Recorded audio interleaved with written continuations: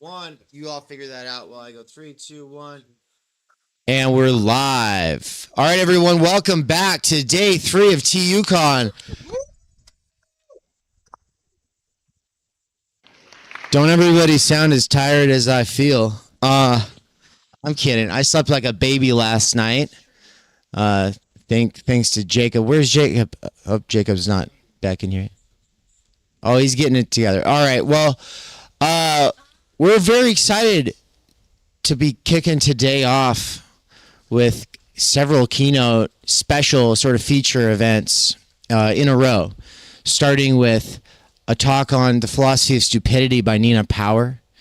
Then we'll be going to a panel on psychoanalysis with a couple of our very own homegrown theorists, Michael Downs and Sean Middlestat.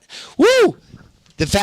Okay, maybe the significance of that is lost on some of you guys, but the fact that they're going to be on a panel with Todd McGowan, Dwayne Roussel, Leon Brenner, Mark Gerard Murphy, and Sean just said, I am not worthy. And that's why we're doing it, right? And the fact is that they're not doing it because it's going to advance their careers in any way, that's for sure. It's because this is where that conversation needs to happen. And what is that conversation? Are we all becoming psychopaths?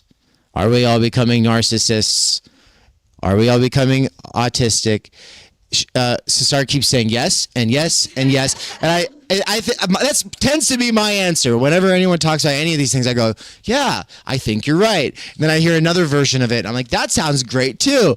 But it's even better to have a bunch of people who are fellow travelers, colleagues, friends, get together on a panel and then get in, like open up the hood, the psychoanalytic hood, and get in there. But yeah, we're going to be bringing on Nina here in a minute. I guess I just want to say a couple other things. There'll be another panel later in the day. And then we're also going to do something a lot like what we did yesterday with the politics segment from day one. We'll do something like that. I want to be hearing everybody's thoughts on that in the Discord and just interpersonally. Let me know. This is kind of like a bit more loosey-goose. We're making it up as we go, right?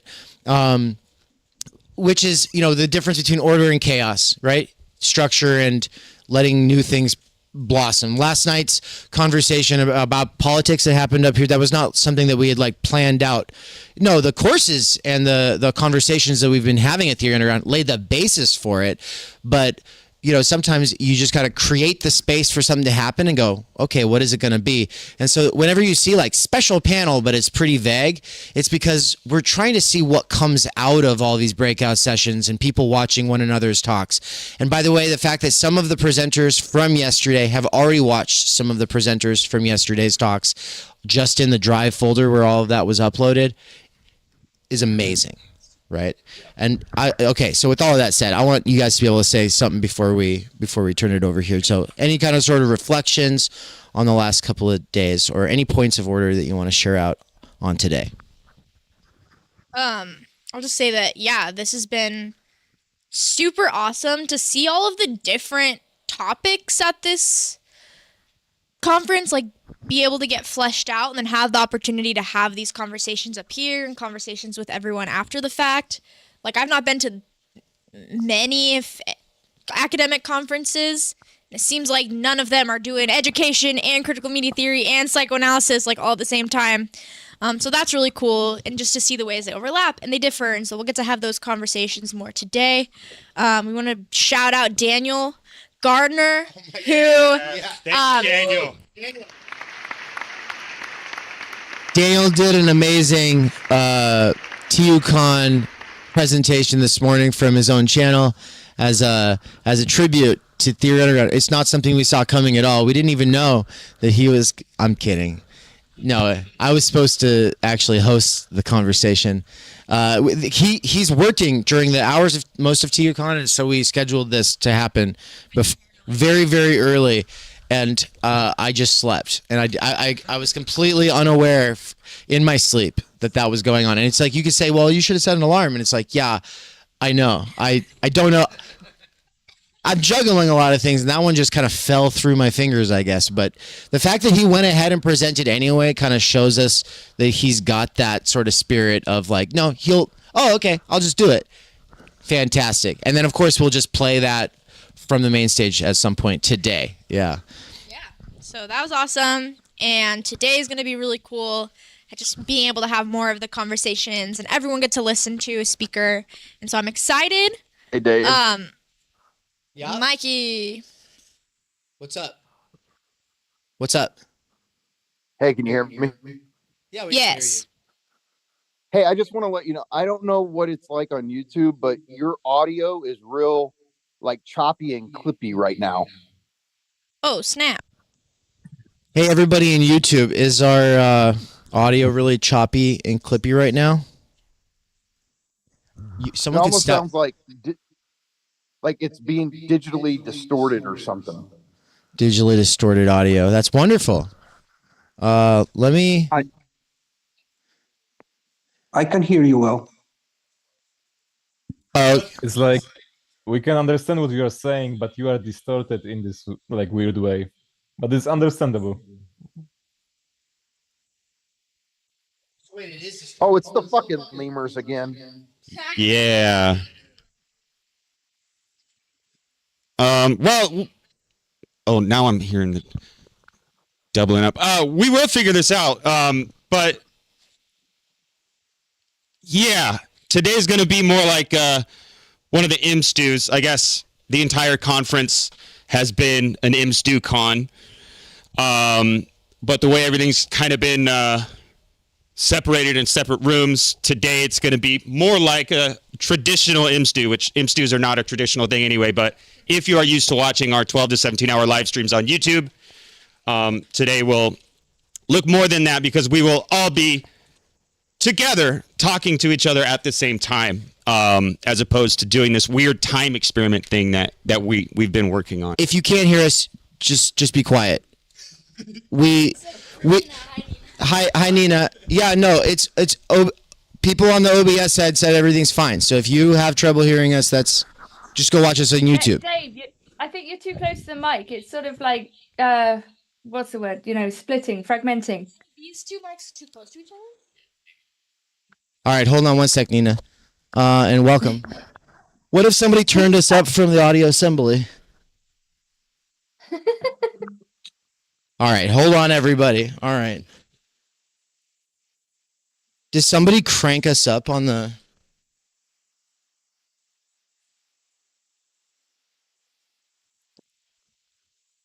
Yeah, so for right now, we're just going to get it going, regardless of... Because we don't...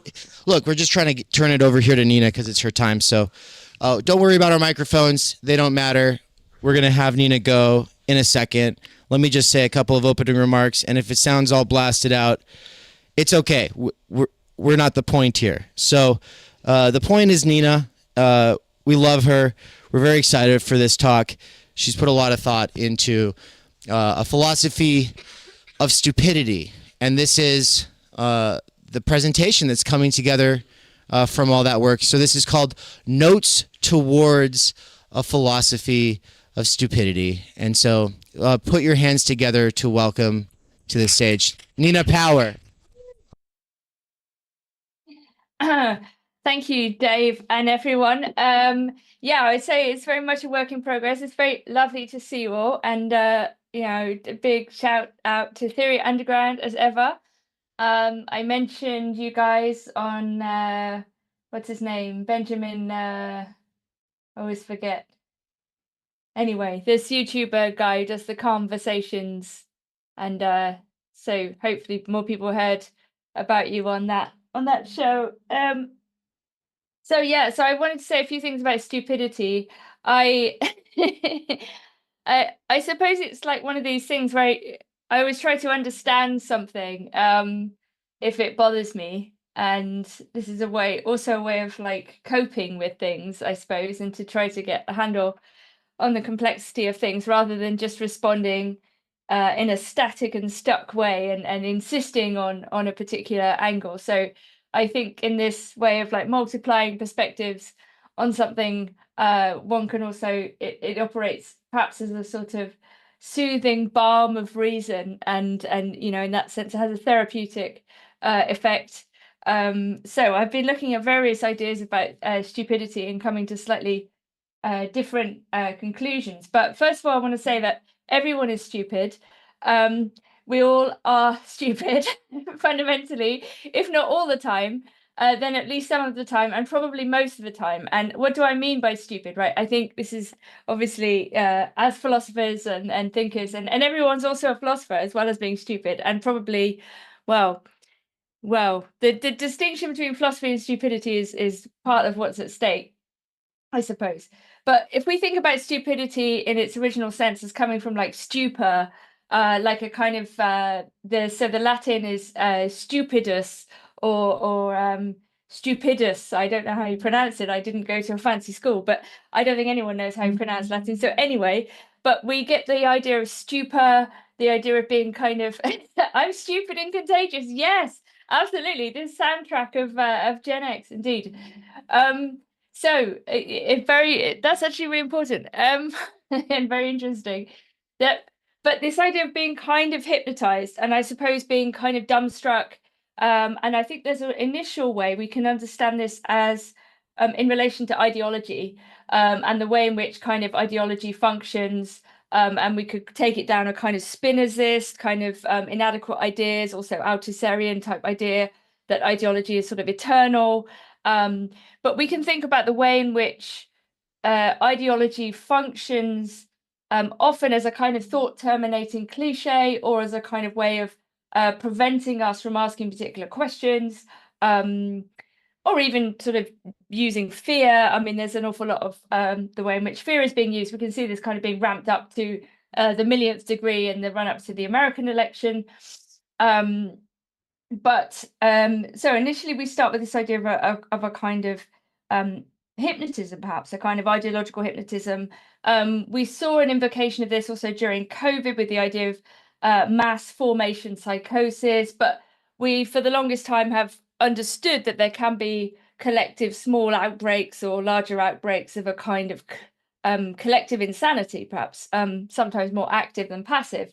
So we might want to differentiate between passive stupidity and active stupidity in this sense to begin with. We tend to think of stupidity as something negative, but it's not always, I think, reducible to a purely negative understanding. And I think looking at the work on Deleuze, there's a way in which stupidity, when he talks about transcendental stupidity, that it also can function as what he describes as the highest mechanism of thought. And there's some very interesting ideas if we think about also the history of thinking about the sublime and the limits of thought itself. That one can be transfixed or baffled or overwhelmed, I suppose, by the mechanisms of thought itself. And when Deleuze talks about the transcendental, it's not the possible, not the conditions for possible experience in Kant's sense, but rather the conditions for real experience. You know, there's that attempt to sort of break away from that kind of Kantian idea, even while Deleuze is still using the same language to some extent. Deleuze is very keen to say that stupidity is not error.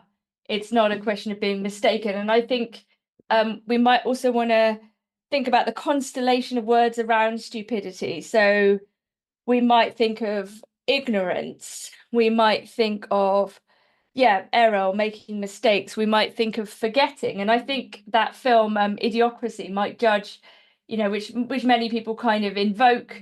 It's not as good as film as Office Space, which is a fantastic film, but I think Idiocracy is not really a film about stupidity so much as a film about forgetting. It may be that there's a relation between forgetting and stupidity insofar as we become stupid, the more we forget who we are, our origin, our background, you know. And Mike Judge's image of the idiocratic world is one in which people have forgotten not only how to do things, but also where they're from. It's a kind of homogenous consumerist world. It's a very 90s critique of dumbness and dumbing down and that kind of idea. So stupidity, I would say, is not quite forgetting, although there can be forms of forgetting history in particular, or even wanting to destroy history and to pretend that we can start again, as if we can kind of eradicate the whole of history, human error and devastation and mistakes and violence, which I think is sometimes a utopian fantasy of a kind of year zero. That form of forgetting can be, I think, also a form of stupidity, but it's not quite the same. Stupidity is also perhaps not quite being an idiot, and the film in this case would be Lars von Trier's The Idiots, which is a fantastic film. But I think one of the points of that film is really about who is willing to genuinely breach social norms and taboos, and it's really a film about class, because it's the middle class people who can't bring themselves to be idiots, act like idiots, insofar as it might undermine or ruin their reputation. And the one who is consistently dedicated to being an idiot is the outsider, the woman who has kind of lost everything in a certain sense. But I don't think the idiot is the outsider, right? The idiot comes from like the idea of countryside, of being kind of not sophisticated in that sense. And so it's not quite that either. So it's not quite not knowing either. It's not ignorance, it's not idiocy, it's not forgetting, although it has a relation to all of those. So I think we are probably all familiar with this idea that the quote, I'll just read the quote, never attribute to malice that which is adequately explained by stupidity. And I think a lot of the time when we're reaching for an explanation, particularly around how institutions or states operate or how politicians operate, we often reach for this polarization, the idea that, oh, people are doing it intentionally, which would be like active malice in the sense of, there's a willful intention to ruin people's lives or whatever. And we would say that's malice because it's, I think in English law, you would say malice aforethought. So, you give mens, what's it called? Not mens rea. Anyway, mens rea is the mental act. So the idea of intention. So there's malice on that side, which we might associate with will. And then stupidity by opposition would be someone, not knowing what they're doing. I think this phrase, although it's quite pithy and quite attractive superficially, it's sometimes called Hanlon's razor, by the way. I didn't know this, but after Occam's razor. But the idea that we would, that it's less likely that there is malice involved than stupidity when we're assigning causes to things going wrong. I think it's also implicit, I suppose, in this phrase is the idea that if people ascribe things to malice inappropriately, then they are doing so out of a sense of paranoia or conspiracy. The idea that there's a kind of group of people behind things, and the demonization of conspiracy theorizing, and even the invention of the phrase, I think people are quite familiar with, and often people's legitimate concerns and questions are dismissed, and then 6 months later, it's like, oh no, that was actually the case, we just called you conspiracy theorists, like, at the time. And so we see how that kind of can be turned against its own insight. So I'm not sure about this phrase, but it did come to mind.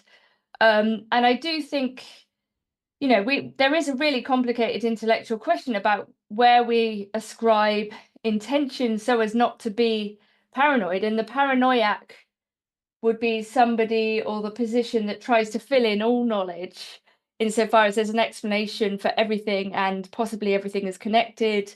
And again, but again, this is a kind of insult that's often thrown at people, just as stupid is often thrown as an insult. So that's a kind of open question, but it raises this idea of the epistemology of stupidity, which is maybe where some of the interest is going. There's an interesting article by Pascal Engel, who's a living French philosopher, who's actually an analytic philosopher, really. He writes about truth and epistemology. He's about 70. He wrote a very interesting piece about stupidity as an epistemological problem. And then, of course, he's interested in defining it. He says stupidity is not simply to be ignorant or to be prone to mistakes. I think that has to be right. He asked the question, to what extent is stupidity a matter of intellectual deficiency or a matter of ethical deficiency? And here I think there's something very interesting about where we would place stupidity. And in my thinking recently, in the past few months about this question, I've been trying to think about a definition of stupidity that is itself malicious, right? So as opposed to separating out stupidity and malice, as in the by now commonsensical idea that it's either stupidity or malice, I want to suggest that there is a type of stupidity that is itself malicious. We might call this willful stupidity. I think if this exists, it would have to clearly involve intention, but it might be an intention that is hidden eventually through repetition. And this is where the idea of stupidity as a form of stupor and kind of self deluding might come in through sheer repetition and habitus of a claim, which would then put it back in the ideological category. But I think for me, there is a kind of willful stupidity or malicious stupidity, which insists on refusing to see your opponent's position as having any reasonable basis. And in that sense, it is a form of ideological self-protection. It's a form of social disavowal and, how to put it, disconnection. You're saying, I am not like you. And it's an attribution of malign motives to your opponent, insofar as what you're implying is that if anyone disagrees with you, it's because they are filled with hatred, for example, or that they have a political position which is a priori incompatible with any possibility of dialogue. I tried to make this argument, it was edited out in my review of Judith Butler's book, recent book, which is called Who's Afraid of Gender or something like this. Anyway, it's a restatement of her position in some ways. But what she wants to say in the book, what she does is two things. She conflates everyone who disagrees with her as being the same and coming from the same perspective, which of course is negative and fascist and, you know, evil. And it includes everyone from the Pope to, I don't know, Giorgia Meloni to TERFs to whatever. So there's a kind of conflation, I would say, in this act of willful stupidity. But there's also a mystification, which is to say, all of these people are motivated by hatred. They don't have any reasons. They're simply possessed of some kind of evil substance. And there's lots of weird metaphors in the book about ghosts and phantoms and phantasms. So this idea of a stupidity which is in and of itself malicious, I think may involve then this kind of repetition of a claim on your side and the refusal to see that the team or different people or anyone outside of you has any reasons or basis for their disagreement with you, that they can only be acting maliciously, which is interesting because it's kind of a projection potentially of the idea of malice. So and in the book, Butler repeatedly says that her opponents don't read books, which is a very, very elitist and dismissive position, in which she's implying that everyone on her side is a great intellectual and a nuanced and dialectical thinker, and everyone else is a kind of idiot hick. And so on and so forth, right? But we can see this idea of a sort of superiority. So I think there is a form of stupidity, which is a kind of self-regarding idea that the other is stupid. And paradoxically, well, not even paradoxically, and this is a form of kind of superior stupidity, or superiority as stupidity. And it's really sort of has a social function. It's about in-group belonging and shoring up a kind of ideological position. Just to note a couple of other sort of important ideas of stupidity as a kind of conceptual object. Another really important one would be the idea of Dietrich Bonhoeffer, who was an anti-Nazi German Lutheran pastor who was hanged in 1945. He was opposed to Hitler and the Hitlerian regime. In a letter to friends 10 years into the regime, he writes the following. He says, stupidity is a more dangerous enemy of good than malice, right? So go back to this point about malice and stupidity, because in that phrase, never attribute to malice that which is adequately explained by stupidity, there is an implication that stupidity clearly is less serious than malice, that we wouldn't, it's almost like a disavowal of clearly a disavowal of intention. It's like saying, oh, these people can't help it, they're just stupid, right? That the people running things or not running things or messing things up are not intentionally evil, they're just stupid, and this is why everything isn't working. But Dietrich Bonhoeffer makes an inverted point, or the reversal of this point, which is very interesting. Stupidity, so just to say again, stupidity is a more dangerous enemy of good than malice. One may protest against evil, he says. It can be exposed and, if need be, prevented by use of force. He says evil contains the germ of its own subversion, insofar as when we encounter evil, it makes us feel uneasy, he suggests, so that we have an intuition or an inkling of evil taking place, and therefore can potentially fight it. He says that actually, alternatively, on the other hand, we are defenseless against stupidity. Stupidity is self-satisfied. Stupidity cannot use reason. And again, this puts us back in the idea of stupidity as a form of hypnosis, but I also think it links to my criticism of Butler, insofar as it's what she's doing is a kind of projection, saying that, oh, the other side can't use reason, the other side don't have any ideas, they're just motivated by some inchoate evil force that we could call hatred or something like this. Whereas I would say, really, that refusal to have a discussion or to say that actually people might disagree with me for all kinds of different reasons, some of which might be have better arguments than others, but all of which are hypothetically discussable, if that's a word. We can talk about it. We should talk about it.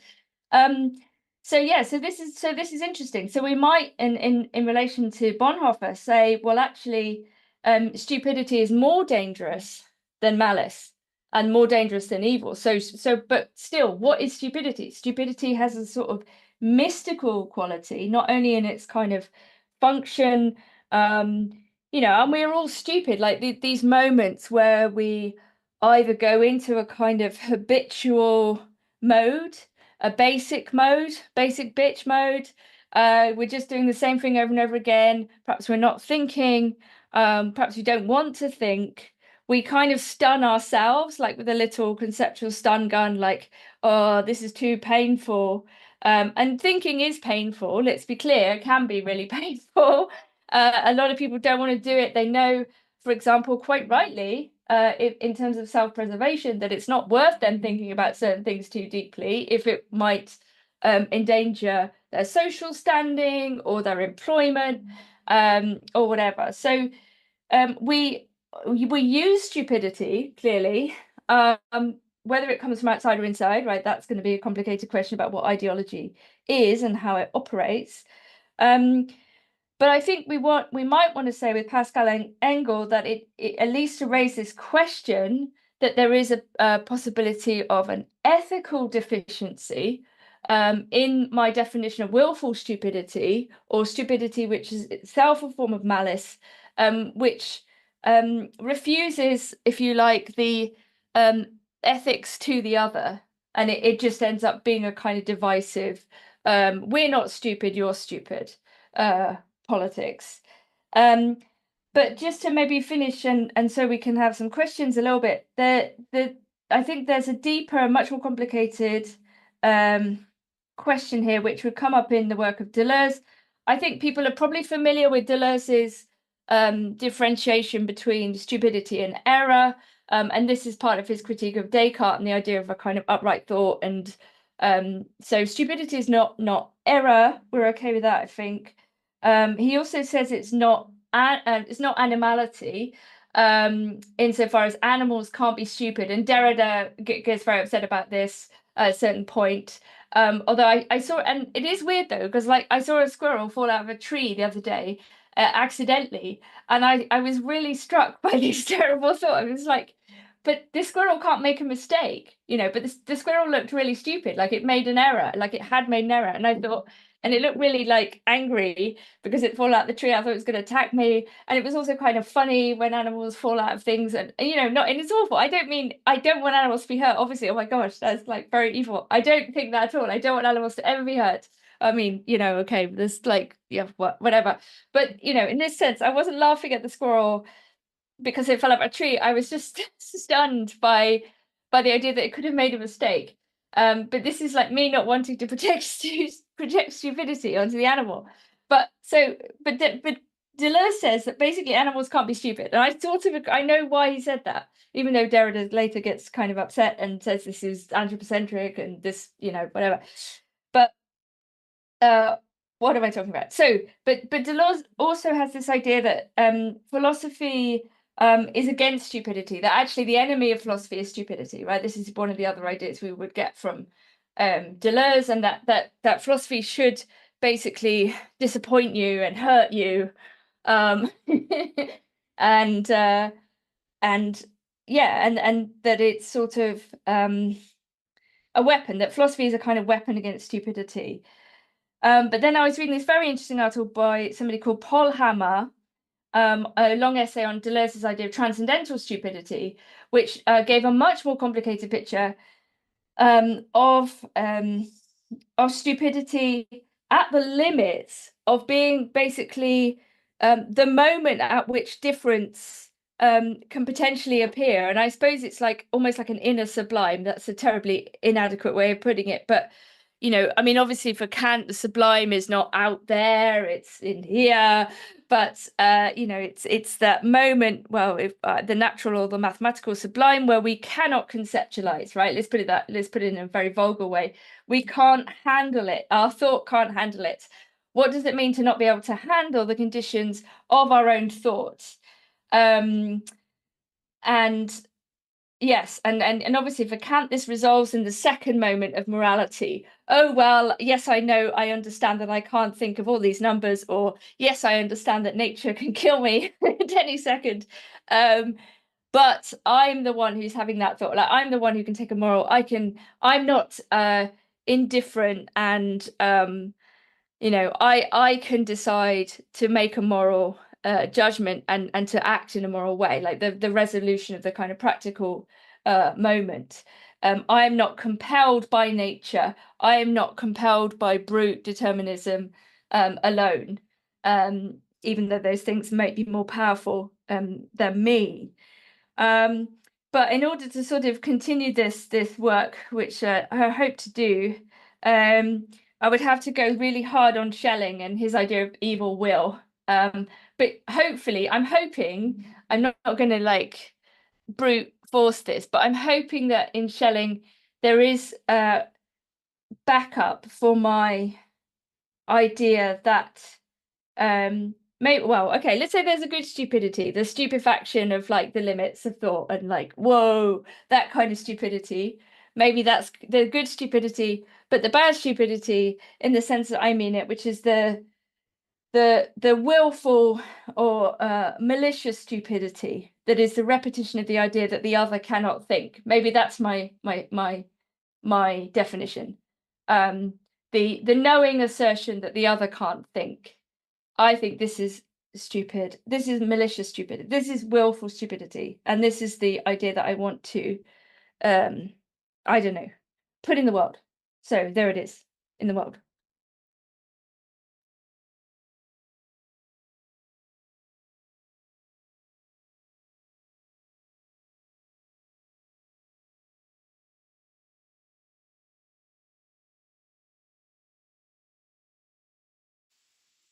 There we go. Somewhere. Sorry about that. All right, we were just figuring out, okay, who's going to run microphones here during Q&A? And Anne is going to be Anne's going to be officiating. And so, okay. All right, everyone clapped, but let's do it again now that we're unmuted. Yeah. All right. Thanks, everybody. There's nothing more awkward than silent clapping after a talk. You know, it's like, that's too much like 2019 DSA. Yeah. All right, Anne, take it away.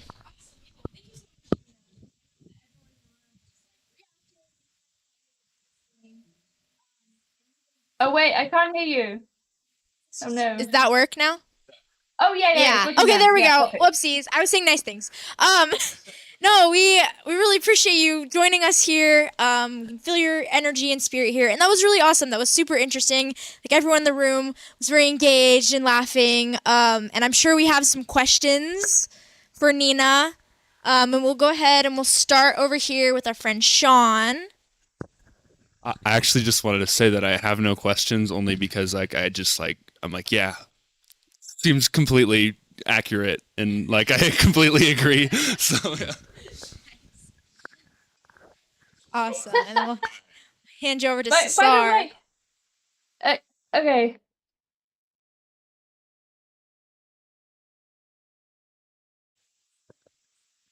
Okay. Hello, can you hear me? Sounding good? Yes. Cool.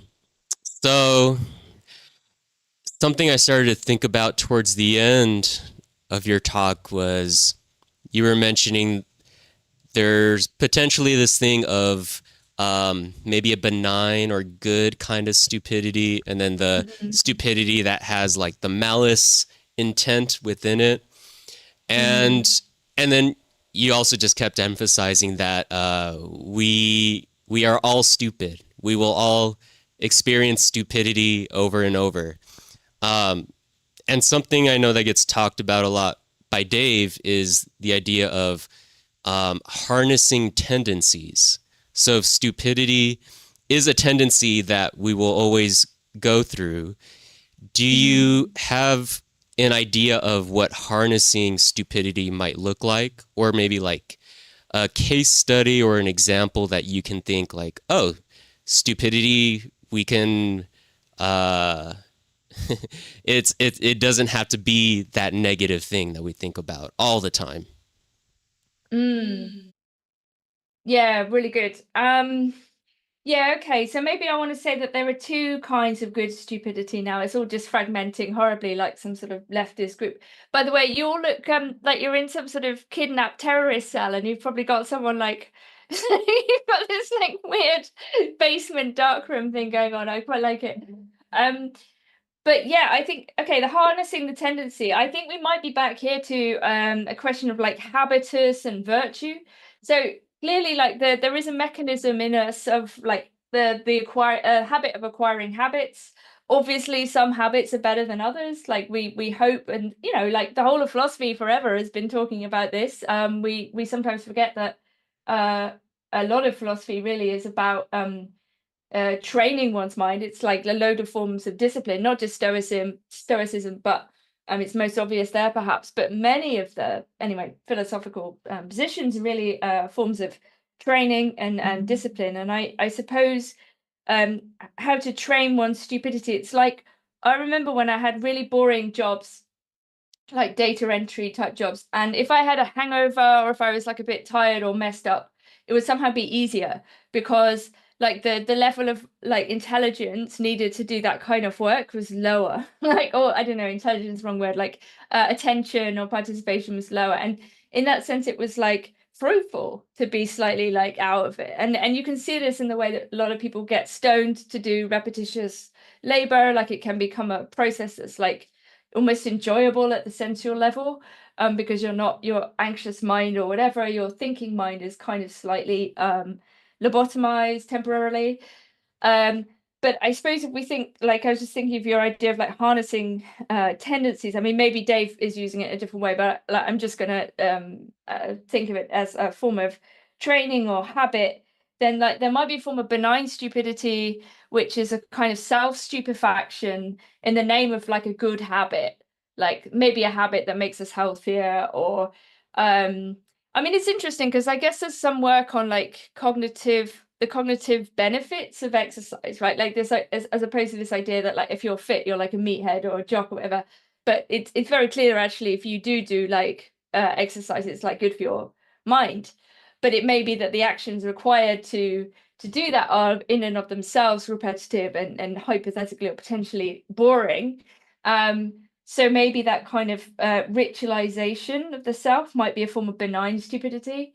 I suppose, you know, it's interesting to when people talk about like vegging out or like, I mean, ataraxia for the Greeks, like the idea of like doing things we know are bad for us, but doing them, but not being able morally to stop ourselves, if you like. I mean, of course, you can stop bad habits, but it's difficult, right? I'm constantly telling myself not to eat particular crisps, and then I go and buy some more. It's like I actively choose to buy these things that I know are awful, and I keep doing it. Like, come on, get it together. Hopefully, if I shame myself in public, like this, I'll stop doing it. It never works. The shame is the secret ingredient, right? But anyway, mixing up all kinds of categories. So maybe that. Sorry, that was a very long answer. But then the other positive thing might be the sublime stupidity. So like the entraining, the low level harnessing of stupidity for good ends. Maybe that's what I mean. It's got a, you know, and then there's the kind of entheogenic, like my mind is exploding stupidity. Wrap that. Am I muted? Oh, I just want to wrap that up with. I was thinking as you were talking about these different kinds of stupidities that an example that came to my mind was my family has a lot of teachers and we work with schools. And I just was thinking, you know, I'm not very great with like younger children all the time.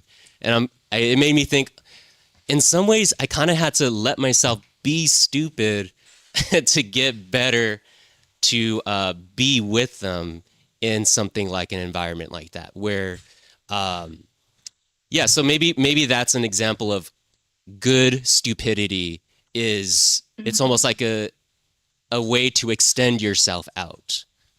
So but thank you for that. Yeah, no, just really quickly. Yeah, I think there's a way of being like timeless with children if you don't have your own and you're not under pressure to go to work, where you can actually, embrace the present moment and like ask them tell you a story or something. Play might be a good form of positive stupidity in that sense, right? Like it's not teleological, like you're stunned by the moment, maybe. I don't know, but that would maybe go along with the playing with kids or being in that mode and not, being futural, anxious, worried, teleological. Yeah, no, that's good. I'm gonna make a note. Awesome. And then we are in our last 5 minutes here. It looks like we have 2 hands raised on Zoom. Oh no. I know. We wish we could have you forever. We've got a lot of questions. We'll just have to continue the conversation later. But for now, we can see how many we have time for, and we can start with David online. Oh, JK, we're going to start with Elton over here in person. I'm so sorry. Get his hand. Okay, cool. We're going to come over here to Elton. So first I was going to say, yeah, it's you're right. Where Dave and Ann have us trapped in a concert venue in Boise, Idaho by the food truck. So, okay. So, just that, in my personal life, of course, it's not at the same level, but I, deal with willful stupidity.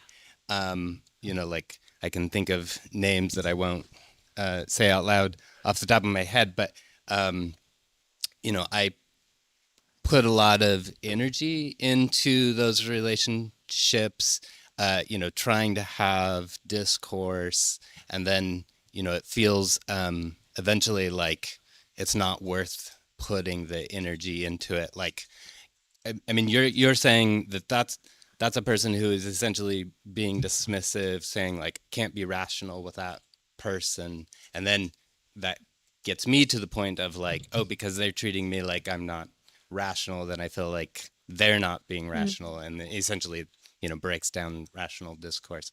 All of that is just like, I mean, obviously you have to figure out some kind of path forward. How are how do we kind of bridge that gap?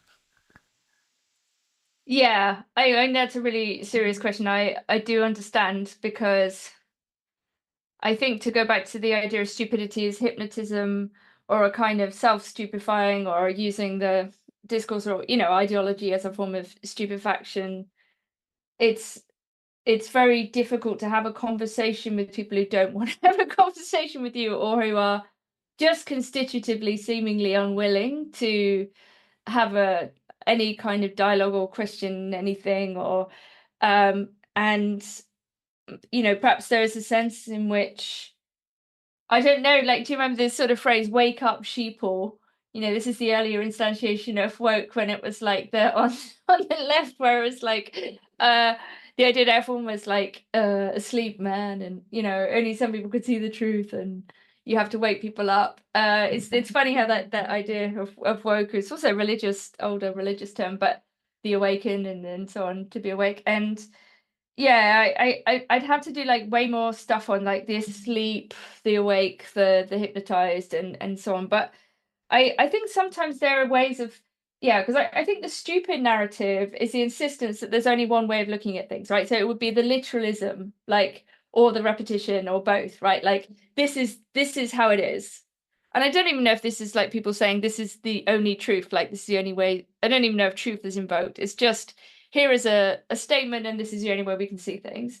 So I suppose like there might be like a series of aesthetic or literary tactics, if you can be bothered. That's the other thing. It's like, who has time to spend with somebody, unless you have to, making jokes and being lighthearted and saying, have you considered it from this perspective? And not just saying like you're wrong, because clearly that doesn't generally work, but like using a variety of tactics, irony, and so on. And I guess I'm slightly worried that we're going to lose the capacity for all these different tactics when we're up against a kind of humorless literalism and the insistence of the single narrative. But sometimes people come around. I mean, that's also very weird. Like, life is very surprising. Like, sometimes people will say, oh, wow, like, I didn't think this way a year ago. And because we can change our mind, like, that would be the point, I guess. We can change our mind. But we also have a finite life. And yeah, you got to pick your battles. And I can't give anyone advice on that, because I've literally picked the worst battles ever repeatedly. So I have no pragmatic advice whatsoever. We love to hear your advice, Nina. So we will go ahead and we'll take. Don't do it. There you go. So we will take David's question and then Mikey right after, and then you can address whatever you want to in your closing thoughts, and we'll wrap up that way. So we'll take our two last questions, and you can close us out. Okay. Hi, Nina. Nice to meet you again. Yeah, I was intrigued by this definition of stupidity as malicious. And you define it as basically someone that consider himself or herself as smarter than someone else, right? However, if you imagine the situation where you are in front of a guy, for example, that justify rape for women, for example, or you are in front of a Nazi that defends the concept of race. Is it a malicious stupidity to consider that person stupid? Like, you know what I mean? Or even if you consider someone like that as a person that you can have a dialogue with, is that right? Is that ethical? Is that ethical to sit around a table with certain people that have certain ideas? Or you just have to punch them in the face? I don't know. There is no dialogue there, I mean. And then there is one second point I want to make, like, I don't know if it's related, but I think it's interesting. AI and stupidity also, right? Like that's a big topic. Like as if AI is smart or is stupid. And like Zizek makes this point about like the difference between AI that is smart and humanity that is stupid. But through stupidity, you learn new possibilities. If you go through stupidity acts, then you come up with new possibilities. And there is I think that there is a history of misunderstanding in philosophy that Hey, hold on. Sorry, we're very tight on time. Mikey, you ask your question now, and then sorry, it's okay, David. Mikey, go ahead, ask your question, and then Nina will do her closing thoughts. Thank you. Yeah, that's it. Okay. Hi, Nina. I'm not sure we've ever even met. So if maybe we did on one stream, but if not, it's good to meet you.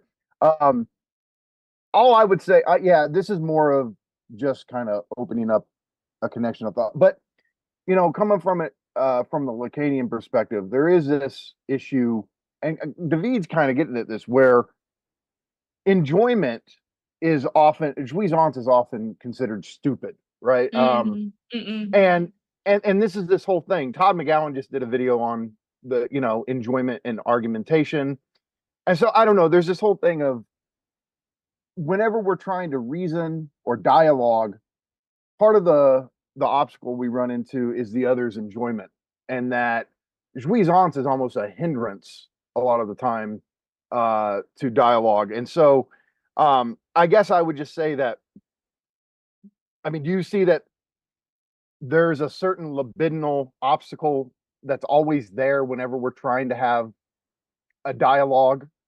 And so that was the first thing. And then the other one is just, I had to bring this quote up. I wasn't here for like 5 minutes, so maybe you even quoted this, but it's from Beyond Good and Evil. And Nietzsche says, wherever slave morality becomes preponderant, language tends to bring the words good and stupid close together. And so there's to go back to what you were saying with maliciousness and stupidity. Not only is there, like, in these situations the malicious and the stupid get brought together, it's always in the name of the good. Yeah, really good. Thank you both for those questions. Very important. I didn't mention the Beyond Good and Evil quote. I need to go and go back to that.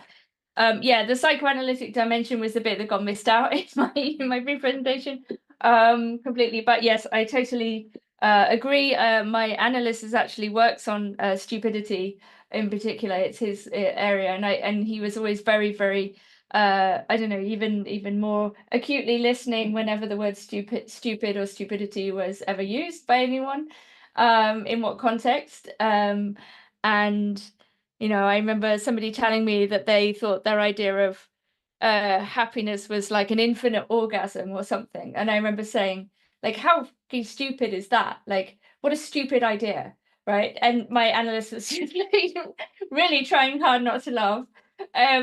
But I think there is something that's literally jouissance, like the most extreme cosmic jouissance. And I was saying, this is really stupid. When would you get up and do some work? Like, you can't just be stuck in this like infinite orgasm. When would you ever get any work done? Anyway, it was very, very revealing. But yeah, I think absolutely this question of the obstacle of enjoyment. It's only to say I agree with you. Like, this is a key question. I will absolutely have this dimension. In this sense, I think Bonhoeffer might be onto something with stupidity being worse than evil, because at least evil can be opposed and identified. To go to David's second point, sorry, AI and stupidity. Yes, there's definitely got to be a conversation there. Definition of intelligence. Can something that doesn't have a body be stupid? My immediate answer would be no. Like, not even stupid would be a good category here. Stupidity has to have some kind of hard human limits, I would say. As to the dialogue with Nazis and so on, my position is that we should speak to everybody about everything all the time, insofar as that is possible. And I do not recommend punching people who have been designated negatively, because that would also include me and also include like many people I really don't think would support the policies or positions of National Socialism in the middle of the 20th century. So I'm extremely wary of these terms which incite violence.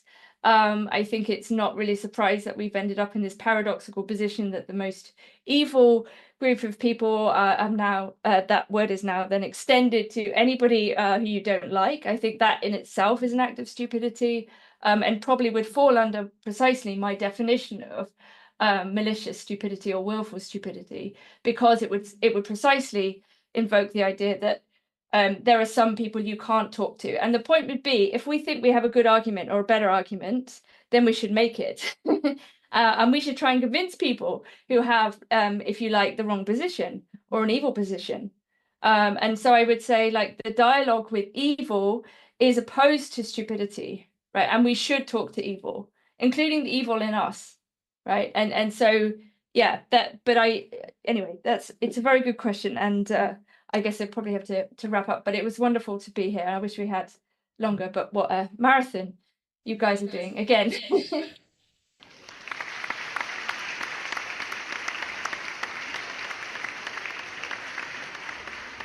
Yeah, well, thank you again, Nina, for your time, for joining us here.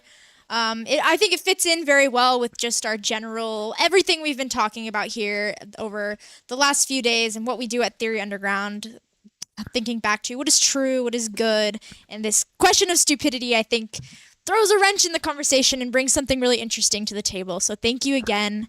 Dave or Nance, if you have anything to say, and we'll switch to our next panel. Yes, thank you so much, Nina. Everyone, yes, we really love this, and we were sorry to have to cut it short, even though I know we still kind of went over, but like it still feels like it was cut short because everything got started a little late, thanks to me, mostly. It's all my fault. So, but thank you so much. And everyone on the live side, we'll be right back right after this with the panel that you're all very excited about on foreclosure. All right, be right back. We cannot do direct revolution, but the only way to lay the foundation for it is to do what you are doing to move the underground. It's a theoretically correct title. Welcome to Theory Underground, a place for workers with earbuds who are tired of letting others read and think on their behalf, slipstreaming our way into an understanding of a situation that short-circuits the deadlocks of our moment. Research at Theory Underground focuses on what is most important for understanding our current situation. Theory of the subject, capital, time-energy theory, critical media theory, CMT, and the most essential critiques necessary for understanding why the theory, ideology, and common sense of influencers left to right misses the mark. Theory Underground is coming to a city near you. What that has meant in the last year is traveling across the United States, into Canada, and then all over Europe to promote our books, courses, and ideas related to time energy and underground theory. You've been reading Underground Theory. I'm a publisher and an editor. I run and review of books. Literally, it's my living. This is the best edited collection I've ever read. Okay, picture this scene. America, early 2021. An Amazon warehouse Let's get it worker going, arises and I'll from have the- you open it up. So let me just say a couple of opening remarks. Everybody, this conference has happened and I know that on the Zoom side it looks like I'm muted, but obviously you can hear me, so don't worry about that. But welcome everybody to day 3 of TUCON. So great to have you all here. We're about to do this panel on foreclosure, the question of foreclosure and the clinical structures of psychoanalysis, and whether we're all becoming psychotics or autistic or narcissists, or like there's kind of these various narratives about that. And what we've done is bring together a bunch of people who've focused a lot of their work on these questions or something related to these questions, and they're all friends, fellow travelers, colleagues, people that we really respect and appreciate. And look, there's several amazing people who couldn't be here, right? And Michael Downs is probably the one that we all felt the most in terms of like those who traveled all the way here were like, oh man, Mikey not being here, it kills us. But he only gets a few days off per year, and there's nothing he can do about it. That's why we're all trying to free Mikey here. But this is like my my late birthday present to Mikey, right? Like I said, what do you want to do? If we do one thing just for you, what is it going to be? And it's this panel here. And so with that, I'm going to turn it over to Mikey. You can tell us how you want this to go. This is like his dream team. Let's do it. Yeah, this is incredibly special, and this is one of the things that I see Theory Underground being able to do and make happen that you just don't see other places. So I've for a long time, you know, everybody knows that Lacan and Zizek are just two of my biggest influences, and everything I do is thinking through them on some level. There are these different tendencies, I guess we could call them right now, in Lacanian theory, and I'm constantly wrestling with this. And so, yeah, Dave was like, well, what do you want to do? I'm like, I want to get Dwayne Roussel and Mark Gerard Murphy with Leon Brenner and with Todd McGowan, and to have this discussion basically around the status of foreclosure and all that entails, right? This is just, it's so fucking cool to have the four of you here, especially for me and Sean as the kind of the underground theorists on the panel. But basically, this question of foreclosure is something I'm just constantly wrestling with, because for years I've been following what Dwayne and Mark are doing with the later Lacan. I'm totally tapped in to more of what Zizek and McGowan have done with the Lacan of seminar 11 through 16, that more middle period Lacan. And then with Leon's, you know, incredible thinking through of autism, and with that being a kind of like fourth clinical structure, there's all of these incredible developments going on, and I'm constantly thinking through them. So the only thing I want to say with assembling all of you guys, we got to remember that our audience is, you know, we always say workers with earbuds. And so getting all of us together, it'd be real easy to just throw the jargon around. And we got to remember, like, this isn't just a Lacanian conference, right?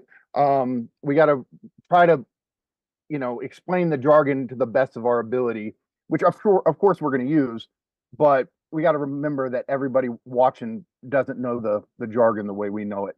And so, okay, real quick, I just want to give some context here, and then basically I'm going to, after I say all this, I kind of just want to step back and let you guys talk and discuss some of this stuff. But look, for Dwayne and Mark, they really have been pulling from the later Lacan and Jacques-Alain and this concept of generalized foreclosure, right? And this involves more of a shift to talking about like islands of jouissance or singularities, right? Where there's less and less connection via the social bond, and more it's we're lost, or in a sense, or you know, shipwrecked on ourselves as islands of jouissance, right? And what does that mean at the social level, right? What does that mean for society? And so they talk about us, you know, being oversaturated, the floods of jouissance, and this all has to do with some sort of breakdown in the function of the name of the Father, or at least, and if I'm misrepresenting, please, all of you guys clarify if I misrepresent on some level. But the typical function of the name of the Father is not functioning the way it used to create the social pact, the social bond. And so we're kind of atoms of jouissance more and more. There's less ability to communicate. There's less ability to dialogue. Everybody's kind of isolated in their idiosyncratic jouissance. And the question is what to do about this, right? And so Jacques-Alain Milliere has really kind of theorized general foreclosure, but Mark and Dwayne have taken it to a whole nother level and really kind of made this their own thing. And so, of course, the concept of the synthome, which is the later concept of the synthome in Lacan, this is important to their work. And so, yeah, I mean, with them, it's more of a question of, okay, if there's generalized foreclosure, what is being generally foreclosed, right? And how does general foreclosure relate to capitalism? Okay, so I just want to get to them discussing this stuff. So, and then with Leon, Leon's done this brilliant move where he's discovered that autism doesn't fit the three classical Lacanian clinical structures: neurosis, perversion, and psychosis.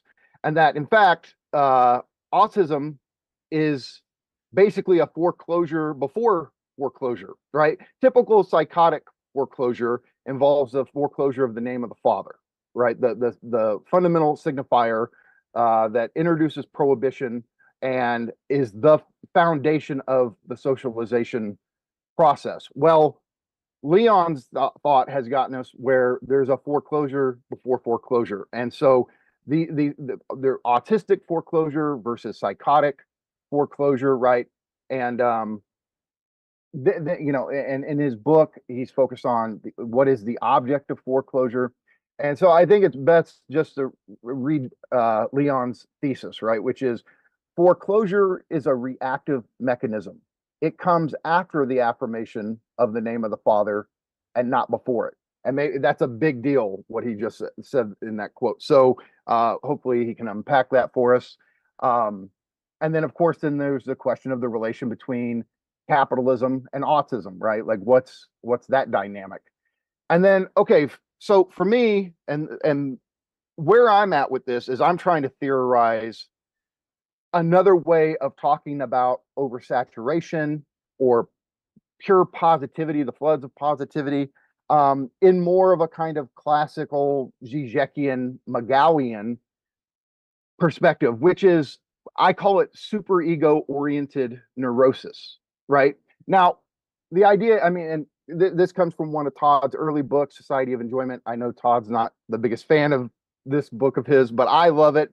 But I think what's important there is it's where he really talked about the shift from a society oriented around the prohibition of the big other into a society oriented around like the affirmation of jouissance by the superego. And so the thing is, though, whenever Zizek has talked about superego, he never really relates it to like what would a shift in the, you know, a shift from the big other to the superego actually do to neurotics, right? What would that actually entail?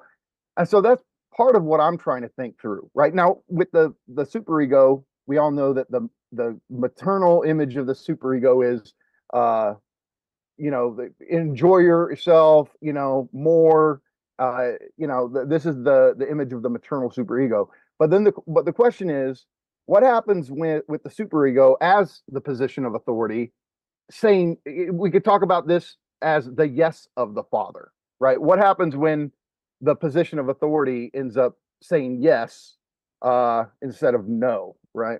And so I think there's lots we can say about super ego oriented neurosis in relation to capitalism. Maybe we'll discuss that. But you know, and I just want to say, like Todd, if anybody who's a Lacanian is associated with the word lack, it's obviously Todd. But Todd also is thinking through this like radical positivity. His upcoming book is called Pure Excess, and so there's even maybe the most devoted thinker of lack is still tapped in to this dimension of pure excess, right? So okay, I want to start to wrap this up. I'll just say let's talk about like this social crisis of foreclosure in the different ways that all of you were thinking through it. And I guess the one, if there's a kind of quilting point that unifies what all of you are doing, this is a little abstract, but it's getting at it. What all of us are focused on is the relation between positivity, the positivity of jouissance, and the negativity of lack. Even if we think that maybe lack is on the way out or it's taking on a new form. I mean, Leon, you talk about autism as like pure positivity, generalized foreclosure. Mark and Dwayne, it's flood of saturation. And then super ego-oriented neurosis, I guess we could talk about it in terms of toxic positivity, even though there's issues there. But yeah, let's hold up there and open it up for some discussion. Oh, there we go. I have hopefully like a kind of non-jargony way, hopefully of by way of like an opening statement, being like the novice compared to all of you. So there's a scene in Federico Fellini's Amarcord where there's this psychotic character that climbs to the top of the tree, and it's a very extended scene, and he climbs to the top of the tree, refuses to come down, and this is like the only line we get from him, and he just keeps pronouncing "I want a woman" from the top of this tree over and over again, and it's the impotence of this scene and this character that is the most striking part.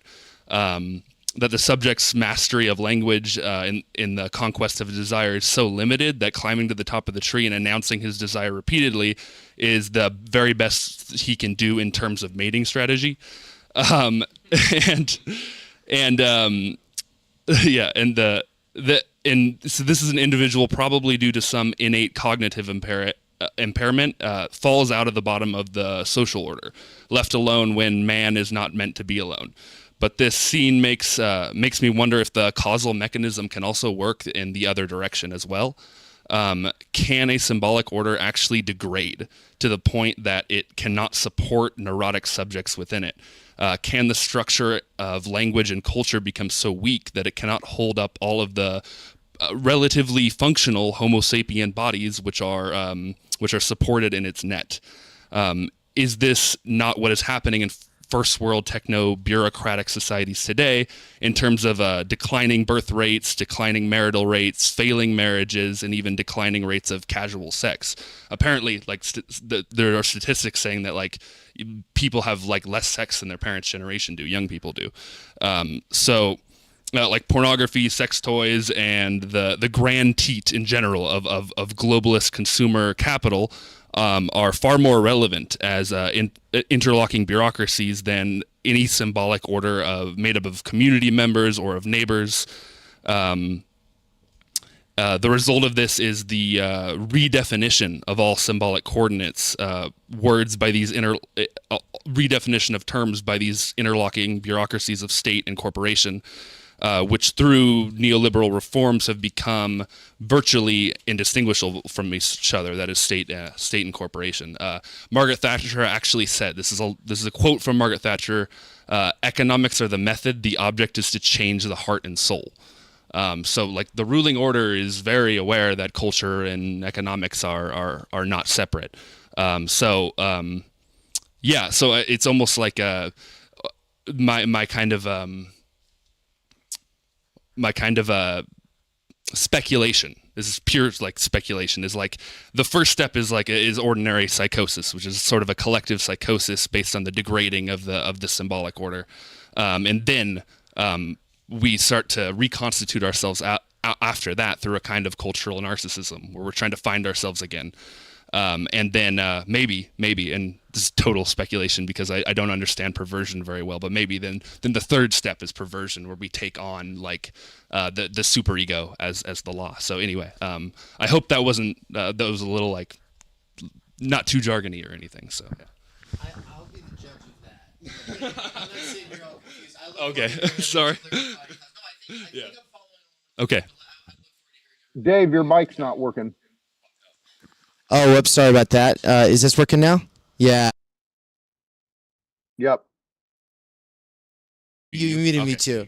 Sorry, there's like mute buttons everywhere all over this table. But anyway, it's not good to have more than one mute button. And you see, it looks like we're muted here on Zoom too. Anyway, all I was saying is, as far as being confused, I'll be the judge of that. And I was just saying, I think I'm following along with what you're all saying. But rather than try to summarize it at this point, the two of us kind of being representatives of the audience to some degree, or the novices, well, we'll ask our questions once everyone's gone, though. So, Dwayne, Todd, Mark, really looking forward to hearing your guys' thoughts on all of this.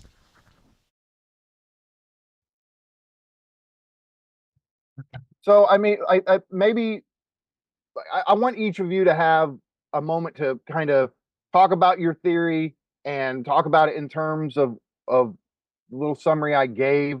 So let's, for, I don't know, 10 minutes, Dwayne and Mark, you want to go first and kind of share your thoughts? Sure. I put the floor. Dwayne, would you like to go, or shall I speak? Yeah, I can't see him. Is he here? There. Hi, Dwayne. Hi. Yeah, I just have like maybe a minute of something that I could say, maybe a minute, and then maybe the rest of you would have a bit more. I don't have a theory. I love what Leonard Cohen says about poetry. He says poetry is ash, evidence, only evidence of life. And I feel that way sometimes about theory with respect to psychoanalysis. But I do have something that orients me, that I think is something I discovered by surprise in Lacan's work. Forgive me because I'm thinking somewhat spontaneously, although I've said this before. It was in his seminar, Or Worse, where he's, in my estimation, Lacan is really exploring the consequences of the decline of the name of the father. And it's a curious time because because at the same time, there are student uprisings happening in France. And I think he's thinking these two things at the same time. And, you know, the title, of course, Or Worse, you hear the sound in the French of father in the title. So in some sense, the father's still there in Or Worse, even though the ellipses is meant to represent the father being absent. So it's not like the father necessarily is not there. It's just a question of which register. In psychosis, of course, in the third seminar, as we all know, Lacan had said, what is foreclosed in the symbolic returns in the real. So we could say that of fathers. But what Lacan says in Or Worse is a statement that just keeps speaking to me. I think it's somewhere toward the end. He says, I have to paraphrase because I can't quote it directly, but he says something like, if we are no longer wowed by the father, if the child is no longer wowed by the father, the child will be wowed by others with a lowercase o. And I proposed earlier, let's say a few months ago, that we take that as a concept, the wow of the father. The child, if not wowed by the father, can be wowed by others. And who are the others? Well, in sociology, we call peers, the brothers, all fraternities, as he called them. And that's where Lacan goes at the end of that seminar. At the end of that seminar, it's a theory on segregation. And so what happens, what can possibly happen in an era when the father is not the dominant principle of a social bond in whatever scale, whether it's in the family or geopolitics, whatever? Well, you can have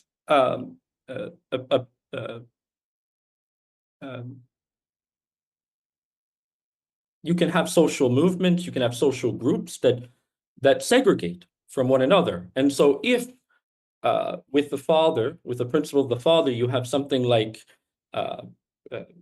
you can sustain a theory of exploitation or expropriation, then with the brothers, you can sustain a theory of segregation and tribal certainties. And I think that this is, I think, the cornerstone of everything that I've been working on in one way or another.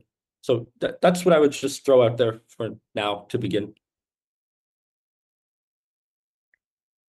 Excellent. Yeah, can I spin off? Is there Mike? Can I spin off Dwayne's comment? Is that all right? And then please. So yeah, I mean, I agree completely, 100% with what Dwayne's saying, and I suppose the question of psychoses and foreclosure has become pertinent for me because I've recently had a brush with it. I'm going through a type of body psychosis at the moment. I'm dealing with it well and everything, but what's happened is that the question of Lacan and his work is no longer a theoretical thing for me, and it's very much a tool to navigate this shit that's happening, which is pretty scary, and it's not great, but at the same time, we can see things knotting together. And I suppose initially, thinking about these questions of foreclosure, even the question of generalized foreclosure, going back and looking at it, it's a difficult thing to talk about, because soon as you say it, it sort of collapses into that structural positioning of neurotic, pervert, psychotic, and it's got this fixity to it. It's like, that's it. It's almost like a predetermined reality that this is the way things are. When if you look at the later Lacan, the last Lacan, in terms of when he's talking about the toric body and other things, there's more of a flow. And the whole point of the later Lacan, and this focus on questions of positivity and what we were speaking about, is that these very categories by which we fix things down, nail them down, they're not as solid as that, paradoxically. Yes, we can talk about saturation, fullness, and whatnot, but they're not as solid as what we think, because to nail it down, we are relying on a structure that ultimately has been dissolved in some way. And so when we speak of la lingua and other things, but I think, if we're looking at what we have in society today, and the cultural and economic shifts that have taken place, I see that we've got what we can call a symptom subject. It's ironic, isn't it? It's like we look at old Zizekian terms, and he talks about, we have to enjoy our symptom. That's an old term that you can see. Remember that book, Enjoy Your Symptom. But everyone's enjoying their symptom now. It's just that these symptoms are predetermined and given out in a DSM-5 smorgasbord. It's no one talks about their interior life anymore. There is no interior life. Everyone just becomes a morbid collection of symptoms that they just show to each other. And so the self becomes a type of bad infinitive of institutionally sanctioned definitions, categories. And they sort of like that works for a while, keeping the gears turning. When this was happening to me, it was just I thought I need to be wheeled off somewhere, because I was having like impossible sensations. When I talk about impossible sensations, like electricity running up your leg, or fire in your arm, or you feel like your hands are breathing, right? These are impossible points of suffering. But what you want to do, or what I wanted to do, is turn it into possible suffering. I wanted to turn it into something definable, something clear, something that can be locked at, it's like excitation of nerves in the head or whatever. But the point is that as soon as you do that, you're articulating your suffering in a way that, offers no real exploration of freedom, or I don't know, symptomatic knotting. It just becomes take your pick out of all this stuff, or someone says, this is what you are, and you and that's it. And so, the result is DSM-5 wounds that hold a sense of self together. We become wound men, and we know what Lacan says: men and women don't exist. And it holds a sense together through repetition, sanctioned, possible, and probable suffering. However, for me, what I've realized, and this is real pertinence for me, is that, on the other hand, the feminine, other jouissance, or jouissance as such, disrupts all this by embracing impossible suffering. And that is what allows us to work the knot, to hold things together. And I think I'm holding it together, but, a couple of, weeks down the line, I could be wheeled off somewhere. I'm joking. I'm sure I'll be fine. But yeah, so I think the whole point of what we're trying to fight is to try and find a level of life thought and creativity barred to the neurotic. I'm still optimistic. I think things are bad, in this sort of symptom-driven society, but at the same time, I still think that there's places of creativity where we can find a way of speaking, or letting the body speak. I'll stop rattling now, but thanks a lot, Dwayne. It was great. Great. And like I say, I basically just want to give each of you a moment to talk, and then Oh, what? So we'll go Sorry, to Leon or, Mikey. or I'm about James. to step down from the stage and do something in the background, but I'm listening.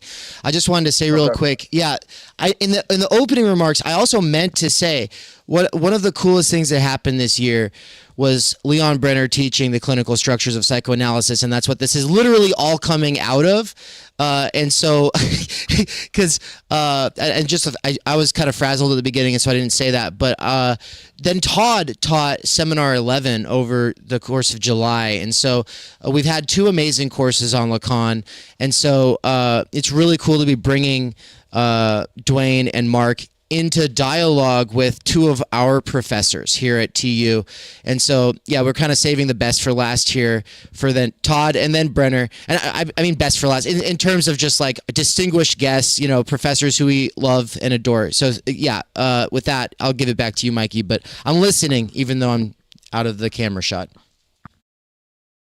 Yeah. Okay. So, yeah, Leon, I say we'll let you talk. I would love for you to kind of explain how you are thinking about autism and how it relates to foreclosure, and then we'll go to Todd for a minute, and then we'll open it up for some general discussion about this stuff. All right, thanks. Very excited to speak to Todd and Dwayne and Mark today. So thanks for inviting me. I'll just quickly say maybe it will be a little, let's say, a deflating argument I'll try and make here. I find it sometimes problematic when we as scholars find these concepts that appeal to us, and then we find them in the world. There is something about the concept that is pedagogical. It is something that arranges knowledge for us, for a certain discipline, but then we sometimes go and look for it in the street. Yeah, and this is sort of a question that I'll pose, and maybe we can talk about it as a group. To me, foreclosure, let's talk about this a little bit, comes from this basic intuition that Freud has in his metapsychology. He makes a connection between negativity and affirmation. That is a very psychoanalytic thing, and it's also kind of neat conceptually to think that a negativity is actually affirmative. It creates something. We had this something out of nothing, so maybe something like that. And I think that from there, Freud speaks about all of these negativities, and one of them is repression, Verdrängung, and foreclosure is the way Lacan translates his Verwerfung, which is we can say some type of this type of foreclosure that Lacan takes into the legal domain. But I think that for Freud and for Lacan, the idea was that these negativities, they're structuring. I don't know if it is about the pathology, at least not for Lacan. So, because we see that foreclosure conditions psychosis, yes. For Lacan, there is a certain foreclosure, as you were saying, of the name of the father, of the paternal function, and it leads to psychosis. And it might be, tempting to say that there is something pathological about it. And in this sense, to think about a generalized foreclosure is to think about a pathological society in this sense. But I don't know if I follow exactly this intuition. Foreclosure is something that creates something. It creates, let's say, for instance, the experience of psychosis. And it is essentially human. It is full of beauty and anything that we might, it has a truth to it. It is not just something that we put in the hospital and forget about. So there is something about foreclosure that, yes, it creates psychosis, but it is something that is, well, a human way of being. The point in my work in the past few years was to say that we can see another form of negativity I think, in the clinic.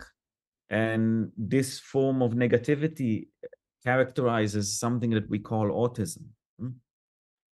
But again, my point is not to speak about this negativity out there in the world, but to speak about the clinical encounter and the idea that there are some subjects today that we have to position ourselves in a certain way in order to assist them in their elaboration of the beauty of their experience, let's say, in a way that will provide them with some satisfaction or freedom in their lives. So I wonder, because I have, of course, been exposed to the work of the three scholars that joined me today, and they speak more than I do about the way to organize desire in a particular way. But I wonder if this is only detrimental, if this necessarily leads to a psychosis in a colloquial sense as something that is pathological, or does it also open up a possibility, not for not for a place that lacks suffering or the end of history, but to a social bond that revolves around, let's say, plurality, for instance. So I wonder what my colleagues would think about this today. I give the mic to Todd to follow up or say something completely different. Yeah, I want to hope this isn't a dialogue des sourds, right? Like a dialogue of the deaf. Like I feel like maybe what I'm going to say is I'm going to pick up a little bit what Leon said, because I do think I sort of share. I mean, I'm obviously, I think psychoanalytic concepts have a applicability to the external world, just because Lacan takes most of his concepts from Kant and Hegel. So if you're gonna say we can't move those into that, then a lot of things that Lacan thinks, he's not allowed to use those in the clinic. If you can't, I don't think you can have it both ways. So that I would just say that. But I do think, like, I'm a little wary, and Freud, I think, was very wary of this in Civilization's Discontents, of any kind of like diagnosis of the larger social order. And I think the reason why he was wary of that was just, to him, commonsensical, that you don't have any, like, how do you talk about what's neurotic and what's normal about the whole society? Those are his examples, or even psychotic about the whole society.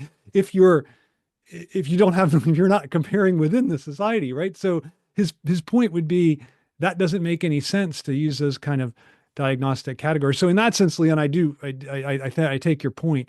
I'm a little less sanguine about plurality, but maybe we can talk about that later. But I just would like to say that I feel like I'm not sure that I'm convinced that there's that even this generalized foreclosure exists. And let me give you an example. So I was teaching Thursday in class, and I said I have an absolute no phone policy in my classroom. And there was just a woman who, there's 100 students, so she thinks, oh, he doesn't see me. But I saw her. So I said, look, I didn't call her out, but I said, look, I can tell someone's on their phone. It's like if you're addicted to whatever, heroin or whatever, just don't do it I don't care if you do it, but just go out and do your addiction outside, walk up and then do your thing, and then come back in. Or if you need to go out and whatever, like smoke a cigarette, whatever, just don't do it in the classroom. And everyone was like, but my point of this is, like the power, I don't think the power of the big other is lessened. I think it's like radically augmented. Like, that's the point. Like, she couldn't, like, and that's not, the phone isn't a bunch of little others. The phone is functioning, to me, or social media on the phone, that's what she was checking, I'm sure, is functioning as a big other. And so to me, I don't see why it matters. I mean, Lacan thought it mattered, I guess. I mean, I know that that the father is not the figure of that so much anymore. Although in America, it seems like that would be a crazy thing to say at this moment. But I don't think it matters who's fulfilling that function. You know, there's this film, it's a terrible film, really. It's called The Kids Are All Right. And it's a film about two lesbian parents, and they have these, and the point is, yeah, the kids are kind of all right because the lesbian parents fulfill this, what Lacan would call the father function, right? So I don't see, to me, I don't see any, I don't see this, I guess. I don't see it. I see, if anything, and Mikey, you were kind of getting this with the super egoic pressure. Like, if anything, I see more super egoic pressure, more and more of this, like, not, you know, for like more of this, like, figure of big other as this oppressive figure in the society that it seems almost impossible to get away from. You never can get away from it. And so I don't know. That would be my take. And again, I don't. Maybe this is not a good way to like have a dialogue because it seems like we're talking maybe at cross purposes. So look, what resonates with me about Dwayne and Mark and what they're doing. I think this perspective helps us understand why it's harder and harder for us to have any kind of consensus. Now, I don't want to do some retroactive thing. Oh, in the past, societies just could form perfect consent. No, of course not. But there seems to be a movement towards radical fragmentation where different groups just cannot, they cannot bridge the gap. They cannot enter into discourse with each other. And that their forms of enjoyment have become so rigid and solidified that any exterior is just not, you know, it's not even left open as a, you know, a possible other to them, right? I see the flood of saturation. I mean, even guys who aren't, you know, Lacanians. I don't know what you guys think of Byung-Chul Han, but he wrote a book called The Burnout Society. So somebody who's even outside of our Lacanian theory circle, right? He sees that there's this kind of, like, people are fried. They're overly fried from excess stimulation. So I see that. And yeah, like Dwayne, why don't you go ahead and take it? Yeah. Oh, and I just want to double check. So, and do I have this right? So right now, there's this question about the structure of foreclosure and whether there's a foreclosure before the foreclosure that was used to think about the neurotic and the psychotic and the neurotic, right? And that would be Brenner's position would be the foreclosure before the foreclosure, which maybe we can get a little bit more into that and what people think of that. But I just wanted to double check. So everyone on the panel is thinking about this stuff applied at the level of society, except for Leon, who's basically bracketing out the question of the social and is going to focus on this clinical relationship. Is that right? I'm to have a discussion with everyone, not bracketing anything. Actually, very interested to discuss and I should just say, okay, Dave, cool. Like, yeah, Leon's work, you really in your book focus on the clinic, but I should tell you, like, there's already this move in theory circles to broaden out your theory, your work on autism, to almost talk about, are we moving towards generalized autism in your sense of the term, where theorists are starting to take what you're doing with autism and think through it like in a more Zizekian way, like maybe this is something happening at a broader level. And so even though you focus on the clinic, like, theorists are already starting to think through it more on the social level. And so that's really part of also why I wanted you to be here, because I see this move, and like, okay, we've talked about generalized foreclosure, but that almost means, and I don't think Dwayne and Mark would go generalized psychosis, maybe not. I'll let them explain, discuss that. But is there generalized autism? I mean, that's another question that's circulating, you know, in certain theory circles. So, but Dwayne, you had something. Why don't you go next, please? Yeah, thank you.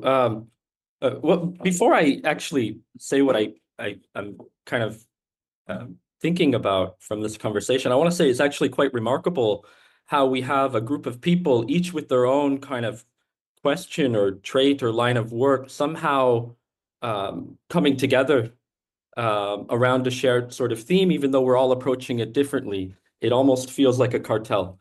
So where should I begin? I think Todd and Leon, for example, I think you'd both be surprised at how much I agree with everything you're saying. For example, I agree that we should not diagnose a whole society. But I think I would invert things and say I hope we could actually be a bit more deaf so that we don't hear what's not being said. So, for example, generalized foreclosure doesn't mean generalized psychosis. What does it mean? Well, let's begin with the idea of the concept, because what I heard Leon say about concepts, I quite agree with. Concepts, you don't want to find psychosis in the street, but foreclosure for Lacan was not a concept. There's no reason to glue it to foreclosure of the name of the father, right? Because for Lacan, foreclosure, he talked about foreclosure for neurotics. Neurotics are also involved in foreclosure, and we know this just by looking at the dream work, because there's an area in the dream work where interpretation cannot go, and that's the navel of the dream. We can find foreclosure in all the clinical structures. So foreclosure, if you take it as a concept, it means psychosis. So in some sense, generalized foreclosure means let's not take it as a concept. Let's move from concept to structure. Because for Lacan, he was not a conceptual thinker, in my estimation. You go anywhere in Lacan's work, take a concept or what you think is a concept, lack, foreclosure, whatever you like, and you'll find in another place in his teaching, he's using that concept differently. The subject, the unconscious structured like a language, the real, whatever it is. You go through the whole of Lacan's teaching and you'll find he's not thinking conceptually, he's thinking structurally. It's just a question of what that structure is. The other thing I would say is why this is so important to move from the concept to the structure is because when you can move to the structure, you can no longer presume that society is out there, as I think I heard Leon say, or that it's the external world, as I think I heard Todd say, because it's not necessarily, that's to think conceptually and to presume that for everybody society is out there or the external world is out there, which is not necessarily the case. So my question is, from structure, how can we place the world or society for each singular being or speaking being or whatever else? I think that's the much more important question. So what is generalized foreclosure? In some sense, it's precisely to take, in my estimation, what Leon and Todd are saying to its conclusion, which is to say we generalize foreclosure because it allows us to move from concept to structure. The concepts not being static, but about finding our position. Generalized foreclosure, it's for me a very simple thing. It's a democratization of madness. It's to say we are all mad, as Lacan did in his late teaching. He said all the world is mad.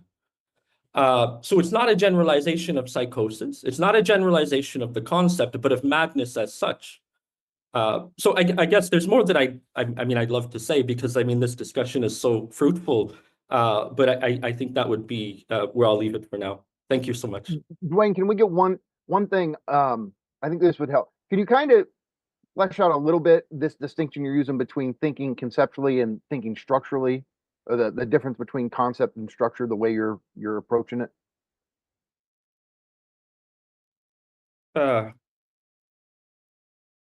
Yes, I can try.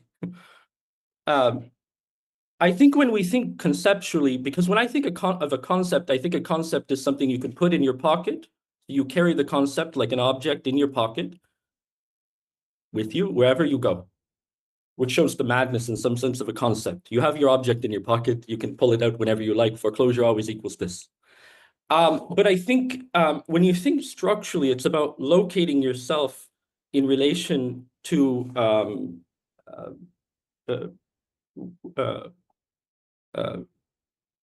what it is that's speaking in front of you. So I think structure for Lacan was Baromean, but at that point it gets very complicated. I think it would take maybe 20 minutes to discuss how knot theory, topology, and the combination thereof in seminar 2024 especially, equal structure for Lacan. Would you say that maybe the different, like to think conceptually is to take a concept out of its context, where it's almost like you say you walk around with it in your pocket, where it's almost like a free floating concept you're trying to apply. Whereas to think structurally is obviously to have some concepts, but you're thinking them in terms of the context or the situation in which there's relational dynamics at play.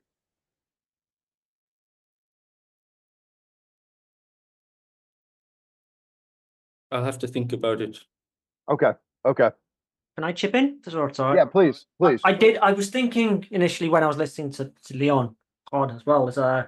There is this sort of cross talk between talking about, because there's different Lacans, the idea of the Lacan of theory and philosophy, and the Lacan of the clinic, and and the work we're trying to put together or work with is we have people who have various symptoms, and then it's a short step from there of talking about the specificities of suffering to giving an economic or theoretical or conceptual explanation of why these symptoms are appearing. And I think with the late Lacan, he's very much along the lines of, well, it's a question of listening to the specifics of that person's suffering and allowing a way of speaking to appear, and that level of singularity as structure, as a way of listening, is what's important. And I think for me,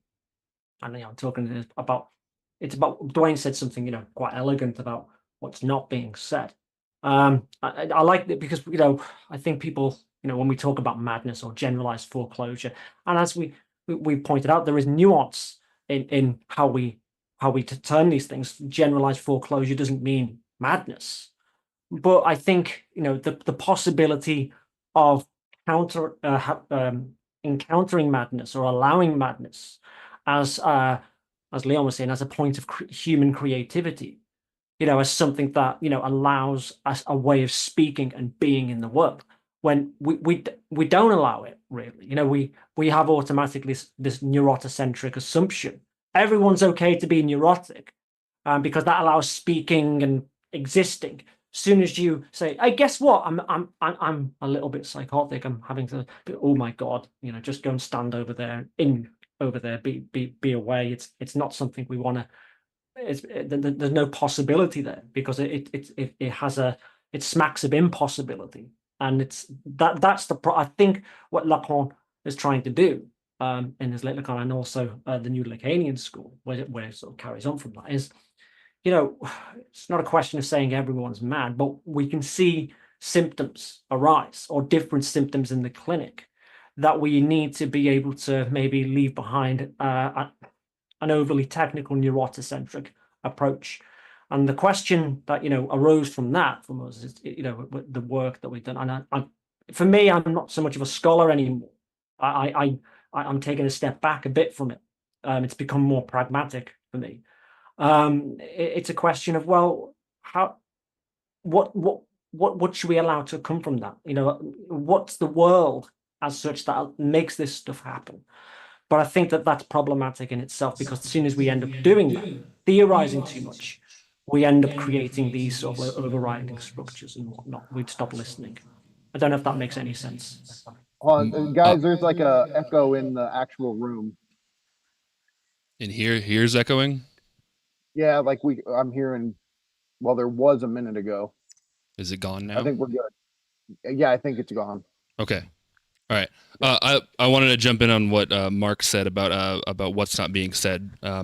Mark and Dwayne both. That I think what is sort of at question is the manner in which groups form, is group formation. I think that's what like Freud is doing in group psychology and analysis of the ego. And so like my question is and this is what I was trying to get at earlier, perhaps confusingly, but is that perhaps at this epoch in time, like groups aren't forming the way they once did. That's not how group formation works anymore. And so that like we can do a comparison across groups, and perhaps we can get some definition And so that's kind of what I'm focused on in coming into this is how does group formation function today? Is it the same as it functioned in, say, Freud's day, or is it completely different now? So okay, so I think the best way to Leon, I would love to know what you think about that question. Like with patients, do you find that people are coming into the clinic where it's harder and harder for them to feel like they're part of a group or to make friends? Is that something we're seeing nowadays? And then we'll kick it to Todd to think about, see what you think about the status of group formation nowadays. Let me start by saying that something that's important for me to say is that, and this is, I quote a good friend of mine and outstanding scholar called Stein van Hullen. He says that every analysis is a critique of society by itself. It is an outcome, a product of the Unbehagen, or of the dissatisfaction that society produces. So in fact, we listen constantly to the critique of society, and I think it is the work done following that up is extremely important. I was only suggesting a certain prudence, a caution. No, but I do stand behind the work of my colleagues who do that. About the patients that come and complain, and yes, it is always a complaint about the way things are organized, and a certain dissatisfaction with the way enjoyment is distributed, and a certain idea about why this is happening. So this is in fact every complaint in this sense is a commentary about society. Something that I think Lacan already was mentioning, that he sees at this time a certain decline of the father's function, of the paternal function, in giving an answer to this problem, sort of at least a satisfactory one. And well, he saw that in 1968, and maybe in maybe even the critique that came from within the psychoanalysis, Lacanian psychoanalysis, the, let's say, more classically feminist critique, and he was saying that's the case, and for that he was sort of going back to Freud and saying, look, in fact, it is Hamlet that is more relevant for us to think about as a structure, as Dwayne was saying, and I think it's an interesting example to sort of think about society as Hamlet. In the story of Hamlet, there is a father. He is dead, yes, but his discourse still has an efficacy. He speaks to Hamlet, right? He actually is quite exact in what's going on, what should be, but something about this discourse doesn't help Hamlet to act. And I think that there is something very modern about that, very contemporary. There is an imperative that people engage with, sometimes critically, which is fine, saying, no, that's actually not my way. But I think that the problem today is that this imperative is either just not enough. It does not help us live a life with problems that we can bear. Or on the other hand, and this is what I heard in Todd's comment about the cell phone, right? It is a father that is only it is an injunction that constantly comes to enjoy. The father carries the father's injunction is not something that organizes the subject's desire. It inserts an excess that actually disturbs, that actually does not permit us to listen in class, to take our position as a student. Yes. So I think society is organized around this type of excess and disturbance. And we see it in the little inventions that we have that come to put a border to it, come to sort of, have a frame for it in the cell phone at least, so we can somehow control it.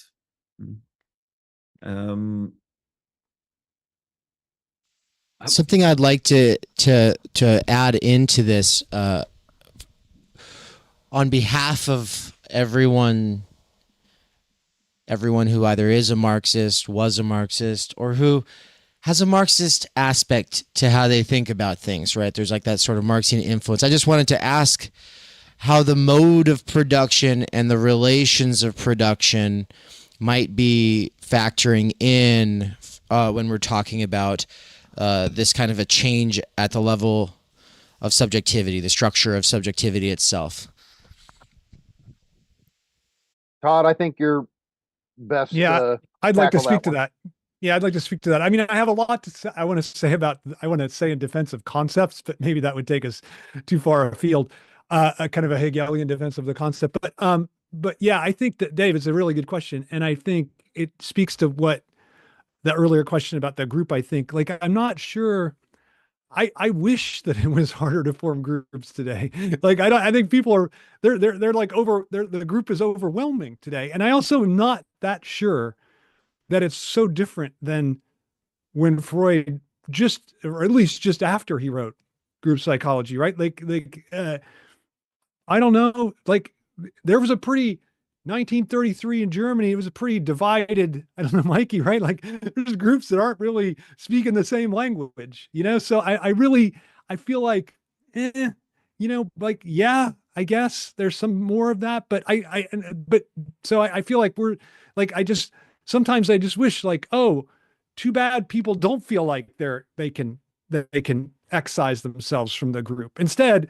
And I think there's a dialectical link between, like, not feeling part of the group and feeling compelled to be part of the group. And when you feel that compulsion, that's what it means to be in the group. Like, because no one is ever in. That's the whole. I mean, that, I think, is one of Freud's points. But I would just say about the capital question, like, I think that the entire structure of capital is about how do we started this conversation talking about negativity. The entire imperative of capital is, how do you produce an excess without any negativity attached to it, right? Like, how can we get some kind of, as Mikey mentioned, the title of my book, like some kind of pure excess. And I think Marx is like really leading the way in thinking that with his concept of surplus value. And then Lacan in Seminar 16 starts to have this general theory of plus de jouir, or surplus enjoyment, and then just abandons it. And I think, like, that, to me, like, I don't think, I agree, Dave, that you can't even, all the talk about these questions has to be with that in the background. And I think the more capital develops in this unchallenged way, like it is today, then I think the more that this psychic compulsion of the excess is real, of the pure, the like, how do you purify that excess? And I think, like, that's what drives incels crazy, right? Like, they're like, wait a minute, I'm suffering, I can't, everyone else has this excess that I can't access, I just have my suffering. But what they don't see, I think, is that they're enjoying their suffering, right? Like, that's part of the, I think that's part of the thing that capital never can allow us to admit, except in some, exceptional ways, but mostly I think not. Anyway. Yeah, I mean, Dwayne and Mark, I'd like to know what you guys think. Like, I mean, because you guys are both thinking capitalism all the time, but, like, this connection between capitalism and, or generalized foreclosure, or the islands of jouissance. I know you guys have thought a lot about social media and the cell phone, and so, yeah, I'd like to shoot it back to you guys on this one. Realized I had my I was muted. No, I was listening to what Todd was saying, and yeah, I can. There is with capitalism, or just our economic structure in general. I think we've seen a shift, and I wrote this in my last book about positive affective experientialism. This idea of selling an experience through the gadget, or through as you're engaging in something, and no longer we see less commodities and actual physical things being sold or whatever. It's you've got this sort of disembodied enjoyment, right? This disembodied enjoyment, positive effective experientialism, and that comes with being online through the phone, smartphone, or whatever. And now, a few years down the line, I sort of refuted that. I don't think that that's the case. I don't think people want positive effective experientialism. People want to embrace a type of suffering. People want their symptom. They want a type of to be able to market, say this is me, and this is what I do, and rather than sorry, this is what I am, and have a list of various categories rather than giving any real exploration of the self or interior. It's like you see it all around. Obviously, I'm being anecdotal here, but this idea, I think, we're seeing a movement of in capitalism. I don't even call it capital, just our economic structure, where we sell symptoms. We sell no longer a solution to suffering. Buy this app or get this thing and you can get better, but manage anxiety, manage this or whatever. You've got this endless proliferation of naming it. The DSM-5 operates as a type of as a book of names, and capitalism has sort of latched onto that. And you sell these I don't know, what are the I don't know, sort of these diagnostic category forms that you can go through and find out what your if you're what's that Myers-Briggs, like that, but it comes up with different things like, I'll find out if you're autistic, or find out if you've got ADHD, find out if you're this, and it's endless. So we've got this thing with the commodification of psychiatry, and that's I know it's bad. People see being anti-psychiatry is a bad thing, for whatever reasons, and people who are anti-psychiatry, they usually brush aside as cranks. But the wholesale embracing commodification and selling of it as a way of sort of selling symptoms as sweets to people is something else. And I think that that's what we can see in capitalism today. We've got this the proliferation of selling symptoms. So yeah, that's all I've got to say. People can disagree. I'm probably wrong, but it's I wonder if on that note that I want to say something like we're convinced that the groups we are in are our own idea, and they're frequently not. They're like capital's idea. Like I'm thinking of like fandoms and things like that. Like kind of an idea of like I like to use the example of like gentrification as an image of but we tend not to see the difference there. We tend not to see, or we like to not see the difference there, if that makes sense. So the idea I'm working with is like groups. We're convinced that groups are our own idea, and they're not. They're capital's idea. So this is kind of what I mean about the difference in group formation. And it's not that old groups were always our idea. That's not what I'm getting at exactly. It's just that capital's really good at getting us to convince that no, this group I'm in really is my idea. So I don't know.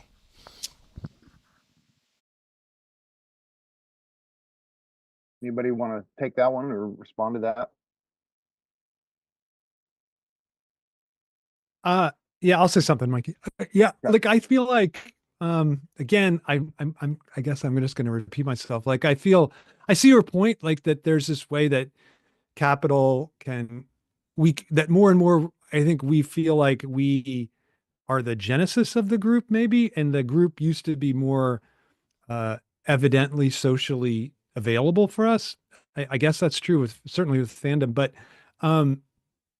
even I'm not sure I see that much of a difference. I guess like I feel like, and again, I feel like that the pressure to be today, I think even it's not so much that we can't be in a group. It's again, I feel like today we exist under this pressure to be as in part of the group. And I feel, and to align ourselves with one group or another, or some kind of group formation. And so, and I feel like that's like, I guess to me, once you like that that one of the things capitalism does is it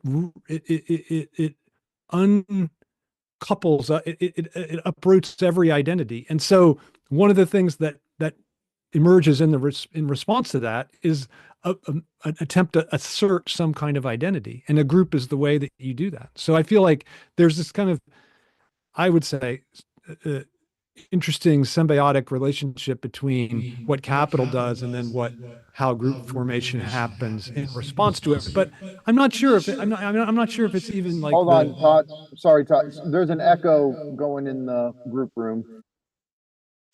Mikey, I'm just so used to that from my.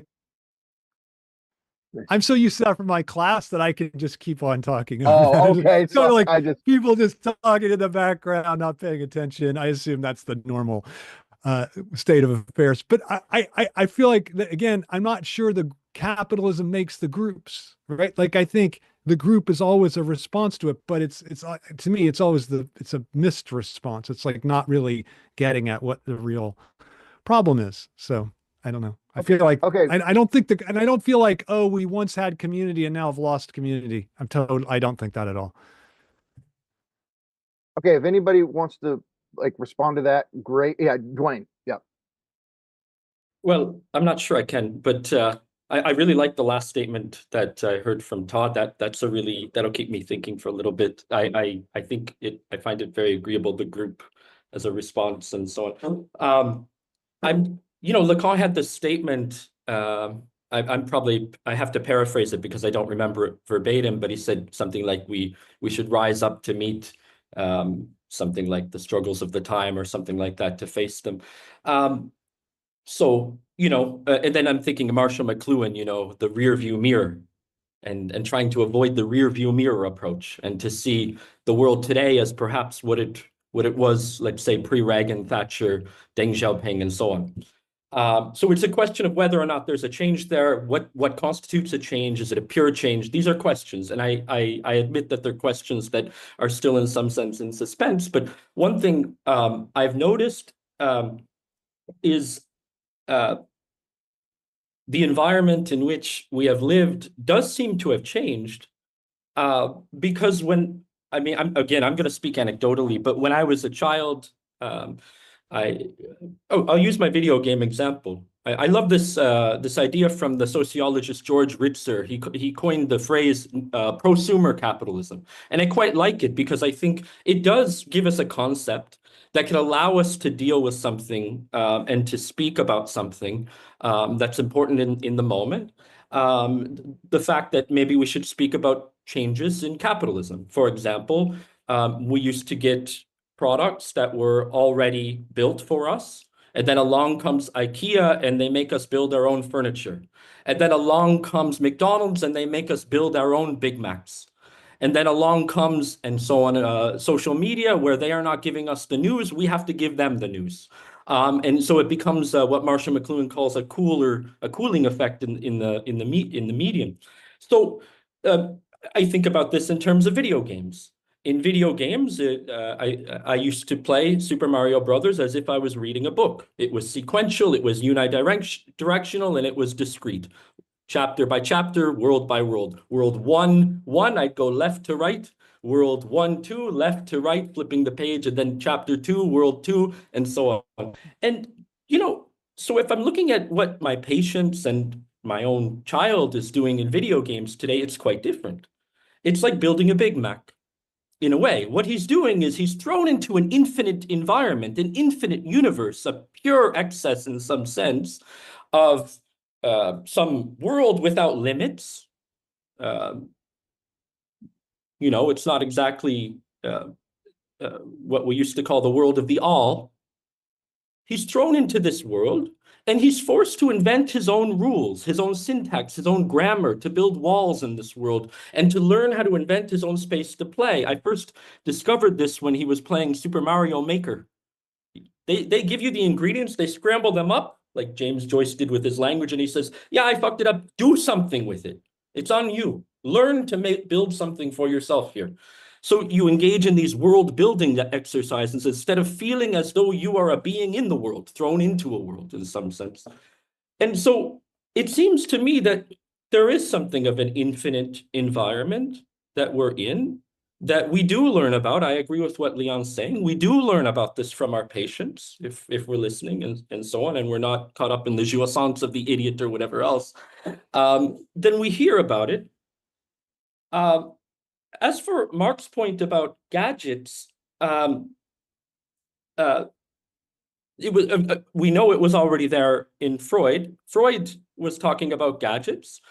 He wasn't exactly critiquing capitalism, but I think what he was doing, and now I'm going to open up a can of worms, but I think what Freud was doing was he was starting to approach an understanding of the influence of the convergence of capitalism and science. He started looking at Da Vinci and these Renaissance figures at this time, and he's looking at how they're engaging with science and art and the early moments of capitalism and these sorts of things. And they find that Da Vinci's starving himself, which is what today we call a new symptom. He's starving himself. He won't let himself eat or drink for like 12 hours while he's in front of the canvas. This is what Freud's writing about. But also in the 1920s, he writes, well, first Beyond the Future, sorry, he writes The Future of an Illusion, and then he writes Civilization and Its Discontents. Civilization and Its Discontents, he's talking about science, he's talking about its impact on civilization, and what does he say? Man has become a prosthetic god. Through his gadgets, he has extended himself, as Marshall McLuhan says, in space-time. And what does Lacan add to that? He says, will we ever get to a point when gadgets will not be symptoms? So I leave that as a question without resolving it for you. Okay, if anybody wants to respond to that, please do so. If not, I have a question I want to, or at least a topic to bring up for the four of you in particular. Okay, let me just ask this because I want to make sure this is the last main thing I want to do. Okay, so all of us are approaching these issues concerning society, concerning libidinal economy within a Lacanian framework, even though, you know, we approach it in different ways. I think I would love to ask you guys, I'm going to read a quote from Deluze and Guattari, and then I would like to just know what you guys would say to them if you could respond to them. So this is one of the famous quotes from Anti-Oedipus. They say, destroy, destroy. The task of schizoanalysis goes by way of destruction, a whole scouring of the unconscious, a complete curatage. Destroy Oedipus, the illusion of the ego, the puppet of the superego, guilt, the law, castration. It is not a matter of pious destructions, such as those performed by psychoanalysis under the benevolent neutral eye of the analyst, for these are Hegel-style destructions, ways of conserving. How is it that the celebrated neutrality and what psychoanalysis dares to call the disappearance or the dissolution of the Oedipus complex does not make us burst into laughter? So they said a lot there, but this whole Deluso-Guattarian thing of what needs to happen is destroy Oedipus, destroy the illusion of the ego, destroy the puppet of the superego, destroy guilt, destroy law, destroy castration. Is this schizoanalytic agenda the way forward for us in our current situation?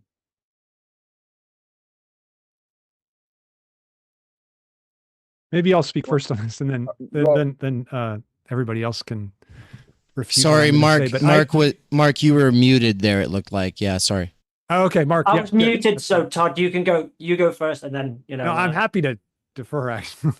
Oh no, I was just going to say, you know, that quote. It's heavy hitting with old Deluze and Guattari, but I suppose there's a quote that came. I remember, Dwayne will know where it's from. I remember, but he said we should avoid the hot fire, and we should always aim for the cold fire of the real.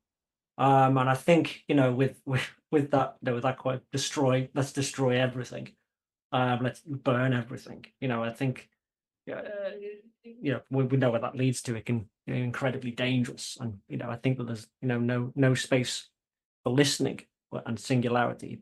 That's it. That's all I was going to say. I'm sure other people can contribute in better.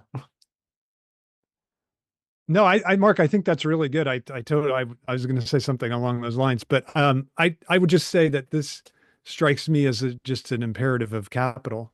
Like, I'm not sure how that's different what they're saying than just like they think that they're obviously that this is their work is not just against Oedipus, but it's against capital. But that strikes me as like just one of the just a most like the imperative of capital in almost the purest kind of sense. Yeah, and like so I feel like, and then conservatism, it's like it was like, you know, there was completely it was destructive in the purest yeah, sense. There was nothing totally agree. conserving about it, you know. Yeah. Right. And I'll add that's where Nick Land's going to say, see, deterritorialization, pure deterritorialization is capital. He would just affirm that, at least the young Land would.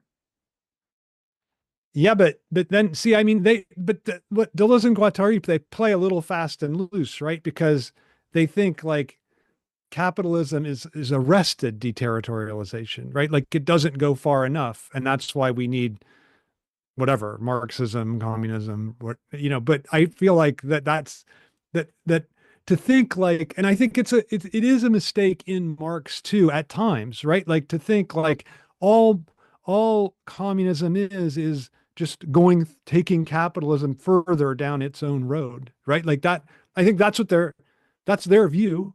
And I think there are places where Marx does say that, or a place where he does say that. So I feel like that's the mistake of that position, that it's not, because it seems to me like whatever alternate thing that it's a social form that people build, it has to be an interruption, right? It has to be an interruption. It can't be further down the road, especially, I mean, it's interesting to think about that in terms of the climate situation, right? Like, I wonder if you could even, like, yeah, like that destruction's going on right now. Like we have plenty of it. We don't need any imperative to have more. That's what I would say to that position. Dwayne, I'd love to know what you think of that quote too, because I mean, I just watched your interview with Cadell, and you said something that kind of surprised me at one moment. You said you've been moving away from the concept of lack and negativity, and I almost want to go, Dwayne, are you undergoing a becoming Deluzo Guattarian?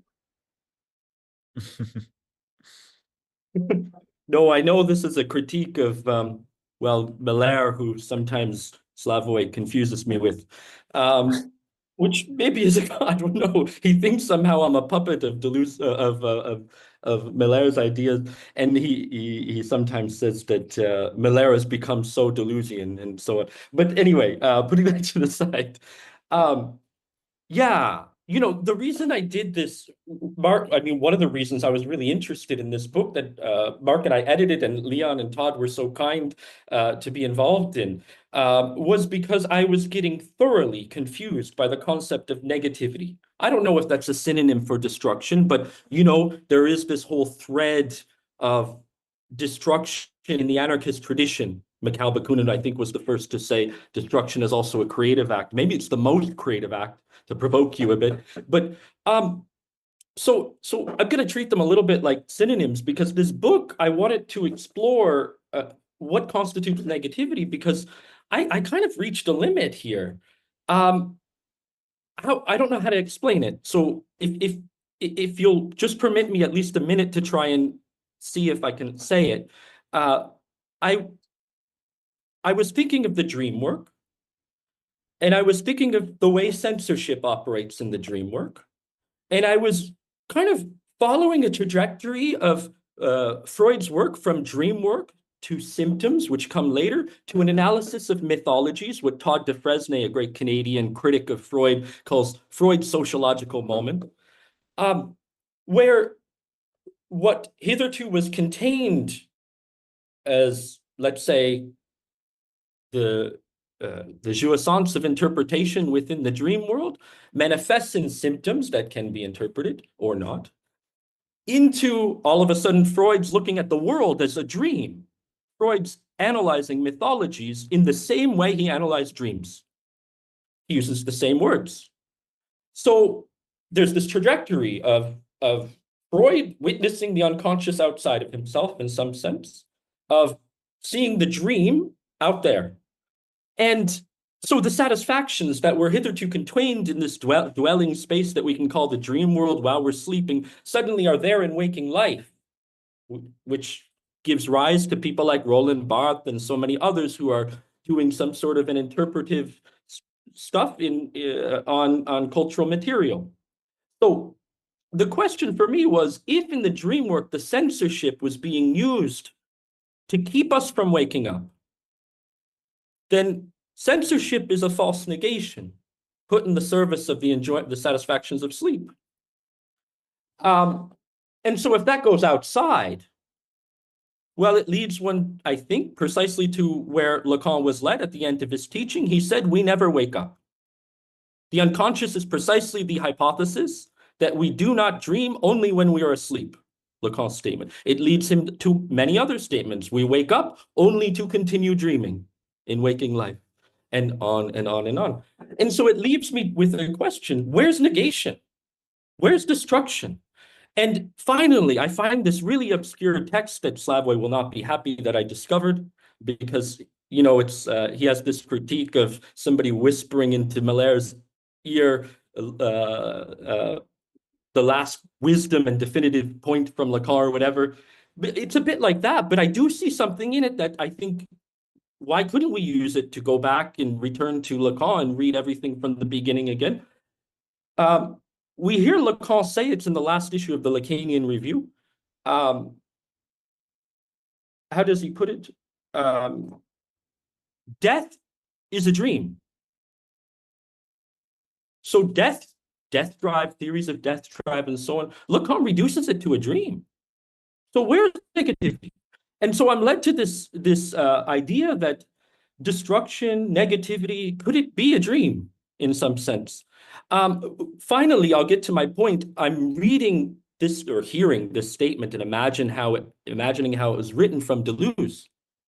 This eloquent statement from Deluze, espousing the virtues of schizophrenia as a type of destruction. Meanwhile, what did Nietzsche say? I fear that as long as we have not yet eradicated grammar, we have not yet killed God, or something like this. Meanwhile, it's perfect sentences. He's got nice periods and commas. And so, I mean, he's dreaming. So that's what I would say to that quote from Deluze. I love that. Yeah. Symbolic order's still intact while he's, you know, saying destroy, destroy. Leon, I would love just to know what you think about Deluze and Guattari's, you know, schizoanalytic project of destroy the law, destroy castration, destroy the ego, destroy it all, right? Like, what's your take on that? Well, I'll start by saying that I enjoy reading them from time to time, and I do have the books on my shelf. But again, when I think about them, because they speak about clinical practice here, when I think about these kind of arguments, to me, this is where politics invades the position of the analyst. And I think that this turns the analyst into someone who knows a bit too much about what is good for the patient.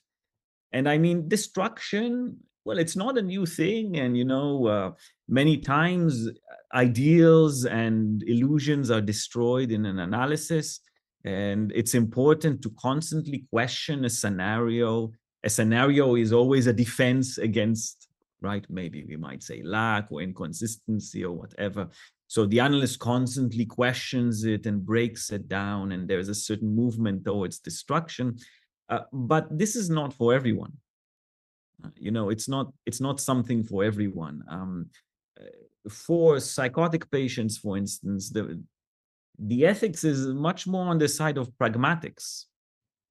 You know, it's something that you'll hear yourself saying many times with a psychotic patient, might be something on the line of, who cares if it makes sense? Well, if it works, who cares if it fits what others think? We're not on the side of sense here. We don't care. And on the same note, you know, a critique of capitalism is not for everyone, clinically speaking, because for many psychotic patients, this is actually the direction of the treatment. It is, maybe a question of purchasing and selling that will create some time of stability in their lives. Maybe a relationship with Amazon is something that will work. You see, it is more about pragmatics. So I think that what we see in Deluze and Guattari is this sort of very idealistic view that forgets the fact that, this is, clinically speaking, ethically speaking, this is not for everyone. And I wrote a paper particularly about the body without organs, which is an interesting concept in Deleuze. And I argue there that the autistic body is the actual body without organs.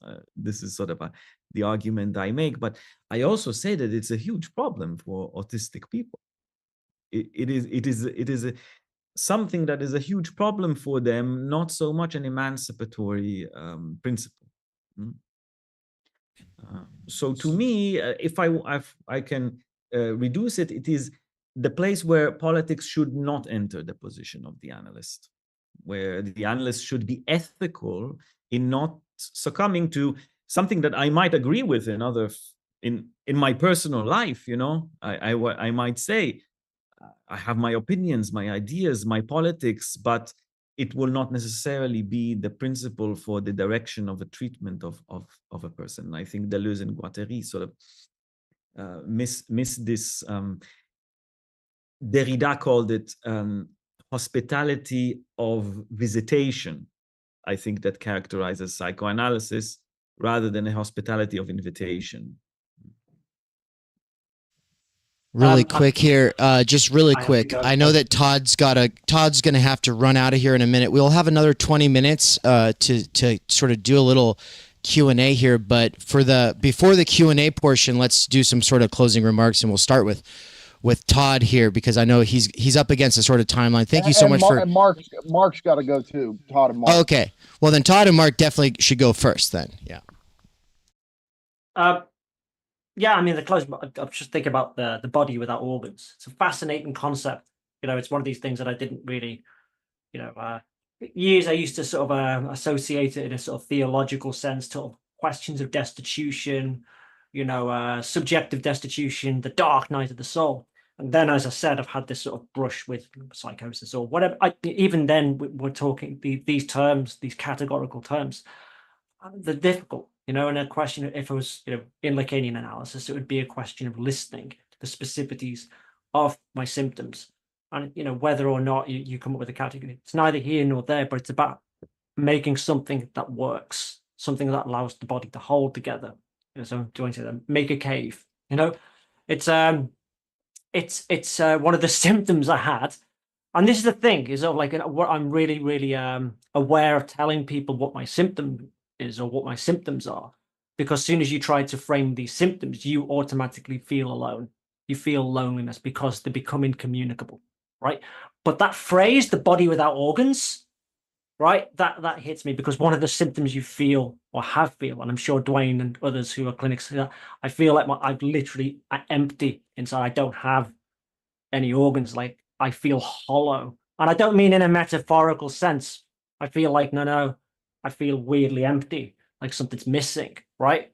And I know it's not real. I know it's some sort of weird, something's going on, which traditionally we would call it, at the level of psychosis or whatever.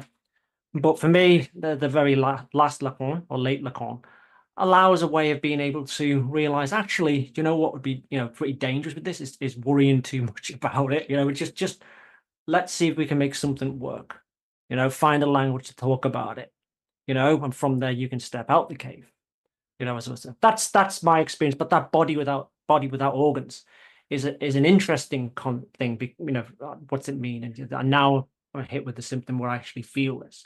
Now here's the thing: is I believe I'm not special. I think that other people are going through this and have this and go through this, and I think that with the last Lacan and talking about this synthome and toric body and all this. It offers a way of being able to talk about these impossible symptoms in a way that can create a place where they don't feel the need to sort of like, reduce it, change it into something else or whatever. And there, at that point, I think it can lead to points of creativity, which Leon was talking about. That's all I'll say. Is that okay?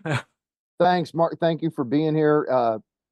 Love it. Thank you so much. Todd, you want a closing remark? Yeah, just I'll be very brief so there's more time for questions. But I do feel like that the what Dwayne said about negativity, I was glad that he asked me to submit to that book project that he was doing. And I feel like if there's anything that the contemporary world is allergic to, it's negativity, which is why I think that reading Lacan is exigent, reading Freud is exigent. And of course, for me, reading Hegel is exigent today, because I feel like these are like theorizing something is a way to, for me, and this puts me at odds, obviously, with Deluze and Guattari, is a way of introducing negativity into it, right? Like it's a way of thinking through bringing out the negative in the situation. And I think that's one of our tasks today. So that's all I wanted to say.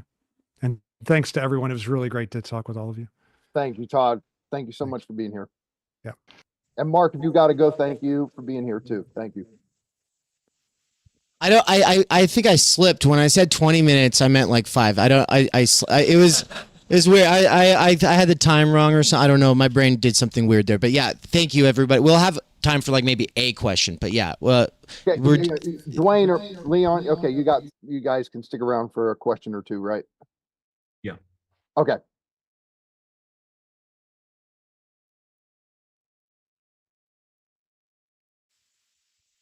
We'll start with Wukas and then we'll go to Jordan here in the room. Okay, thanks. Great conversation, enjoyed it. And also didn't enjoy it, so there was no injunction. I have a question for Dwayne about this woe of the father or the woe of the brother. Because the way I understand the relation between the brother and the father, and this is like from Freud's text about ego psychology, but also like the myth of the primal father, is that actually your comrade, like, is kind of antithetical to the father, in the sense that you get together with your bros or comrades in order to not allow the father to like fuck you up. So I haven't read your most recent book, and I don't know about this like woe of the father or brother, but if you could elaborate a little bit about what is the way, what would you say about this possibility of the brother actually not being antithetical to the father? And like maybe my thesis is like wrong, but I don't know. Yeah. No, you may very well be right. I'm not sure about what I'm saying. I'm just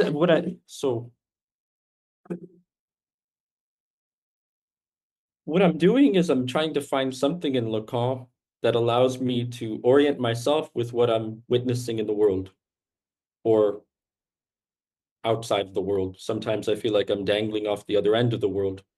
And in fact, that's when I discovered this principle or this concept or whatever you want to call it, was when I was dangling off the other end of the world as a refugee. So I was in Russia and I witnessed there a social order that would spit people out and have them publicly declare for themselves that they were foreign agents. And I saw something in that felt very American. Groups that would spit something out rather than having a constitutive tension, the tension would be outside of the group, rubbing up against them. So what I read in this, I read Lacan say that these groups isolate together, and I thought that was a curious expression. They isolate together. So the comrades that operate according to a principle of fraternity, isolate together.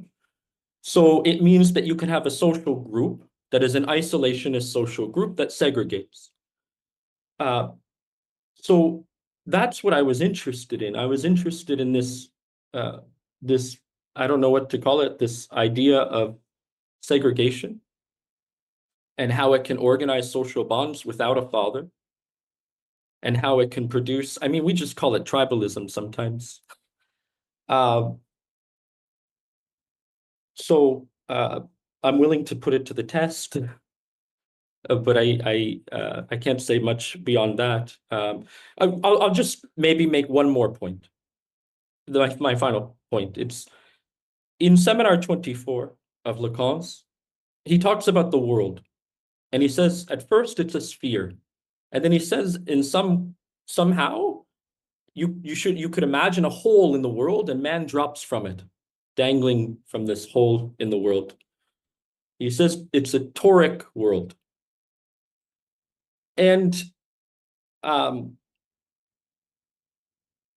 here I think we can see the extent to which Lacan was not interested so much in groups that operate either on the one hand, according to a structuring principle that we can call the father function, the paternal function, or on the other hand, a form of a type of group that would organize, let's say, horizontally.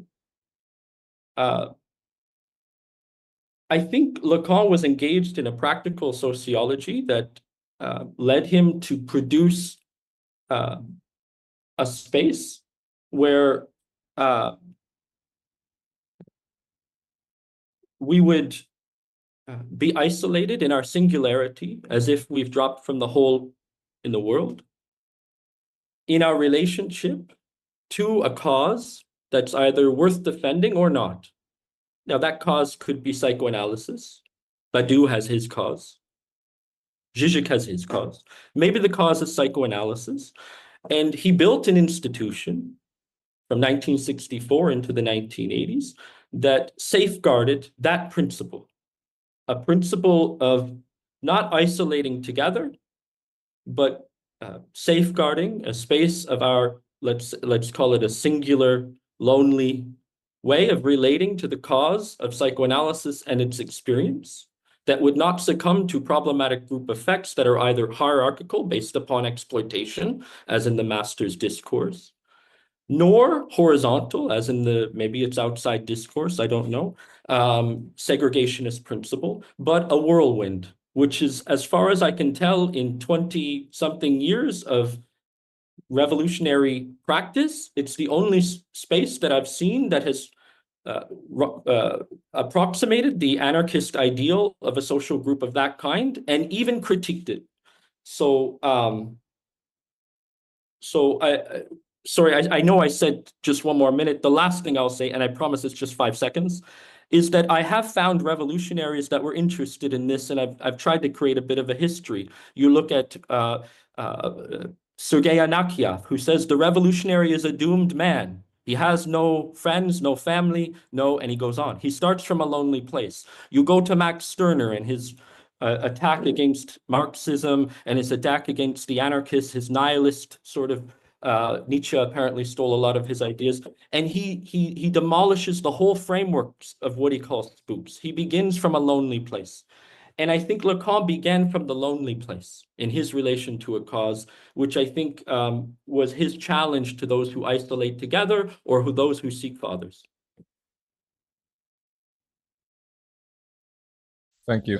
All right, everybody. So yeah, I can't believe I completely had the times flipped, and I didn't realize. But thankfully, Benjamin, we'd talked right beforehand about him kind of. His keynote will be a bit bigger, and so actually it'll be kind of beginning a little bit more around the noon hour here in Boise. But yeah, we wanted if Jordan's right here, so we'll let Jordan ask his question, and then I know Sean's got something to share still, and everyone can say their remaining closeout. We've got time. We'll just bump things back a little bit.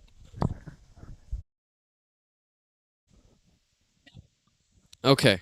All right, so I just want to share some quick formulations of maybe what was covered today.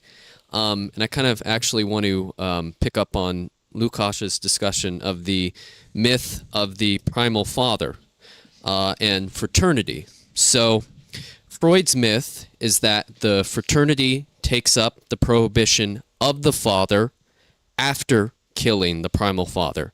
So they, on their own, decide to institute the incest taboo, right? So I think we can say today, maybe, that the fraternity of the post-class fractured mass, maybe what we could call the fraternity of ones, kills the father, but then does not take up the father's prohibition, but rather the superegoic injunction of the mother to enjoy. And then finally, I want to reference something that Dwayne has said before, which really has stuck with me. He may not remember saying this, but he says, find a prison that suits you, a prison that will give you the space from which to dream of freedom. I feel like the prisons on offer today are not up to the task of giving us the kinds of enjoyment that are worthwhile and substantial. So, just a comment. I don't know if there's a question there, but yeah. That was great. Yeah, I wanted to say too that that I'm not arguing that we once had community and now we lost it with the loss of the name of the father as like or the not the loss, but you know, what was the word we were using? The foreclosure, right? What I am saying, I think, is that like community doesn't exist. You can't get at the community like itself. It's like the noumenal community. Of course, you can't get at it, but what we can get at is our relation to something which does not exist. Our relation to something which does not exist. Community doesn't exist, right? But our conception of it, our relation to it, can change, and that's kind of what. Capitalism and in Deluze saying like destroy, right? That like I think that's what's changed, is that our idea has changed, and it's really a redefinition, a reterritorialization of what community is. So yeah.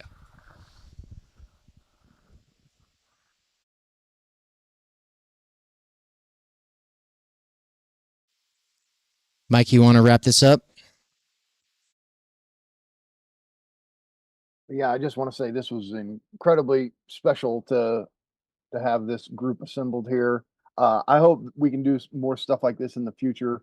And I mean, it's just really special to get thinkers within a certain area who are doing really original stuff come together and have a discussion and see what comes out of it. So I just want to thank Dwayne and Leon, Mark, Todd, and Sean. I'm glad you were on the panel. That was awesome. Just been a great time. So thank you all for doing this for us. See you soon.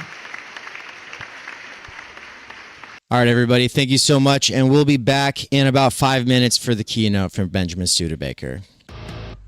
We cannot do direct revolution, but the only way to lay the foundation for it is to do what you are doing to move the underground. It's a theoretically correct title. Welcome to Theory Underground, a place for workers with earbuds who are tired of letting others read and think on their behalf, slipstreaming our way into an understanding of the situation that short-circuits the deadlocks of our moment. Research at Theory Underground focuses on what is most important for understanding our current situation.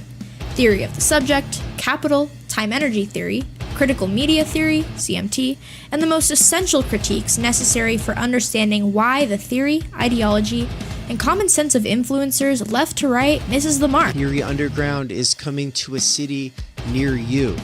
What that has meant in the last year is traveling across the United States, into Canada, and then all over Europe to promote our books, courses, and ideas related to time energy and underground theory. You've been reading Underground Theory. I'm a publisher and an editor. I run and review books. Literally, it's my living. This is the best edited collection I've ever read. Okay, picture this scene.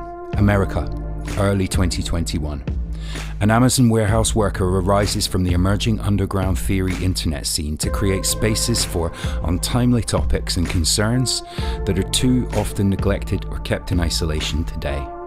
Joined by a revolving cast of underground theorists, academics, and critics, he establishes what will become Theory Underground, a teaching, research, and publishing platform by and for working-class intellectuals, autodidacts, and academics who want to do more than they're able to do within the confines of academia.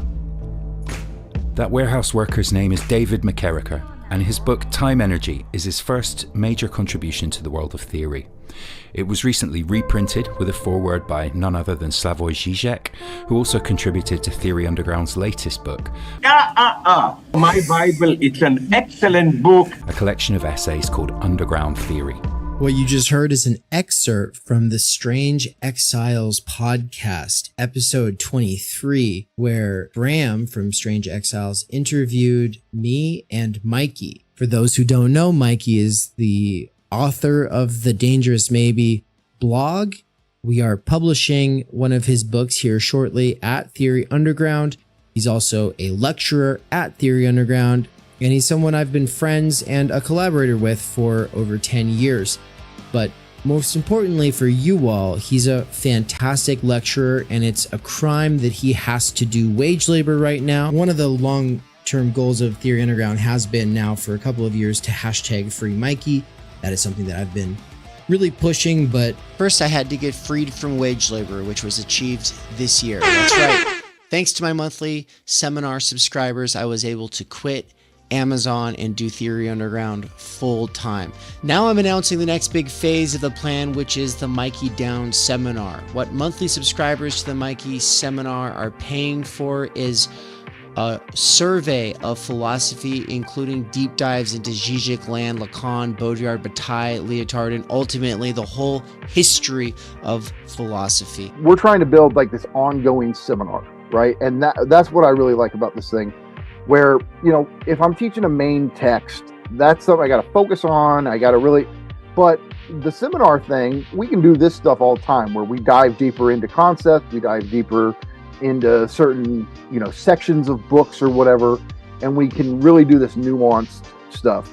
I think that there's probably no better way for us to accelerate our learning in these areas than by slipstreaming Mikey. And that has been my belief for years and years and years now. It's official. You're able to help out. You're able to get involved. You're able to benefit directly from liberating him from wage labor. Get on it right now. Do it. Just go. Stop what you're doing. Go click the button. Subscribe. This is what you do. Subscribe to him. If you're already signed up for the ongoing Theory Underground seminars, then that's the ones that I do with my wife, Anne. Though that's getting an upgrade, which means that I will be doing one session per month that is just me, and then I will also be doing the ones with Anne, which are a crash course in sociology, anthropology, the social sciences, and ultimately Marx, Heidegger, Levinas, Bourdieu, imminently critiquing pop psychology, sociology, self-help, and ultimately the doxa of our time. But if you would like to be a subscriber to both Mikey's seminar and the seminar that the Snellgrove McCarrickers are doing, then the best way is to become a tier 4 subscriber, or you can be a tier 2 subscriber to each of us. The reason this matters is because tier 2 is like pretty much the best bang for your buck. It gives you huge discounts on all of the courses that we do. But if you can't afford it, tier 4 is amazing because it gives you tier 3 access at both Mikey's seminar and ours. And finally, not everybody has time to be part of these ongoing research seminars, and they just want to fund the paid content for the YouTube and podcast. And so thank you so much to our patrons over at Patreon. They're the ones funding all the free stuff. So big thank you to Bert, Marilyn, Carl, Sahil, Zozandra, Nikolai, Darian, Tyler, and Mandeep, and all the other wonderful patron people. Patreon people. And thank you to all the other wonderful Patreon people. And thank you to all the other wonderful Patreon people. Thank you so much to all of you patrons and also to the special subscribers and the paying subscribers. Oh my God. It's just so awkward. Thank you, Patreon. Patrons. Thank you. Oh, okay. And to all the other wonderful patrons. Thank you so much, all you patrons. And also a special thanks to the subscribers on the YouTube side, as well as the paying subscribers over at Substack. Why can't we do this? Fuck. You guys, just thank you. Thank you, everyone, for making this bullshit possible. Thank you to the subscribers. You do it. You did so good. Thanks, guys.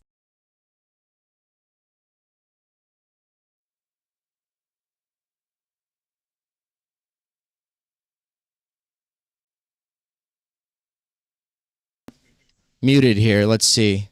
Are we good now? Yeah. All right. Let's bring it back around here. I've just got a couple of things I'd like to say before we bring Benjamin on here.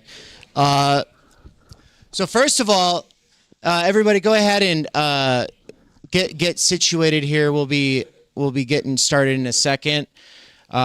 It's 1 minute from noon Boise time, which means that it is going to be 2 p.m.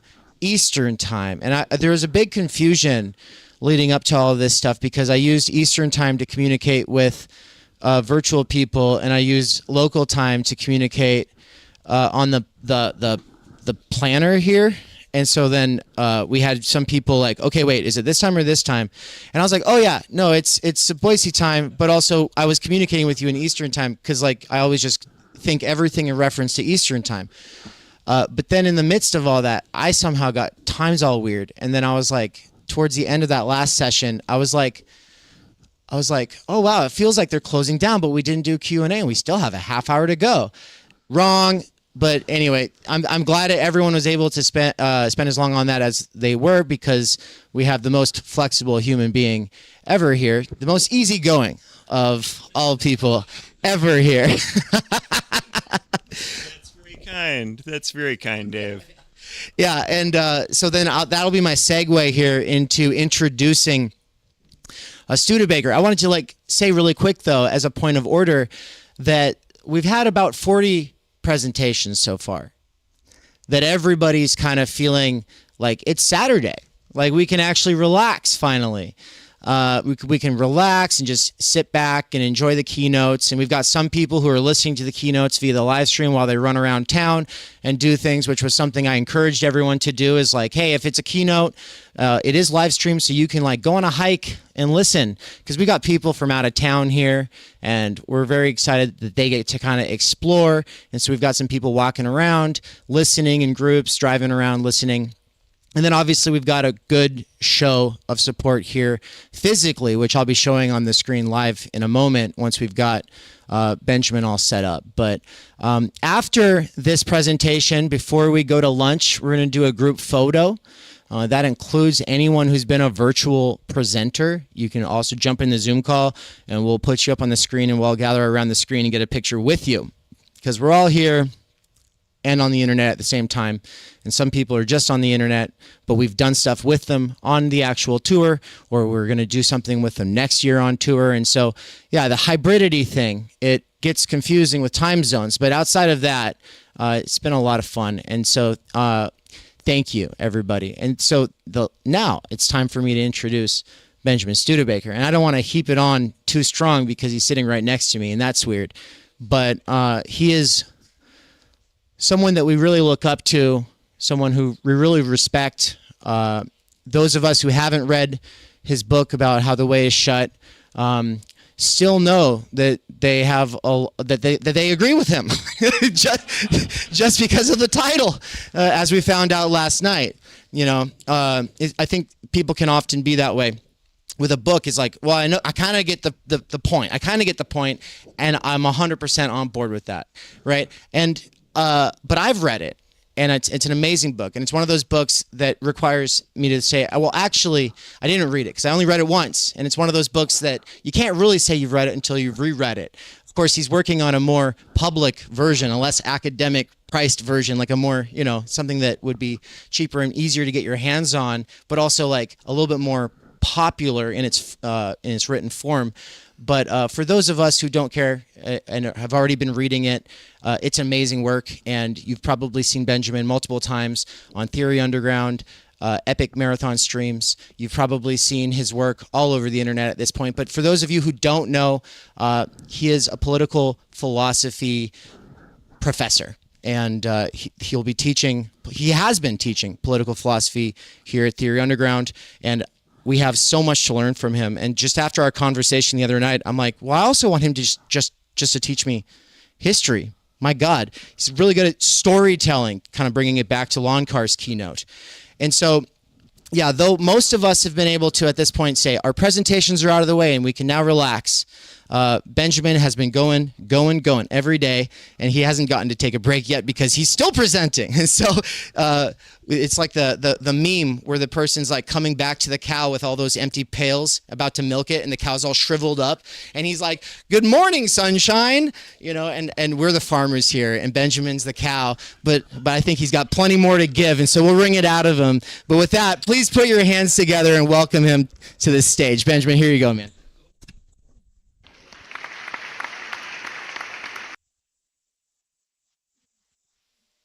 Thank you, Dave. That is a very nice introduction. I enjoyed that. Thank you. All right. So I'm doing the left as a hope industry and Quixotism for the keynote, and I'm probably going to go a little over 30 minutes, and then I want to do questions. The other talks I've done, there haven't been enough questions. I want questions. So I'll kick off. One of the frustrating things about our period, one of the things that people today struggle to grasp about it, is that it is caught between two different modes of life.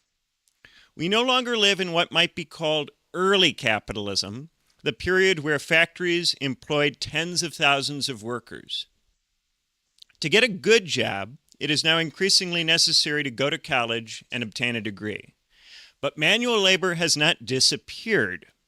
An enormous number of people still have jobs that involve manipulating objects in physical space. They work in food service, retail, hospitality, construction, and especially logistics. The working class is gone in one sense, but here in another. It is impossible to organize it in the way we might have done in 1917. The factories are no longer here, and insofar as they are here, they employ only a fraction of the people they used to employ. But it is also impossible to act as if the traditional working class has disappeared. It's still here, but it's been weakened in a permanent and irreversible way. It's traditional. It's both of our time and not. People want to deny one side of this or the other. They either want to pretend the working class can be great again, or they want to pretend that the working class is gone and can be safely ignored. In attempting to overcome one kind of denial, they often slip into the other. To assert that the working class isn't gone, they pretend it is strong. To assert that the working class isn't strong, they pretend it is gone. The result is two kinds of politics that cannot work today. One belongs to the past, while the other belongs to a time that has never existed. These two phantoms have struggled with each other for a long time. The question of the continued relevance of manual laborers was already in play in the 1960s. A person born at the beginning of this debate is today ready to collect Social Security. This is not to say that nothing has changed in the last 70 years, but the changes that have taken place have not resolved this debate. Manual laborers have neither been restored to the place of honor nor pushed into history's trash heap. And since left-wing political strategies have been based on the possibility of one or the other, they have, all of them, come repeatedly to grief. The struggle between the two false visions is a struggle between the old workerist left and the new post-work left. Both lefts contain their reformist and revolutionary instantiations. The workerist left has its democratic socialists and its Bolshevists. The post-work left has its progressives, its radical Democrats, its Postonians. Often the split is treated culturally. We see it framed as a debate between conservative and progressive socialists, between red and green socialists, between anti-woke and woke socialists. Each side also accuses the other of being on the right. The workerists accuse the post-work crowd of being aligned with neoliberal globalization. The post-work left replies by accusing the workerists of being reactionaries.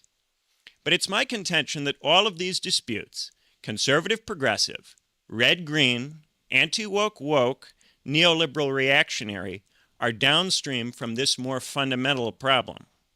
The left is divided between two worlds, neither of which exist, and because this split is not a new development, it occurred at least 70 years ago, it has had many years to do its work. Even for the oldest active members of the left, the split has always been there. It's in the water, in the air. It's rooted in the material reality of what I call middle capitalism, a capitalism that is neither workerist nor post-work. There is a deep reluctance to theorize about middle capitalism, to treat middle capitalism as a condition that might be with us for a very long time. The expression implies that late capitalism has not yet come, that it is what will follow. The notion that capitalism will be followed by yet another kind of capitalism is not pleasant. It deprives us of the promise of immediate relief in our lifetimes. Most people who have taken the view that our situation might be long-lasting have begun to naturalize and reify it, and therefore to begin to defend it. To accept that this situation might be with us for a long time, but that it is still nonetheless a situation of enormous human suffering, in which all people live blighted lives, never meeting anything like their full potential. Nobody wants to swallow this black pill. It takes a strong stomach to remain committed to overcoming capitalism without any fantasy of immediate remedy. But we must remember that, from the point of view of the 60s, our world is a dystopia. A lifetime has gone by without realizing either the socialism of the workers or the socialism in which the workers abolish work. The two lefts argued with each other continuously while the world of the 1960s became our world. They didn't just fail to change the world, they were part of why it has become what it is. They have diverted time energy that could have been put to good use into projects that presuppose realities in which we do not live. When they experience defeat, as they inevitably do, they do not respond by overcoming their one-sidedness.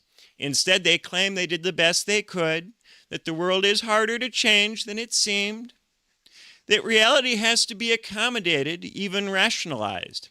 In practice, they become apologists for the existing system, and they sell out. Do you remember Don Quixote, the title character in the Spanish novel by the same name? The problem with Quixote is that he has read too many chivalric romances. He lives in early modern Spain, but because he's obsessed with these tales, he nonetheless decides to live as a medieval knight. Quixote's values are estranged from his context on two levels. First, because he lives in early modernity, not the Middle Ages, the values, norms, and practices of medieval knights no longer make sense to the people around him. Second, because Quixote is not from the Middle Ages, his understanding of chivalry comes entirely from romantic tales. This means his chivalry is not rooted in an experience of the historical context of medieval Spain. So it is already highly idealized at the outset. Indeed, it's not clear that Quixote's chivalry would have been appropriate even in medieval Spain. Nonetheless, because Quixote can't stand life in early modern Spain, he lives anachronistically, insisting upon values that don't make sense to the people he lives among. In this way, Quixotism is a kind of madness, an insistence on living in a way that is incompatible with the kind of society one inhabits.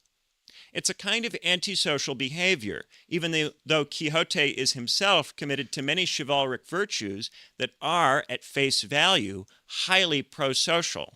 He wishes to defend the weak, to do good and heroic deeds. He wants to revive forms of pro-social behavior that have, in his view, been neglected. This is the paradox and tragedy of Quixote. In trying to be the most sociable person, he becomes the least. In attempting to live for the common good in a society that lacks any notion of such a thing, he lives for nothing at all. The novel does not just criticize Quixote, it criticizes early modern Spain. This is a society that does not know how to make positive use of virtue. It can't use Quixote. For at least 70 years, we have been stuck with two varieties of Quixotic socialism, of antisocial socialism. These antisocial socialisms each claim to be the most pro-social, but because they are both totally estranged from our context, middle capitalism, they are in practice escapist diversions. Most people realize eventually the pointlessness of these two lefts. For most of them, Quixotism leads to quietism, but there are some who never get out. These people manage to turn being left-wing into a career. They are what I call the professional left.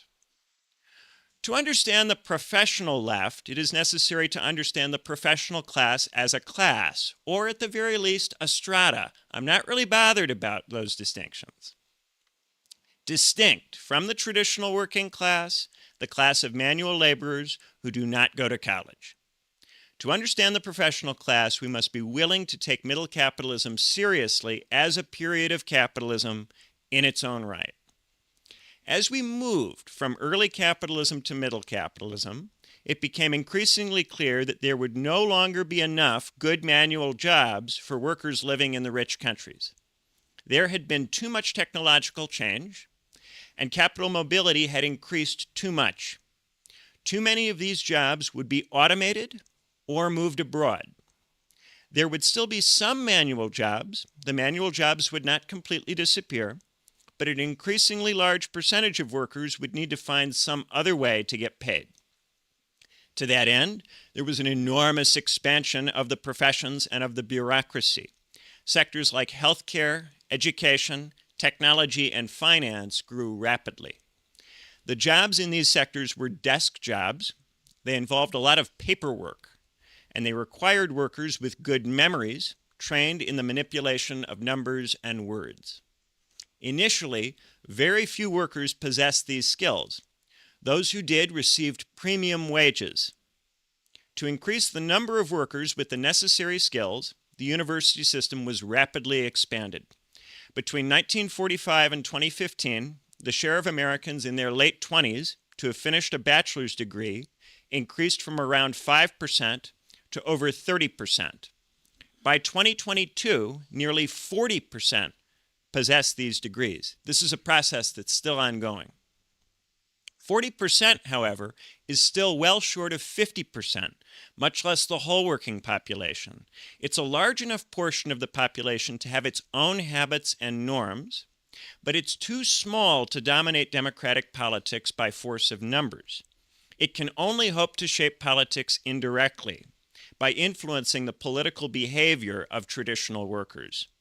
Its members think they stand a chance at this because so many key institutions are led and staffed by professionals. The Long March. Under their sway, the social sciences have largely become devoted to studying how to manipulate the less educated. Where anthropologists once studied colonial subjects in faraway places, they now study the domestic working class. All the decision makers at all the media outlets, both corporate and independent, make no distinction, are college-educated professionals. Popular culture is full of their narratives, their messaging. Even leading artists now come increasingly from professional class families. As university attendance rates have risen, the economy has failed to continue to produce enough high-income, high-status professional jobs. The professions have, one at a time, become saturated. It is now extremely difficult to get a good job as a professor. It's increasingly difficult to make good money as a lawyer. Even medical doctors and engineers are finding it harder to pay down student debt or buy a house. Roughly a third of people who go to college end up underemployed in jobs that don't require a college degree or didn't until recently. You see, so many people now go to college that even jobs that shouldn't need a degree now often require one. Requiring a degree allows you to thin your applicant pool. A degree proves you can do as you're told. You can show up on time.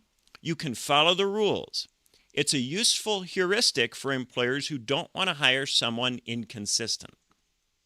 This means that a very significant chunk of the nearly 40% of Americans who obtain a bachelor's are not getting what they were promised when they made the decision to go to college. Roughly 12% of the population is college educated but underemployed according to the Federal Reserve. And some unknown number of people are not technically underemployed, but find that their standard of living is lower than they were led to expect. Perhaps they can't buy a house. Perhaps they have more student debt than expected, or they were forced to take a job they don't like, or move to a place they don't like to pay down their debt. Maybe they find they can't afford children, or they have to pay for childcare because they need 2 incomes to make ends meet. The statistics on the number of people in each of these situations are not very good. There's much more interest in tracking racial data than there is in talking about any of this. It's hard to truly get a handle on the amount of economic suffering these college graduates experience. In my first book, I call the people in this situation fallen professionals. They're the professionals who didn't get what they were expecting in some way, shape, or form. I contrast them with the rump professionals, the fragment of the professional class that still gets the benefits historically associated with going to college, that gets the life that it expects. The professional left consists mainly of rump professionals. These rump professionals are a fragment of a minority. They are the small, successful rump left over when all the sufferers are shaved away.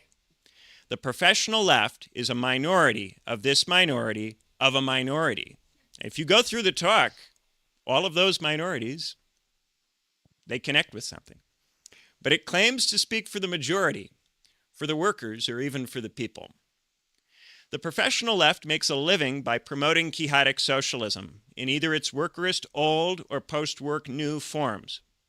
To make a living, it needs an audience that is enthusiastic and hopeful about one of these kinds of socialism. Since the reality of middle capitalism is depressing, it must be obscured. It must be maintained either that we still live in early capitalism or that we have already arrived in late capitalism. To this end, the effects of technology are either denied or wildly exaggerated, exploiting the public's limited familiarity with the natural sciences. The consequences of capital mobility are only intermittently acknowledged and rarely taken seriously.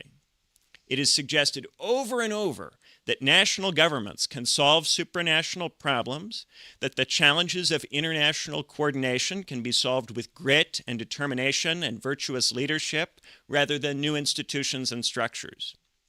The effect of this is that there is a constant cacophony of bullshit from the professional left. Here I use the term bullshit in the technical sense.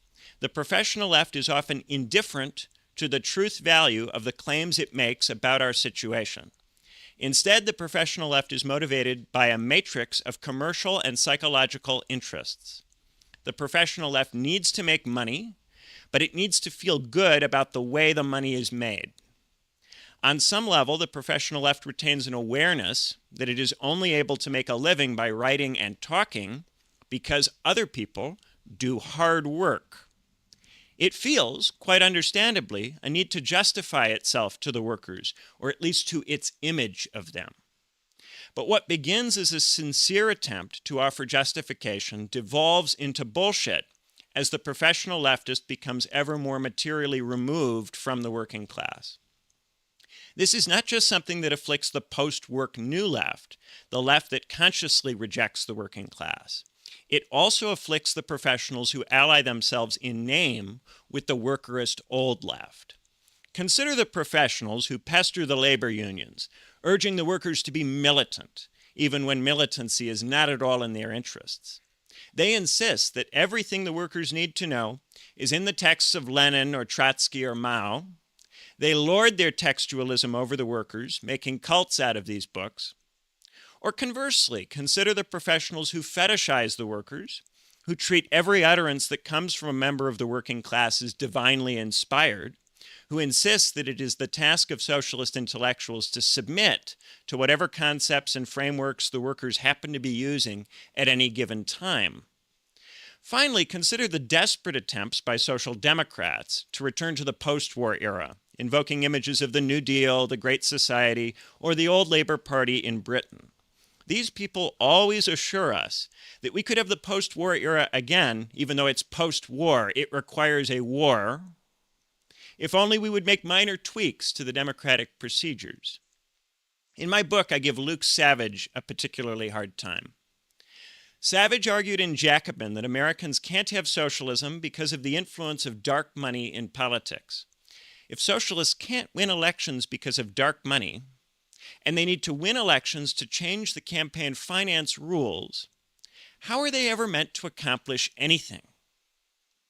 To make matters even worse, Savage argued just a few months earlier in a different piece that countries that have stronger campaign finance laws also have declining public services. This implies a totally hopeless situation for democratic socialism. It can't win without campaign finance reform. It can't do campaign finance reform without winning. And as it turns out, doing campaign finance reform wouldn't be enough to deliver real change anyway. But Savage never takes this argument where it goes.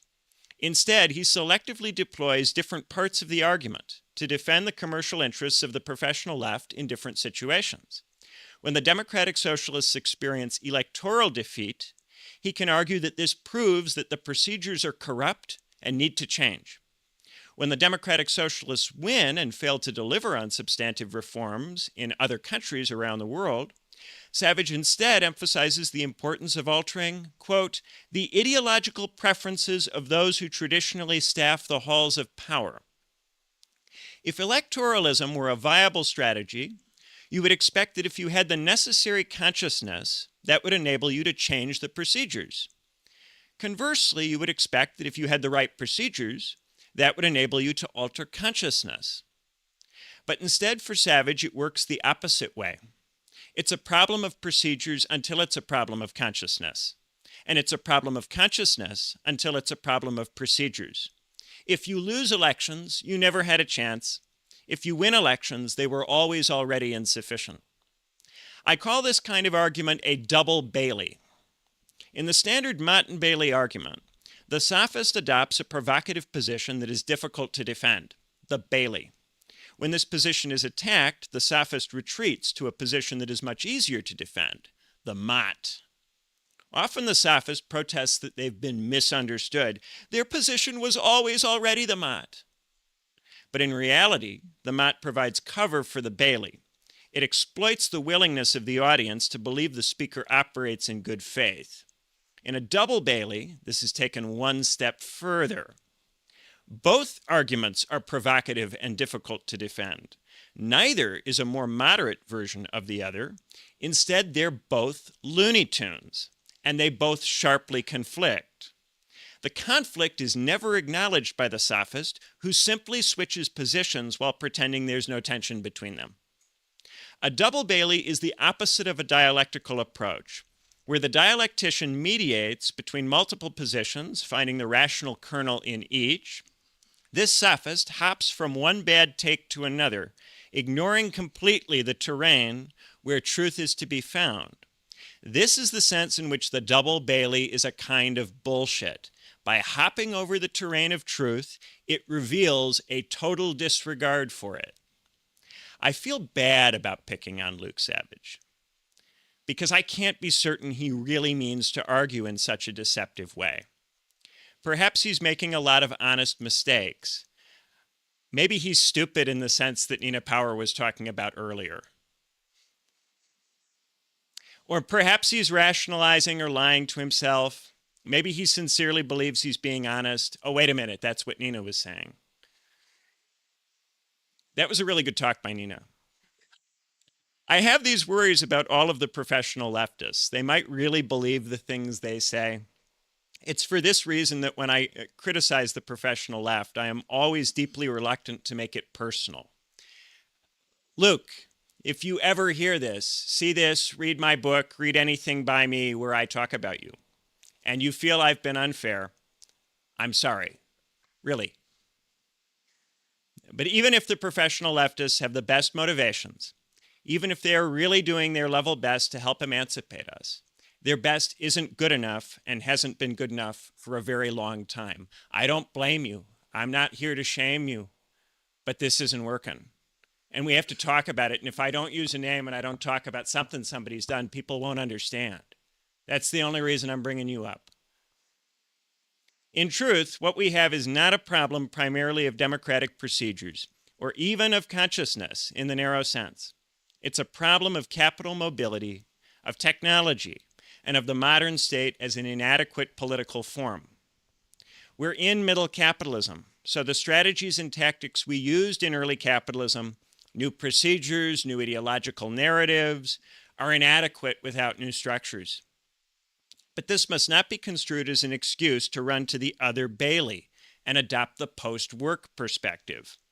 For instance, proponents of universal basic income too often neglect that in real life, basic income proposals never take the form preferred by, say, Andre Gors.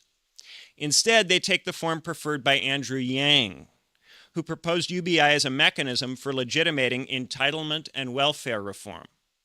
His UBI, roughly $1,000 per month, was never high enough to provide workers with a genuine alternative to work.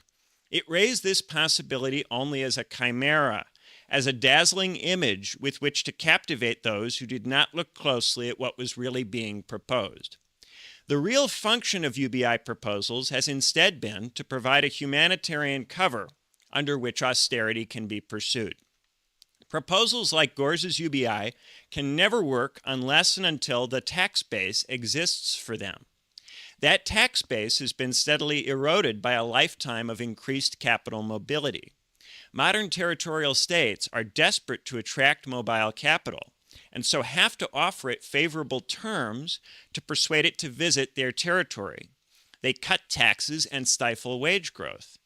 The only way to capture this capital and put it to civic or social use is to create a political form that can govern flows of money.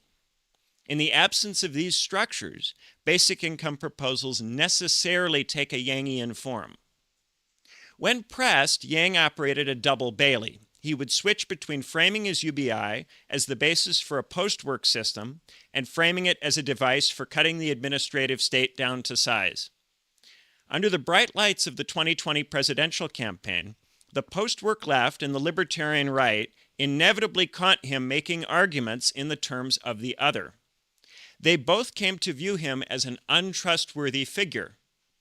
When he tried to launch a third party in 2021, there was little interest. By 2022, he was forced to merge his operation with several other struggling centrist groups. Politically, his career is done. We might think the professional left would face a similar fate. Its bullshit should come to look like grifting over time. I believe most traditional workers do recognize most of the time that the quixotic socialists are not really capable of helping them. It's difficult to demonstrate this empirically without engaging in anthropologizing and fetishizing. The working class struggles to make itself heard these days. There's always someone trying to whisper on its behalf, as even I am doing here. In academic papers, workers' perspectives are always mediated through the deeply imperfect methodologies of social science. The best evidence for the claim that the workers don't buy this malarkey is their conspicuous absence from left-wing organizations and spaces. Yet the professional left never goes away. Who then is buying what the professional left is selling? The rump professionals increasingly make content for the fallen professionals, for the college-educated workers who are less successful than themselves. These fallen professionals rightly resent a system that promised them premium jobs and then condemn them to a standard of living no better than and arguably significantly lower than that of a 1970s factory worker. The fallen professionals aspire to be like the rump professionals, to enjoy the same level of success, or failing that, to acquire the same tastes. At the same time, the fallen professional hopes to differentiate itself from the traditional workers, the workers who didn't go to college. The rump professionals reinforce the division between the fallen professionals and the traditional workers by inviting the fallen professionals to participate vicariously in their discourse and lifestyle. It's an aesthetic that professionals acquire in college, in which they maintain by habitually consuming the media that reinforces it. Often the aesthetic is covered in a moralizing glaze, so that the workers who do not know the lingo and norms can be bullied not merely for being uncool, but for being deplorable. This allows them to be driven out of left organizations with a self-righteous fervor. The fallen professionals not only bully the workers into quitting, they pat themselves on the back while they bully them. More importantly, they imagine themselves being patted on the back by their mentors and role models, by the rump professionals who teach and guide them. Rump professionals always have something to gain commercially from inviting the fallen professionals to join them in sneering at the poorly educated workers. The rump professionals that have succumbed to these market incentives most totally have been fabulously successful in the narrowest possible sense.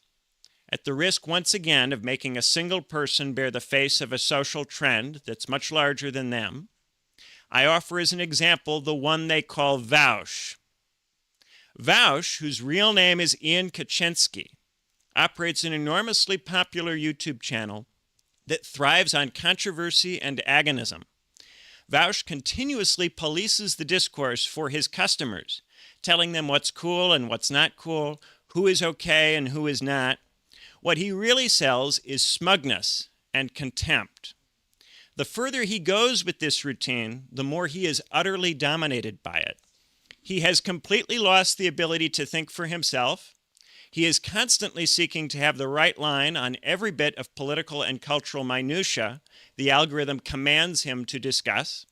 He cannot choose his own topics or even take his own positions on the topics he discusses. He is a slave of the market, of the audience, of the algorithm. There is perhaps no one today who is less free. Even wage laborers in desperately poor circumstances have more freedom to think for themselves than Vaush does. The more the rump professionals sell to the fallen professionals, the more each brings out the worst in the other. The demands of the fallen professionals reduce the rump professionals, compelling them to produce content that is beneath them. At the same time, because this sordid content has been stamped with the approval of the rump professionals, the fallen professionals feel they've been given permission to sneer. In a different world, we might expect the rump professionals to be good role models, to help the fallen professionals restrain themselves. That doesn't happen for two reasons. First, many rump professionals work for oligarchs and large corporations. These entities have no interest in helping fallen professionals and traditional workers achieve any kind of shared understanding. Second, many independent rump professionals have a precarious existence. They have good reason to be anxious about their futures. Many of the outlets they write and talk for are on an insecure footing. The most effective way to shore up the financial situation of such outlets is to acquiesce to the audience's id. If this capitalism can be dressed up in moralism, it can be presented as an injunction of the superego, preserving the air of authority and expertise of the rump professional who has been reduced to a mere performer. In this way, intellectualism itself becomes associated in the minds of the workers with sneering. Standards, rigor, discernment all become associated with those who look down upon them. This culminates not merely in the ruining of the professionals, but in the ruining of the traditional workers who become anti-intellectual in response. Now, it is not just that the workers have been excluded from intellectual pursuits, they defensively and reflexively disdain those pursuits to protect themselves from the professionals who bully them. This, of course, only makes them appear to the professionals to be all the more deserving of ridicule. And that, of course, only hardens the workers further against intellectual things. But there is nothing intellectual about the marketized sludge that emanates from rump professionals bound in service to the market. It is an entirely debased activity imposed upon the professionals by the logic of middle capitalism, a capitalism that holds out the promise of the college degree, but only occasionally delivers on that promise in three senses. First, it does not ensure universal access to the degree. Second, it doesn't ensure that everyone who gets the degree enjoys the standard of living associated with it. Third, the degree is increasingly just a job coupon, except in increasingly rare situations, it has nothing to do with spiritual and intellectual growth. Nevertheless, the degree steals valor from the spiritual and intellectual pursuits it cannibalizes, bestowing on those who possess it a false expertise, both moral and epistemic, that is deployed in the service of maintaining a hierarchy of coolness. That hierarchy inflicts humiliation on the working class over and over, alienating that class ever further from the professions and from the professional left. This, then, is the sense in which quixotic socialism is today anti-social socialism. Instead of creating the conditions for working class solidarity across the traditional professional divide, it destroys those conditions and reinforces their destruction. It generates a culture war, which is a war in the sense that those who participate in it are barbarized and desocialized by their participation. They become worse people, more caught up in themselves, in their human weaknesses, less able to connect with abstract unities, with the family, and with social and political organizations, let alone the unmediated good, which they don't even think about.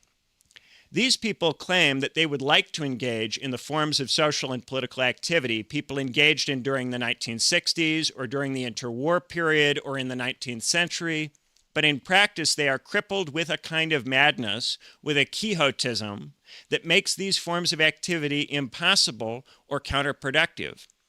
They aren't able to grasp their situation in its fullness because they are unable to tolerate its bleakness. They need psychosocial palliatives. So they adopt strategies and tactics suited to early capitalism or to what they imagine to be late capitalism, with no regard for their long history of failure. They repeat over and over those same failed approaches, succeeding only in furthering enmities, in worsening the conditions for cooperation. Each decade, the practical possibility of traditional workers and college-educated professionals participating in the same organizations recedes ever further from view. This is not a problem that can be solved with moral exhortation to do better, to be more tolerant, to get good. In the 2010s, I often criticized the left in the hopes that it might improve, that the rump professionals might provide better leadership. This was born of urgency. I believed at that time that we might have a rare opportunity to challenge and perhaps even overcome the structural power of the healthcare sector in the United States. Precisely because I operated in urgency, I did not then entertain what must now be entertained: new institutional forms that take this division into account instead of trying to blow it away with a barrage of words. In the idea of the monastery, I discussed what I believe we should be doing as intellectuals. In working class organizations, the division between college-educated and traditional workers needs, unfortunately, and I emphasize that I'm saying this with regret, to be explicitly acknowledged on an institutional level. Workers' organizations need to heavily regulate the degree to which they allow college-educated people to participate. They need to have their own discussions about what to do so that they can develop an ability to think independently, to produce working-class intellectuals who can play meaningful leadership roles without the oversight of a professional mentor. For this to happen, working-class people need a way of accessing intellectual traditions without going to college. This requires that intellectuals be willing to teach workers without trying to dictate to them. We need to help workers access intellectual material without forcing them to adopt our perspectives, terminology, and mores. They must have the right to visit with us, to hear what we are up to question us, without any obligation to obey or follow. And while they ought to have the right to make demands of us, we should enjoy no reciprocal rights. For if we have found a way to write and talk and study for a living free of fear of having that taken away, we already have everything we need from them. Our obligation, our sacred task, the task of history, is to share with them what is always already theirs by right, to empower them to take what already belongs to them. That being, of course, the entire human tradition in all its branching forms. In time, it may be possible for an alliance between real intellectuals and traditional workers to raise the workers up to a level that forces professionals to deal with them. But in the meantime, workers and intellectuals need to find ways to weather the storm of middle capitalism, a storm we are each too weak to face alone. We have, for a lifetime now, waited for the professional class to stand up or step aside, to put up or shut up. It has done neither. We've tried begging and pleading, but because late capitalism never came, the professionals never became the new class, the class capable of delivering meaningful change. It may yet happen. Perhaps in a generation or two, 70% or 80% of the population will graduate with a bachelor's. The culture war will end, the progressives will win, and the new left will finally prevail. But by the time that happens, if it ever does, we will very likely all be dead. Let the professionals wait for the arrival of their demographic destiny. We can work today to generate capacities in actual existing people. We can create other kinds of education, other kinds of consciousness, apart from the market subject the university system creates. If we are ever to come up with a way of governing capital mobility, if we are ever to find a way out of middle capitalism, it will require us to become people who have the capacity to create and build and act. It will require us to become people who can tolerate middle capitalism, who can be social within it, who can grasp not just its deficiencies, but also its potentialities. Enough Quixotism. It's time to drop the lance, dismount the horse, and tarry with the world around us.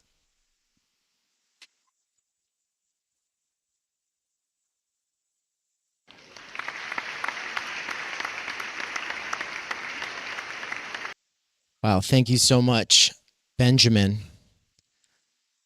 I didn't realize you were going to call out Vosh like that, but you kind of made my day because he's been dodging a real debate with me since 2020, you know, when he was debating people on the question of whether they should vote for Biden. And my position was always like, do or do not. I mean, we shouldn't be shaming people for not. And he was actively shaming people for not. And I told him, I'd like to have a conversation about that or a debate. And then he was like, I've already talked to enough people about that. And I was like, you've talked to people with no experience, no reading in the literature. You've pulled random people from your debate, from your audience on to make a spectacle of them, but you've not talked to somebody who studies this stuff, someone who you could like have a serious conversation with. And so, thank you. Yeah, I just feel like shaming people for not switching from Bernie to Biden was about the most disillusioning thing that I saw a lot of people doing at that time. And so as I get the scene selection here set up, I'm like Jamie on Joe Rogan, right? Like I'm except that I'm not supposed to be in frame while doing that. So I'm going to go ahead and just kind of let you kind of riff on that for a second while I get some things switched around. We'll get the audience in picture here and then we'll be able to take some questions. Yeah, he's running a kind of Jerry Springer show.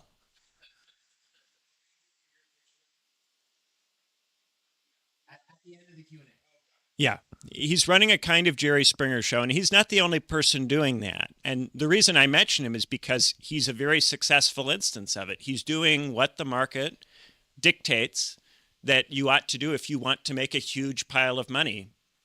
And the thing is, if we were to operate in a more compromising way with the algorithm, we could get a group of us together and we would be able to all do intellectual work and share a smaller pot. But Vaush wants as much money as possible for himself. He's not interested in creating an environment in which other people can think. He just wants to run a Jerry Springer show and exploit the vulnerable and weak to make money off them. And this is, what we really have to get past is this tendency to try to make money just for ourselves online. We need to get to a point where a young person can see that there's a possibility online that isn't just being an influencer or running a Jerry Springer show, that you can actually manage to make things work, have a house, maybe even have kids, while at the same time doing theory. People need to see that. For me, when I was young, my dad was editor of a magazine. He wrote for a living, and he got paid real money to do that. And my supervisor at Cambridge, he is a Viscount. I was able to see instances of people having material success doing real theory. And right now, young people just see the influencer possibility, the possibility of running a Jerry Springer show, of going around clout chasing by trying to start fights with people. And, I will, of course, be accused of doing that by bringing up Vaush. But I really would prefer not to have to talk to Vaush myself. I really would prefer not to have to. And if you're able to get a debate with him, great. But I would prefer not to have to. Well, I mean, it would have to be emceed by somebody who's sympathetic to both sides, right? Like, otherwise it would just be what he typically does, which is like emceeing the debates himself on his own platform, which is not obviously gonna work. But all right, I think, yeah, everybody, we've got what? So part of the audience here is in view right now. There we go. You can all see yourselves on the camera. Let's run, and if you'll run microphone, let's do some Q&A. Yeah. Yeah, can I actually start with a question? I think you're cut off by the stuff. If you'll scoot to your right there. Darn pole in the middle. Thank you. So I'm wondering, like, what is my question?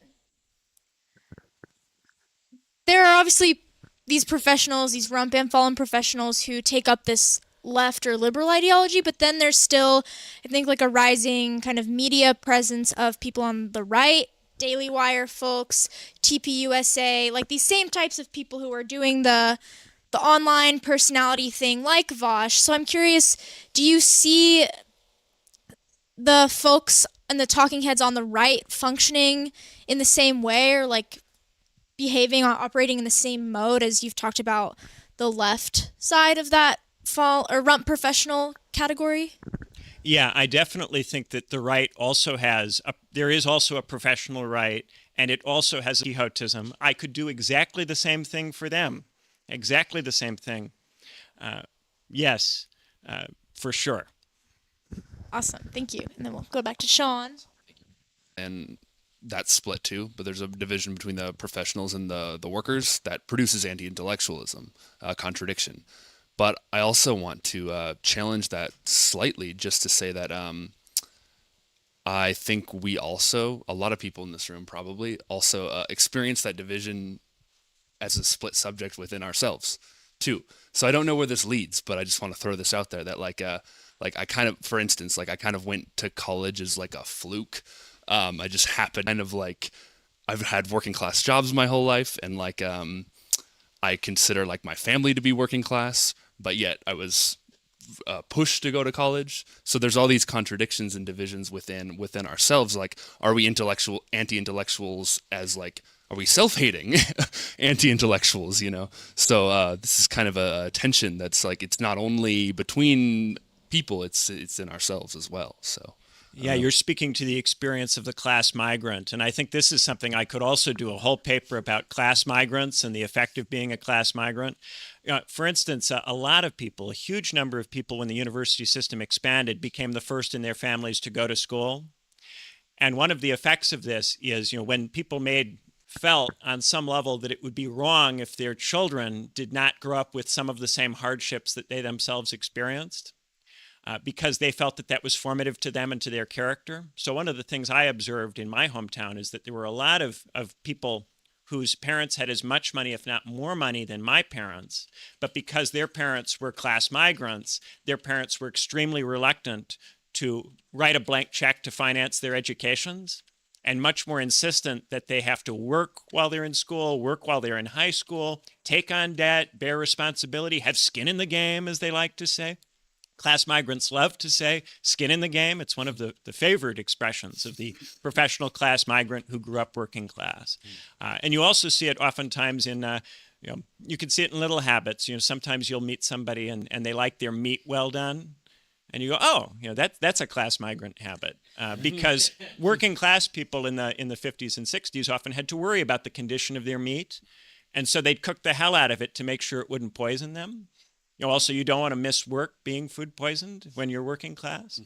So these many little habits and things are visible sometimes in these class migrants. But we also have this going the other way with the downwardly mobile, proletarianized, and that's more where I was focusing here. But you're right, there is also this still some level of this ascendant class migrant, though in my head I associate it very much with boomers, because there's a lot of the upwardly mobile class migrants in that generation, whereas in my generation and younger, it's more downwardly mobile class migrants who still have a degree, but none of the benefits.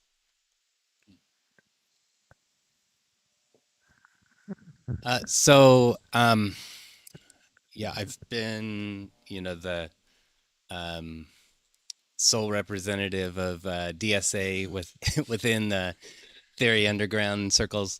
I find I think most inspiration I see is like DSA's relationship with EWOC, the Emergency Workplace Organizing Committee, for example, which is an organization that came about during COVID.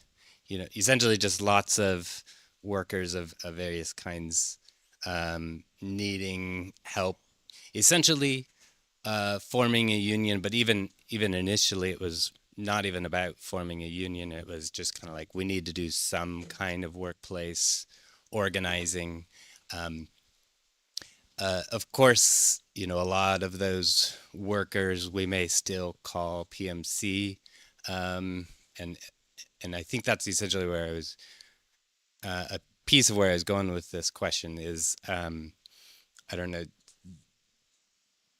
There's a connection between DSA and I think what you're calling professional left and actual workplace organizing, and we see influence in Teamsters having a contingent within them that are trying to make the Teamsters into a more democratic union. Of course, we've seen socialists tied to Chicago's teachers union and having a big impact there, connected with Amazon workplace organizing.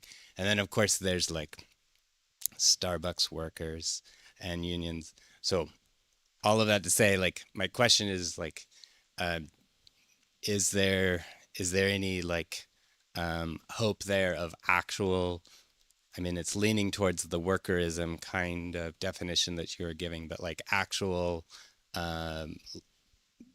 left movement that could be a path forward?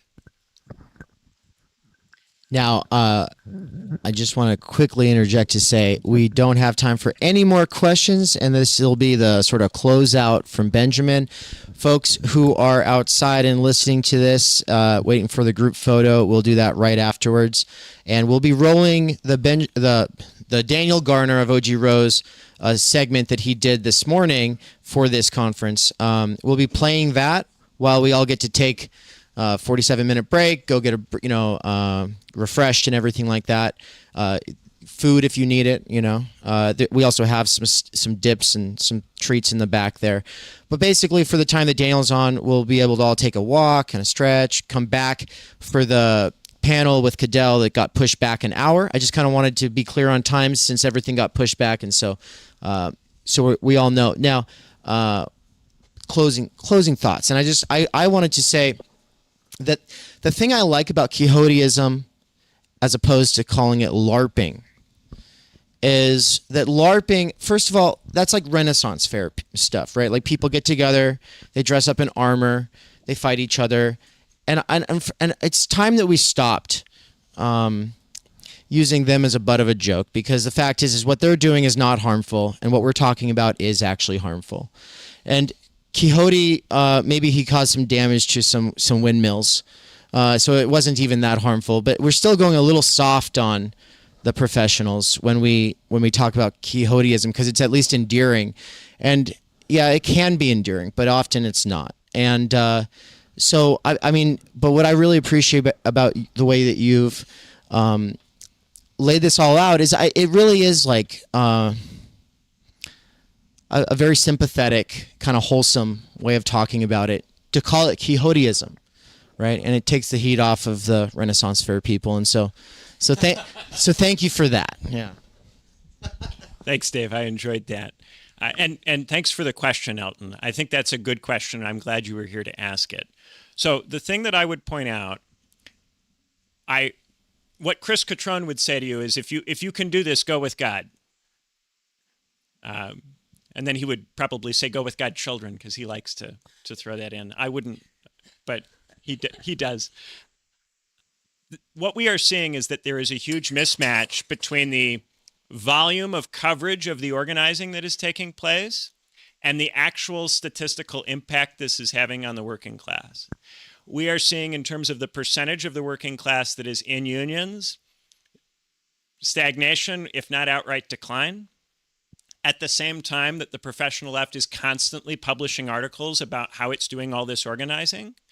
And it's in part because there's no longer any case that the DSA is doing anything electorally, because at this point, all of the DSA-associated electeds have been disgraced, with very few exceptions. I can't really even, I couldn't think of someone that is uncontroversial who's an elected at this point. Maybe there is, but I couldn't think of one.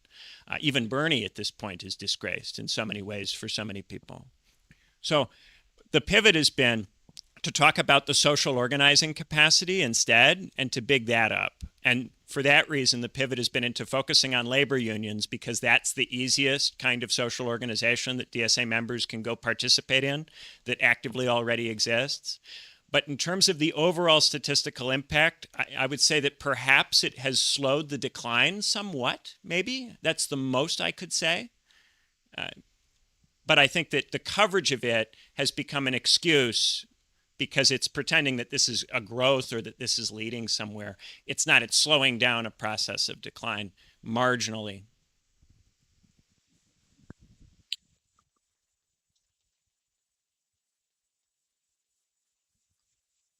Awesome. All right, everybody. Thank you so much. And we'll be back after Daniel's presentation, which we're going to roll right now. And what we'll be back with is this conversation about a 21st century Council of Nicaea. And I'm really hoping that anybody who's presented over the last couple of days will consider themselves a part of that conversation once the presenters have laid out their initial thoughts. We're going to kind of open it up, and it's going to be a bit more everybody involved. But right now, I'm going to roll this, and then we will do our group photo. But for the people on the live stream side, we'll be back soon, and in about 50 minutes. So take care, and thank you, everybody. All right.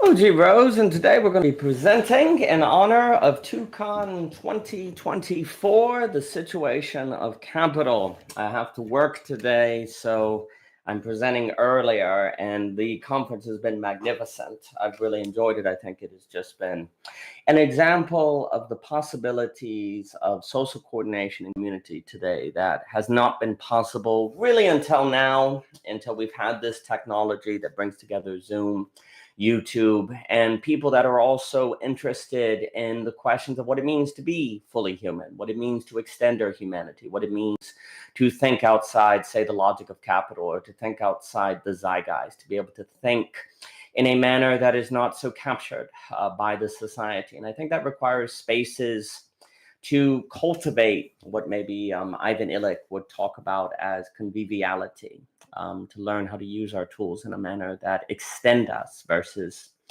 replace us. I'm going to be talking today on the situation of capital. I've had a few talks at Theory Underground about this topic, and it's a way to think about the opening of Marx. We're going to be talking about things like the labor theory of capital, of value.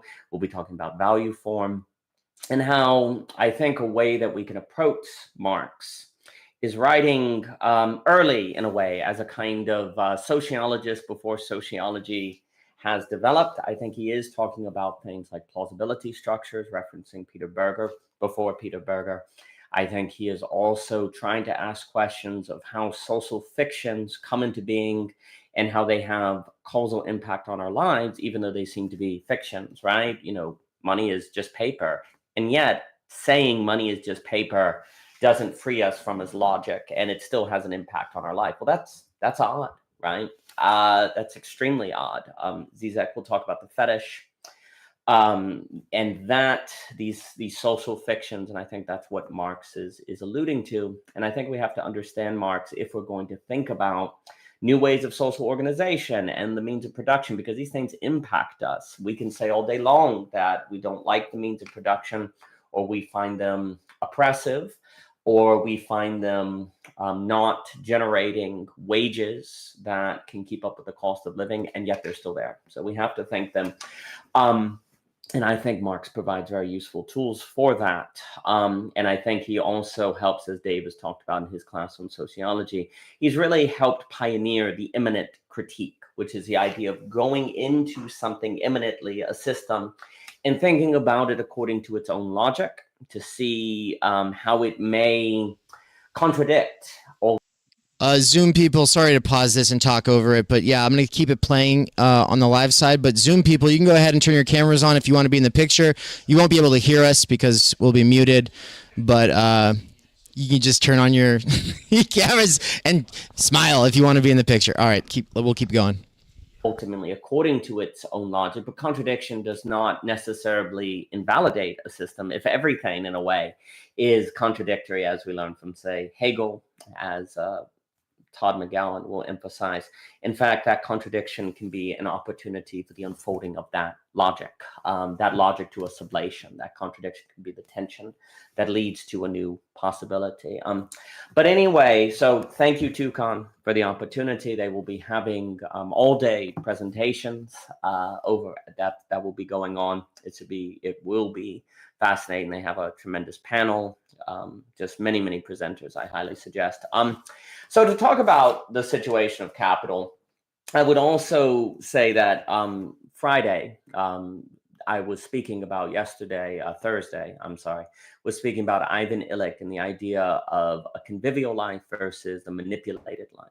And he really was very interested in the question of how we can use our tools to extend our humanity, to aid friendship, versus us end up manipulated by them. And three words that come to mind to think about Mr. Illich would be disablement, dynamics, and dwelling. We can think about disablement by the idea that it becomes very difficult to think outside, say, the logic of capital or the economic system. We're disabled from thinking about things as not the commodity form or fungible.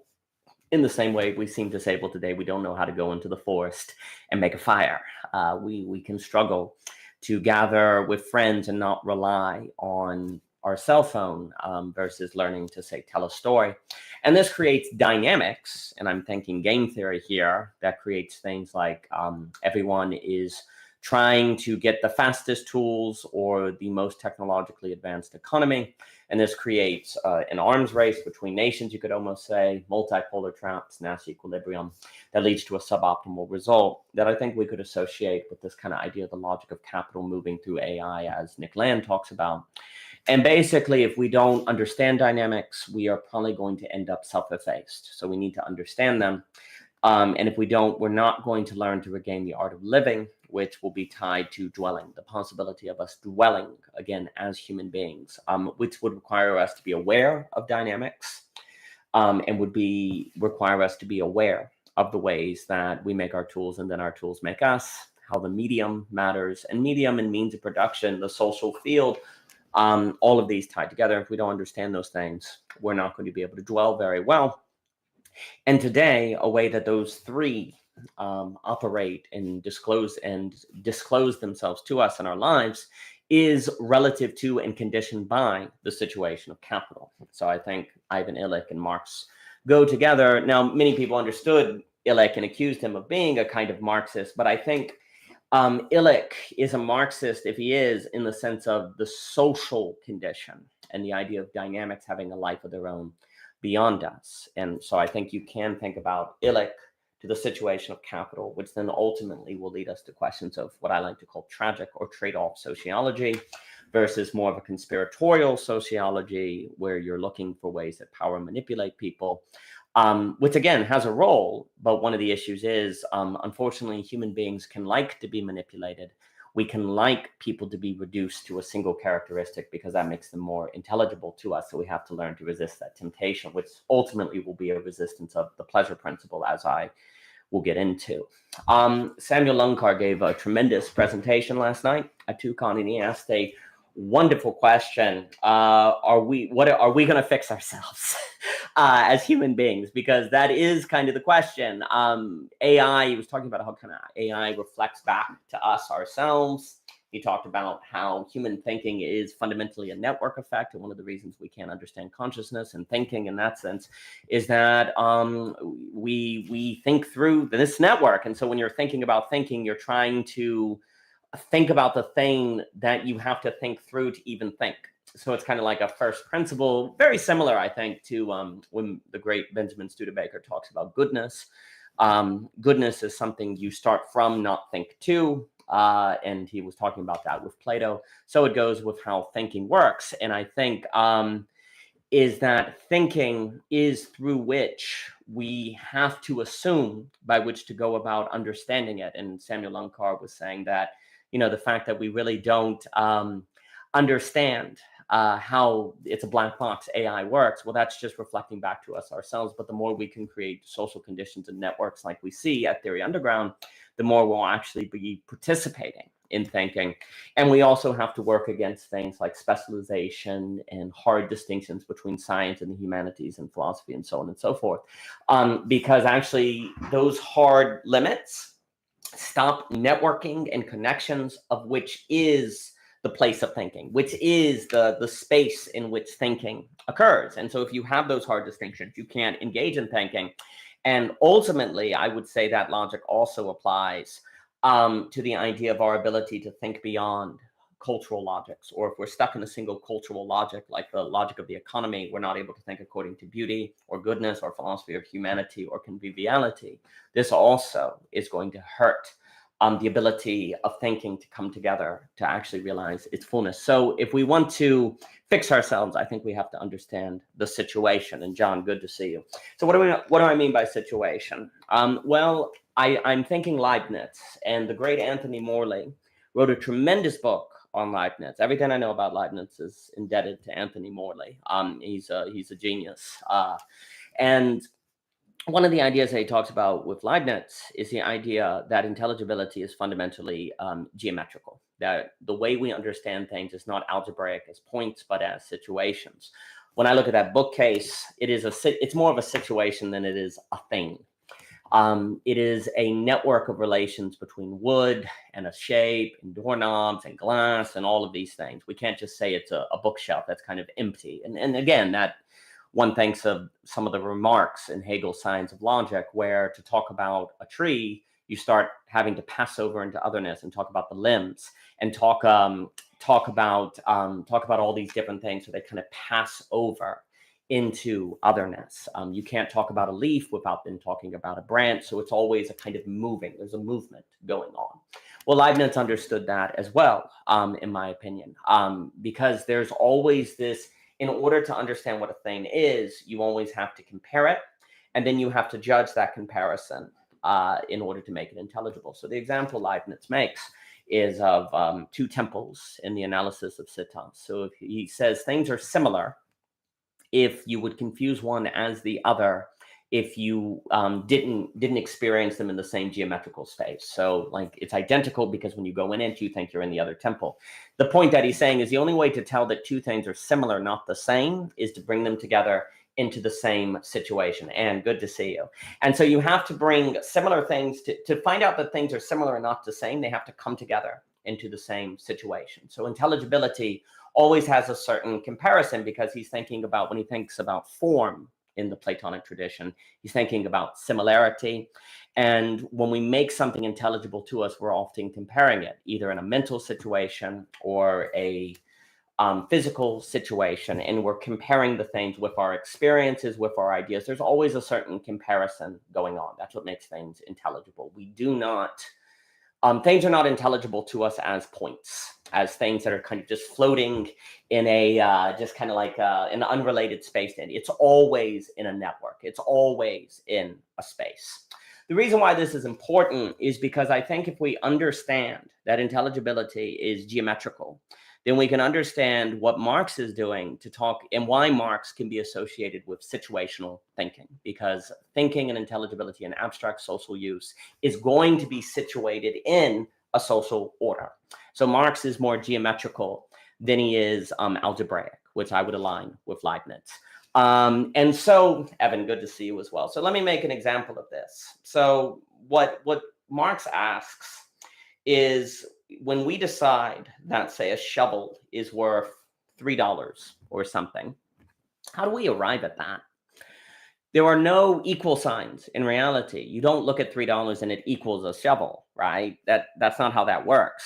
There is no equal sign in reality, in the same way that there's no similarity in reality. There's no, we are making a judgment. We are adding that similarity through the act of intelligibility, right? So when you decide that a shovel is worth $3, you are seeing reality in terms of that abstraction and making it intelligible to you. But you see, you would not make a shovel worth $3 if there wasn't a social order where the idea of $3 is intelligible, right? You have to have a plausibility structure that supports you in that assessment. And thank you, Anne. So this is where Peter Berger is important, because Peter Berger is going to talk about plausibility structures, where it is very hard for human beings to function according to certain categories like money or government or politics. Like, you know, these categories aren't in nature, right? Like, we come up with them and then operate our lives accordingly. But, you know, if we were to do that and we were to run into our neighbor and start talking about money, and they're like, what are you talking about? You're crazy.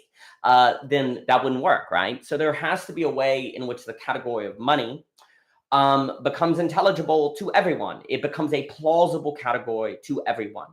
Otherwise, it won't work, right? So a social order has to create categories that everyone finds plausible if it's going to organize behavior. But here's another problem. Those categories have to be abstractions, or else they're not going to apply widely.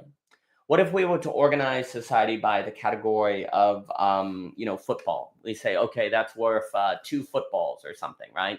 I know that's a crazy example, but the idea is, well, football might only be a valuable currency to people who like the sport. Maybe people in America, oh, it's quite limited, right?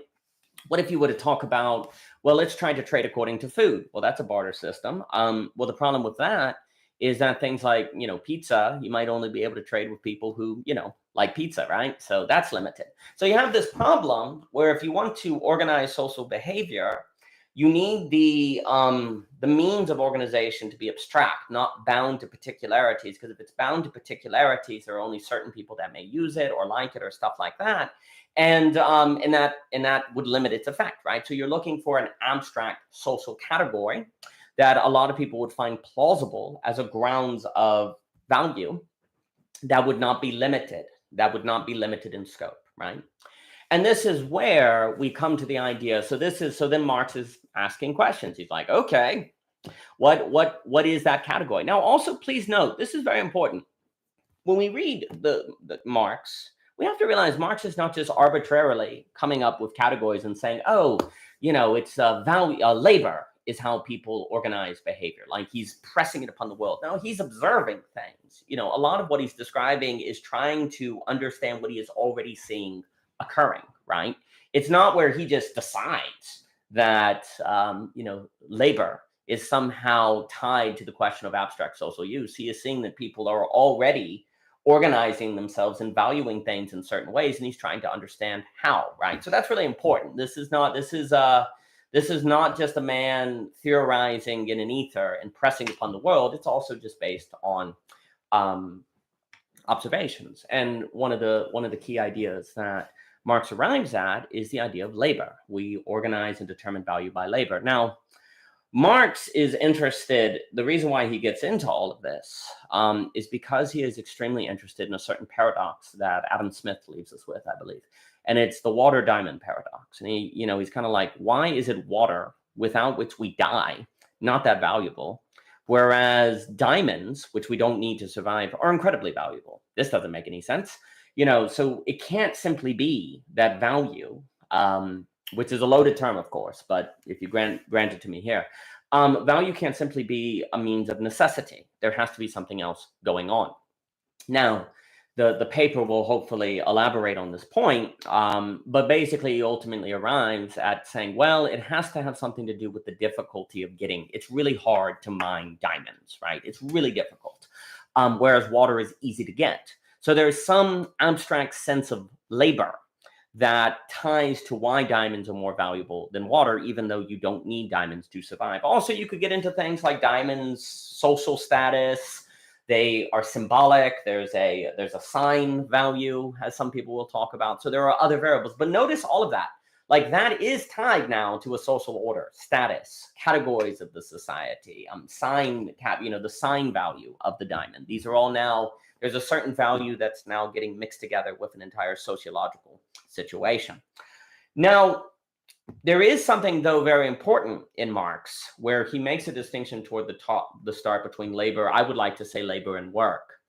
He says, if you go out in the field and start digging holes, you're not necessarily going to get paid for that, right? And yet you're working very hard, right? It has to have some sort of social use. It has to have some sort of social value. Well, this is very important because if there is a distinction between work and labor, then it is not merely physical exertion that creates value, but a certain social situationness, a certain social horizon in which labor can be defined as work. And then, furthermore, there is that idea that Dave talks about all the time where, you're standing at work at Starbucks behind the counter at the warehouse as a kind of standing reserve, ready to employ your labor, to have your labor ready to go as coordinated by the boss, right? Well, that right there is your value. You're being paid to be there because you have an abstract social value there. You have abstract social labor that can be deployed at any moment and used at any moment, right? And so that's why you're there. That's what you're being paid for. So what ends up happening is a social situation, and it's not merely algebraic. It's not merely just a point. It has to be tied to a whole social horizon that organizes, what's a good use of time, what's valuable, what's not. The social situation helps us divide just toil and work from labor. Then labor is also defined according to a kind of abstract value so that we can arrive at prices. So labor is even more abstract. So this is important. Labor is not merely sweat and toil, although it has to have some kind of grounding in reality or it would be a total abstraction. And I'll elaborate that on in a second. But labor is gradually moving to being something that's abstract. And because it is abstract, it can be socially organizing. Because if it was too bound to the particular, it couldn't have this effect. And it was good to see you, sir. It's a pleasure, and Evan as well. So labor, so you get work divided into labor, and then labor starts moving to an abstraction that can organize behavior and activity, right? And that's a whole situation. Now, tying into Berger, one of the reasons why labor seems to be the means of that we go into to be the basis of abstract social use and value is because labor is very at hand, and labor is something that we can kind of all relate to. We know it is hard to work, right? And we can see work. Labor is something that's in reality. It's physical. It's not a pure abstraction. And because it is not a pure abstraction, it can be the basis of a social organization that does not feel made arbitrarily out of the blue or things like that, right? So when we talk about the idea of labor, That's a plausible idea to us because in the society, we see people working, we know what working is, and so it can function.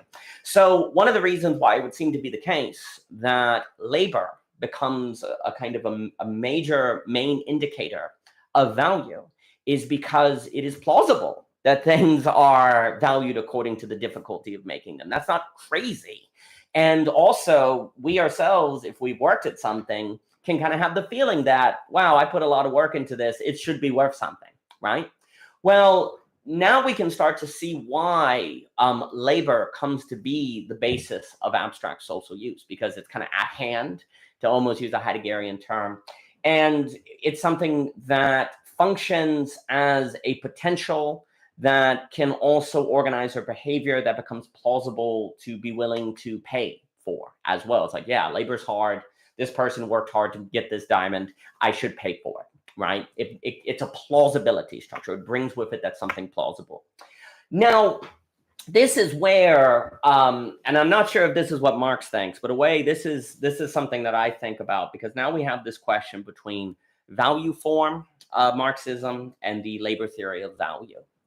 And Shahil, he's incredible, and he was making a point that there's a danger where if we don't connect value and labor, because then you might be taking political power from the working class, right? You're saying, oh, well, if we're ultimately saying that value, the value form, is more so like in a Heinrich tied to the modes of exchange versus, the modes of production, aren't you removing political power from the working class? Aren't you removing a certain legitimization to the rising up of the proletariat or things like that? And that's a very fair concern. At the same time, value seems to be that human beings can do beyond just labor, right? I can value something because I find it beautiful. I can value something because I find it lovely, or I can value someone because they're a friend. I can value this because I feel like it's convivial and extends my humanity. So there seems to be an issue as well, though, where value doesn't seem to be completely bound to labor. Now, you could argue here, well, at this point, we need a new word, right? Mikey has brought this up. Nance has talked about the problems with the word value, all of which I highly sympathize with. And that's a conversation that can certainly be had. If I were to use the term value here, and say that human beings are valuing beings. People like Stein and Gaffney talk about the eye of value. I know McGilchrist talks about like valueception, this idea of, creating value. Then humans are valuing beings. One thinks about relevance realization and so on and so forth. Now, I know Vervaeke has pushed back against the word value because it's so economically latent. At the same time, I don't think we want to demonize economics too much, because there is a form of it that habituates us into the inability to operate outside the commodity form. But then economics can also provide pricing mechanisms and pricing coordination, like Hayek or Mises or different people talk about. The issue is that when I talk about Hayek and Mises, I think the issue is there is a non-psychoanalytical subject that is assumed in economics, that the pricing mechanism that helps us coordinate resources can also train us out of the ability to think beyond the logic of capital because of the feedback loop that we'll see with the habitus of sociology. So there's a major problem here. But the question is, do you overthrow the pricing mechanism, or do you create a social dialectic between social and pricing mechanisms, social coordination and pricing mechanisms that could then sublate into a new possible society? And I'll talk about, the liminal web basically as a social coordination mechanism that is necessary for the sublation of capital beyond its own logic. Upcycle, good to see you. So, there's different ways to go. So anyway, the way that I think about trying to work value form and labor theory together is to say that without labor, we can't quantify value socially. Like labor, without the working class, the social order is not intelligible, because labor provides a way for us to make intelligible abstract social use so that we can organize together. But in labor being the value quantifier under capital, that does not mean that other forms of value form are impossible, say, according to beauty or intrinsic motivation or so on and so forth. The issue is that, unfortunately, labor in working so well as a organizer of the society can train us out of the capacity to imagine new conditions of possibility. The curse is that it works. And in working, we get into habits of not thinking in any other way. And once that occurs, if there's a certain irony where capitalism actually needs a profound human element, so that demand exists, so that there's intrinsic motivation. I'm now thinking Keynes or Cohn in terms of the Great Stagnation. I'm thinking about the solo residue, on the idea that you can't really understand wealth creation simply in fluctuations of capital or production, that there's some mysterious human element involved. Well, here's the great irony then. Capital, intending to train us to use labor at hand to quantify abstract social use, then creates a condition that trains us out of thinking beyond that logic, which we need alternative logic in order to keep capital from heading toward a stagnation, falling wages, falling wealth, and so on and so forth, right? And yet the very mechanism that creates the economy then habituates people out of it, is always going to have a rebuttal and response to whatever, if you turn the nation against the capital, then it just turns the state will turn on it, or capital will turn on the state, and it becomes this very complicated triplex. But what if instead of an overthrow, we're talking about changing conditions of possibility by adding a dialectic to the pricing mechanism, which I would associate with social coordination. And this is where I think work like what's being done at Theory Underground is so important, philosophy, Porter, voicecraft, and so on and so forth, because that is adding a dialectic to the pricing mechanism so that you can be working toward a negation, sublation. And then, of course, that's creating a network of relations that is adding a new dimension to the situation of capital so that you can actually start doing the work of fixing ourselves. Now, to also elaborate a little more, before I will have to run off to work in a little bit here. The other way to think about the problem with capital is capital in precisely the way it kind of works is as an information coordination system. Like when I go to the store and I see a hammer is worth $10, that communicates a lot to me very quickly as a language, right? I don't have to understand all of the intricacies of the hammer to know that it's worth that amount. And I can decide based on the money that I have if it's worth getting or not, right? So it coordinates activity. Likewise, I can decide if a job is going to pay me $20 an hour or something, if it's worth doing or not, right? There's a lot of information that is communicated quickly. Likewise, what occupations can do, and this is another reason why capital functions so effectively as social coordination, is if I meet someone and they tell me I'm a plumber, or they tell me, oh, I work in engineering, I can say, oh, I understand you. I get you. I don't need to know your philosophical beliefs, your worldview, religion, or anything. I can get a sense of understanding you without having to go into all details, right? And here's the trick. As much as human beings may say that we don't like reductionism, that we don't like compression, we don't like to have ourselves reduced, but we actually can often like for other people to be reduced because it is too difficult to, get to fully know them, right? And so there's a way in which the very reductionism and compression of markets into simple categories of identity or simply markers of price, as much as we may say we dislike that, at the same time, if somebody comes up to us and starts telling us their life story or all of their philosophical beliefs without training or creating new habits like a place like Theory Underground can offer, well, then we actually may not like that at all, right? And so, and then we can kind of move away from it, right? So and then, of course, here's the other issue. And I'm now thinking about Peirce, the great Peirce, the American pragmatism. Parsons, good to see you. He talks about in his essay, The Ethics of Belief. One of the main functions of belief and thinking is actually to avoid anxiety. Thinking is not so much in the business of determining truth as it is giving us a sense of stability and, scratching a certain itch. And the reason why that's important is because prices, occupations, jobs, they make us feel like we understand reality. And so we're not anxious and it scratches that itch. And as a result, we're happy, right? So we get into habits of compressing to avoid anxiety. Now, here's the sociological dimension, though. As we get used to compressing people and the world to make it understandable, to scratch that anxiety, we then lose the habit of thinking outside of reductionism, right? We lose the habit of thinking of people beyond their occupation or their price or whatever, right?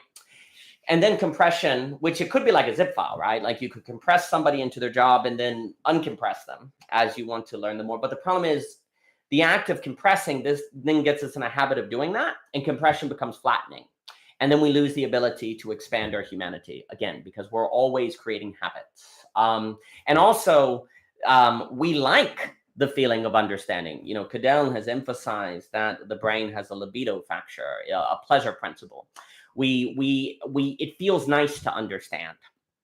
And James K. Smith will talk about you are what you love, what you like to do, you form habits around, and you become your habits. Your character is a reflection of your habits. One thinks about Aristotle here. So if we like the feeling of understanding, then we're going to like compression. We're going to like reducing things to abstract labor quantification and thinking of it that way, because it feels like we understand the world. And then compression becomes flattening. Once you get that flattening, you lose the human dimension, I think, that capital needs to avoid stagnation, declining wages, all that other stuff. And at that point, capital, which trains you into these habits, flattens human beings into a mode of operation that then leads to the auto-cannibalism of capital.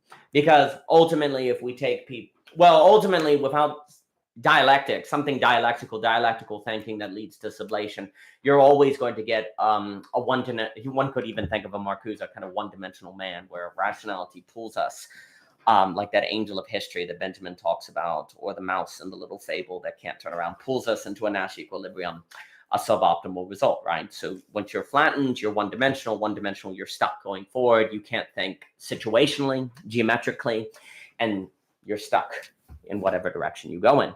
So if we don't want to do this flattening, this compression, flattening, then stuck, we have to create spaces of thinking, well, according to different modes of consciousness. Studebaker has emphasized this, thinking outside the mode of capital.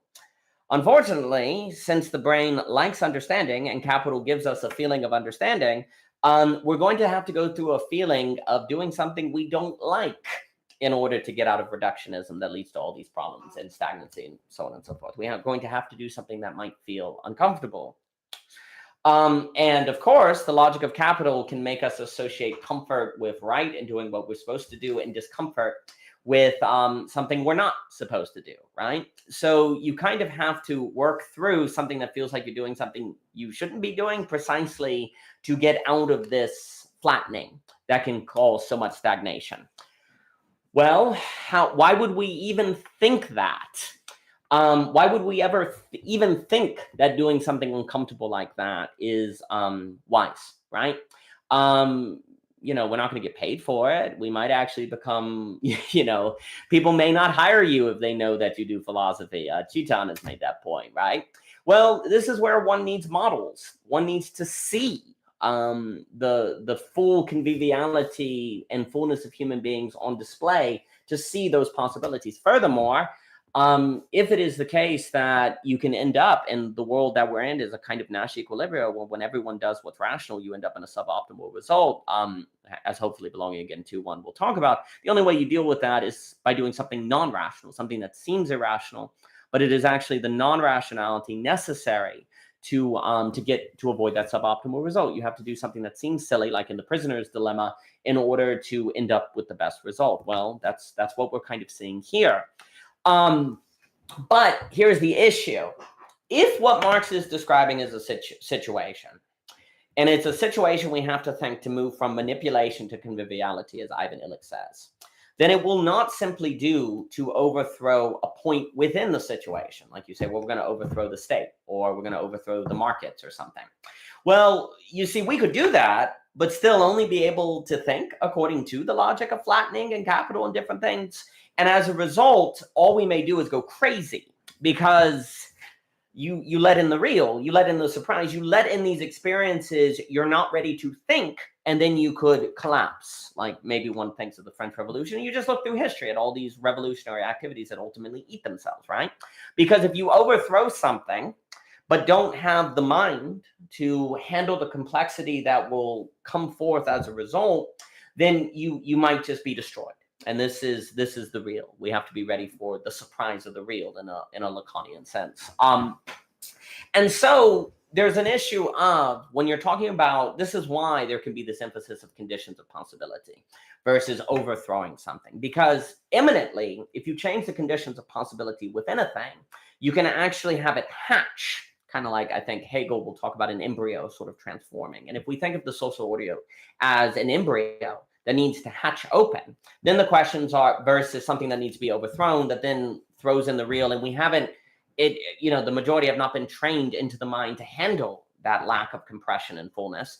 Well, then you could just end up in a worse situation, right? But if we think instead of the social order as an embryo that needs the right condition to hatch or seed to grow, to pass over into otherness, the negation, sublation, well, then the question is, what do we need to add to the world now to bring about that emergence, you might say? Well, I think this is the social coordination system, because we have a pricing system and not a social coordination. And again, if Marx is describing a situation, then we need to be aware of the situation and can change the conditions of possibility in the situation, which is tied to how we understand the world, how we are socially habituated to understand things. We can't just change one variable in the situation.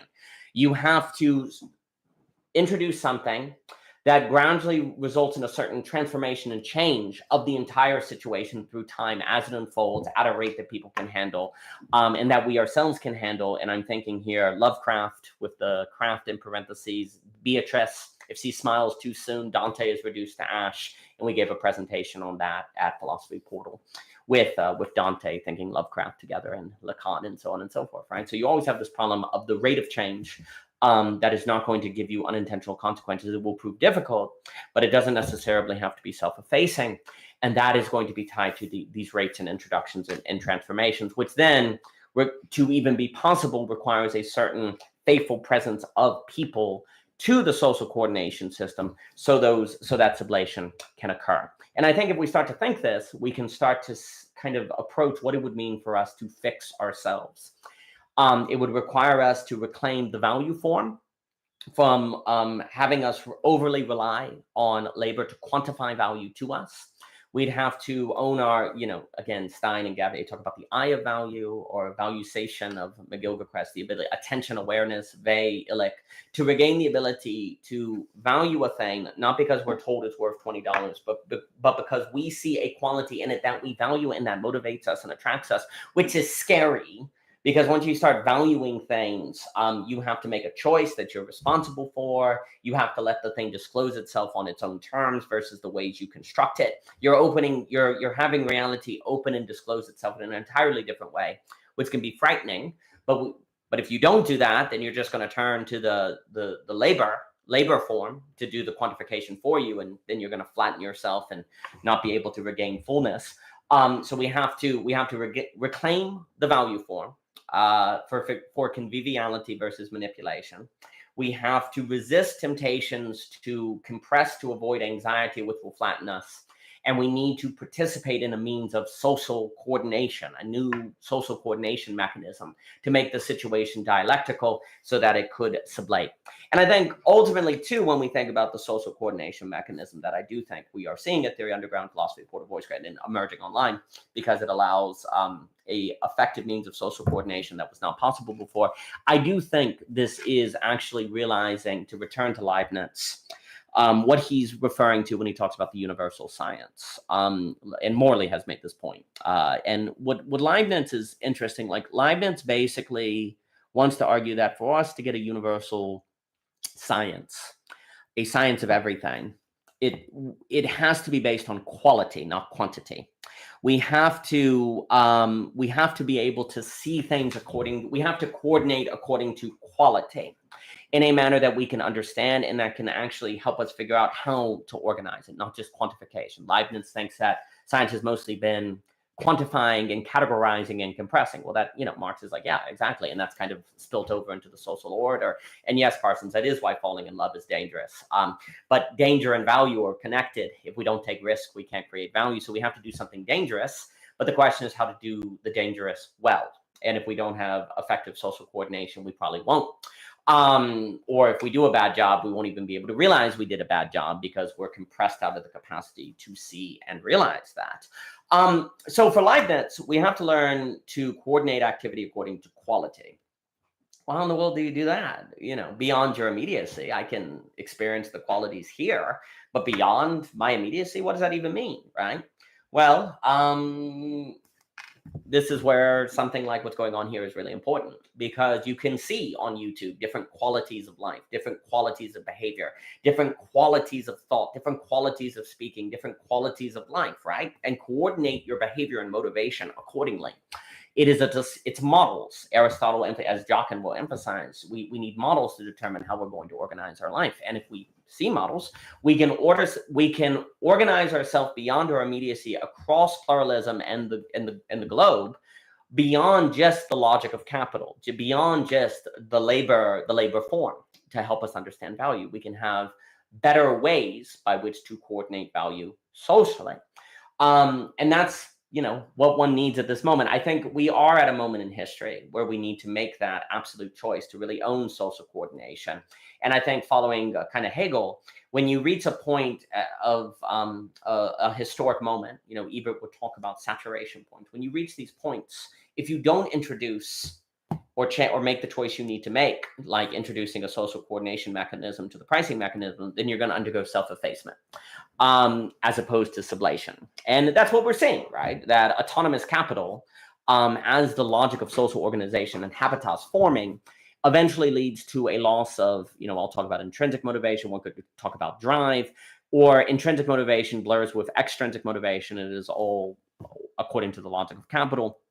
Well, once that occurs, you get a stagnation, you lose wealth creation, and then the meaning crisis, as Vivek, or nihilism, as people talk about, right? Well, the very fact that that is all occurring is evidence that you are approaching a moment that needs sublation, or it's going to end up into effacement. And if we think of that in terms of a social evolution of a kind, well, evolution is an environmental. Evolution is in response to the environment, right? Evolution is not separable from situation. And if we want to socially and mentally evolve convivially versus according to manipulation, then it is going to be tied to how we change our environment and what is in our environment. And right now, our environment does not entail social coordination. And so it is not possible to have a universal science, a science of which brings together all disciplines that can then coordinate ourselves, which of course brings us back to Master Lunkar's work from last night, where he was saying that we have these distinctions between all of these different fields that is causing trouble between philosophy and science and so on and so forth. And Leibniz would be like, yeah, that's against the universal science. And as a result, we're losing thinking. We can't think as full human beings. Well, then we can't be convivial. We can't avoid manipulation. We're going to end up in a Nash equilibria. Well, Leibniz tells us that if we want a universal science, it has to be brought together and coordinated on terms of quality and the development of quality, which we can associate, I think, with the development of value. We have to be able to organize value across discipline, creating a new habitat that will get us into new habits of thinking according to value and quality, not just quantification, of which will bring forth a quality human being, not simply a quantified human being that has been quantified according to the labor form, standing reserve, and all of these other things that feel dehumanizing. Well, of course, we're going to feel dehumanized if we have no means of coordination that doesn't rely on dehumanization or flattening, right? If we do not want that, then you're talking about coordination according to quality. You're talking about the universal science. You're talking about tearing down these distinctions between all of these different fields, which again, that's, you know, what Lunkar was saying is that AI doesn't do it. AI is a black box. AI does not do that. And we don't know how it works because you get these emergent results. You don't know how they work precisely when you have all of the disciplines together in one place. And then Lunkar was also saying the lines between language and math are small, and that symbolic all together in that integrated form can give rise to thinking. And so, you know, if we want to do that, then we need a social coordination mechanism, a universal science in the Leibniz sense that makes that possible, right?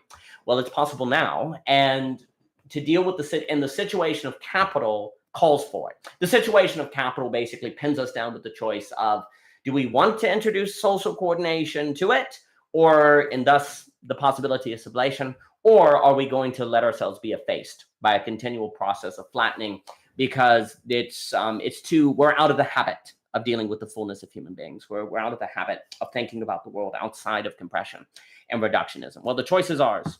And the situation of capital is one that presents us with that choice. And I believe also this is a choice that did arise for human beings back in the 19th century, when sociology first came onto the scene, which I believe starts with industrialism, the beginning of globalization. One can look at the Dutch Empire and so on and so forth. But instead of taking on the challenges of tragic sociology, which I think present us with this choice of coordinating ourselves according to value and quality, we instead went down a road of compression. And now, but now that moment of history is back, and we have to think at it. And what I mean by all of that is going to be covered tomorrow when we talk about tragic sociology, trade-off sociology, and an examination of value forms beyond the logic of capital today at the conference. They will also have more tomorrow, and you can also find some of the recordings from yesterday and the day before on the Theory Underground channel.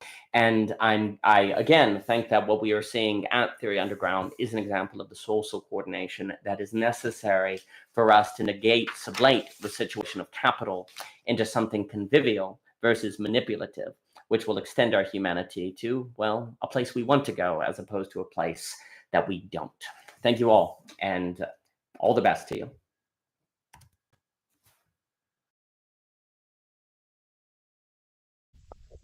All right, now we'll be back on to kick this thing off here in about 10 minutes. I'm going to roll the PSA and a couple of commercials as we get set up with Cadell and the folks who are going to be joining this up here. We got to give a chance for the people who are just having lunch to get back in here. So we'll be right back after this.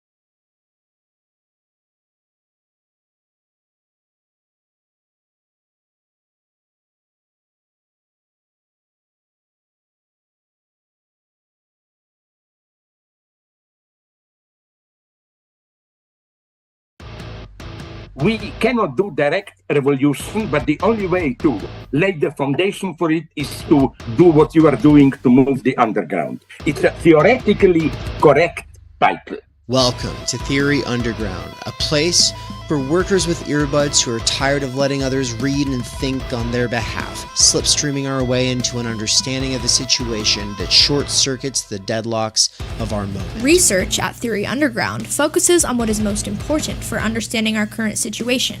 Theory of the subject, capital, time-energy theory, critical media theory, CMT, and the most essential critiques necessary for understanding why the theory, ideology, and common sense of influencers left to right misses the mark. Theory Underground is coming to a city near you. What that has meant in the last year is traveling across the United States, into Canada, and then all over Europe to promote our books, courses, and ideas related to time energy and underground theory.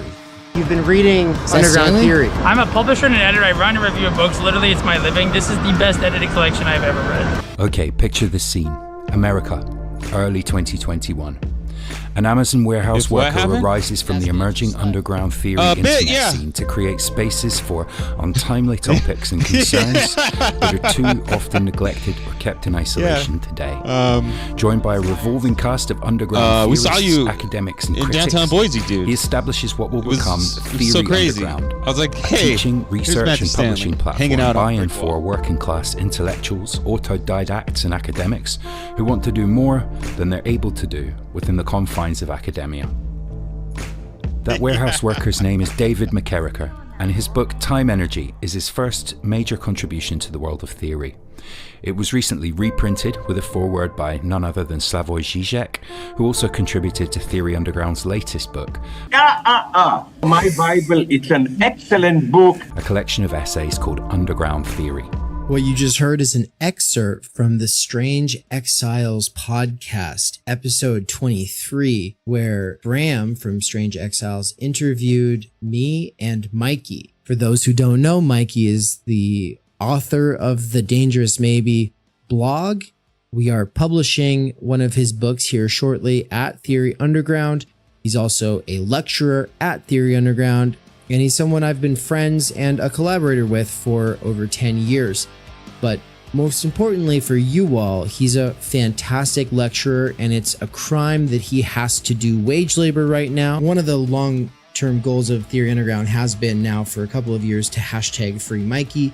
That is something that I've been really pushing, but first I had to get freed from wage labor, which was achieved this year. That's right. Thanks to my monthly seminar subscribers, I was able to quit Amazon and do Theory Underground full time. Now I'm announcing the next big phase of the plan, which is the Mikey Down seminar. What monthly subscribers to the Mikey seminar are paying for is a survey of philosophy, including deep dives into Zizek, Land, Lacan, Baudrillard, Bataille, Lyotard, and ultimately the whole history of philosophy. We're trying to build like this ongoing seminar, right? And that's what I really like about this thing, where, you know, if I'm teaching a main text, that's something I got to focus on. I got to really, but the seminar thing, we can do this stuff all the time where we dive deeper into concepts, we dive deeper into certain, you know, sections of books or whatever, and we can really do this nuanced stuff.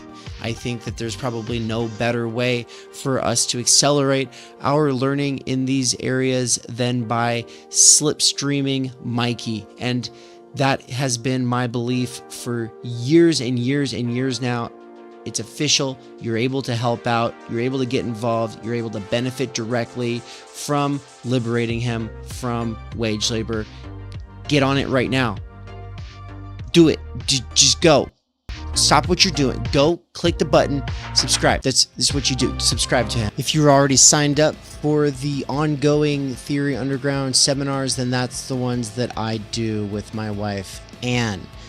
Though that's getting an upgrade, which means that I will be doing one session per month that is just me, and then I will also be doing the ones with Anne, which are a crash course in sociology, anthropology, the social sciences, and ultimately Marx, Heidegger, Levinas, Bourdieu, imminently critiquing pop psychology, sociology, self-help, and ultimately the doxa of our time. But if you would like to be a subscriber to both Mikey's seminar and the seminar that the Snellgrove McCarrickers are doing, then the best way is to become a Tier 4 subscriber, or you can be a Tier 2 subscriber to each of us. The reason this matters is because Tier 2 is like pretty much the best bang for your buck. It gives you huge discounts on all of the courses that we do. But if you can't afford it, Tier 4 is amazing because it gives you Tier 3 access at both Mikey's seminar and ours.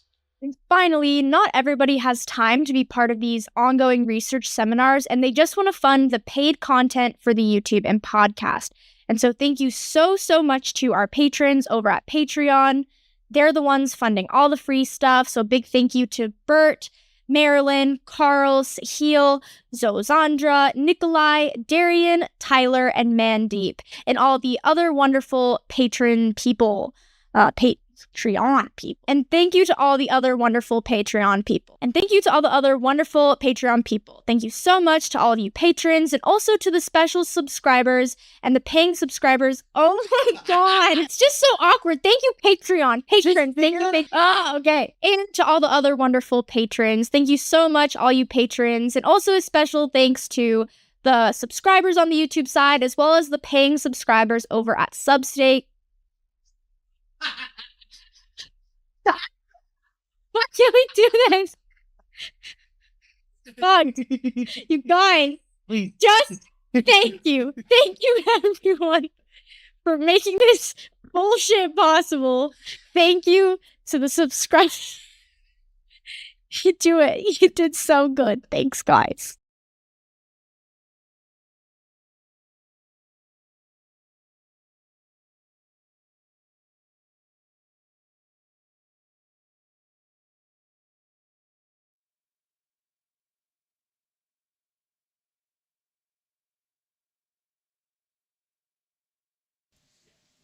Welcome back, everybody. Welcome back. Welcome back. Ow! Cadell, whenever you're ready, you can turn on your camera and join us here. Folks in the room, if you can all kind of congregate in the center, especially if you'd like to participate, we'll be handing you all a microphone here. Oh, it's right there. So you all can kind of use that microphone. And we're going to kind of open it up here after we make some remarks, right? So just let me change. One of the things that I've been failing to do all day is change the name of what's going on. So let me just add the name here, and then we'll kick it off.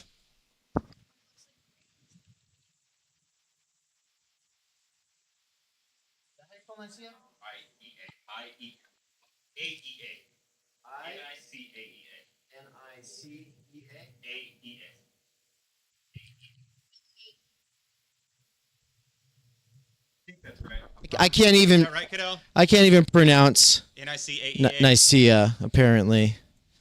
All right, we're ready to get this thing going. Nicaragua. Talking about South American colonialism. No, we're not. You're wrong. Edward Bernays, Guatemala, and on and on.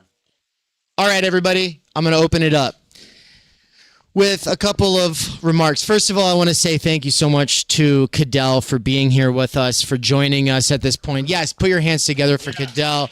Thank you so much, Cadell. It's really great to have you here.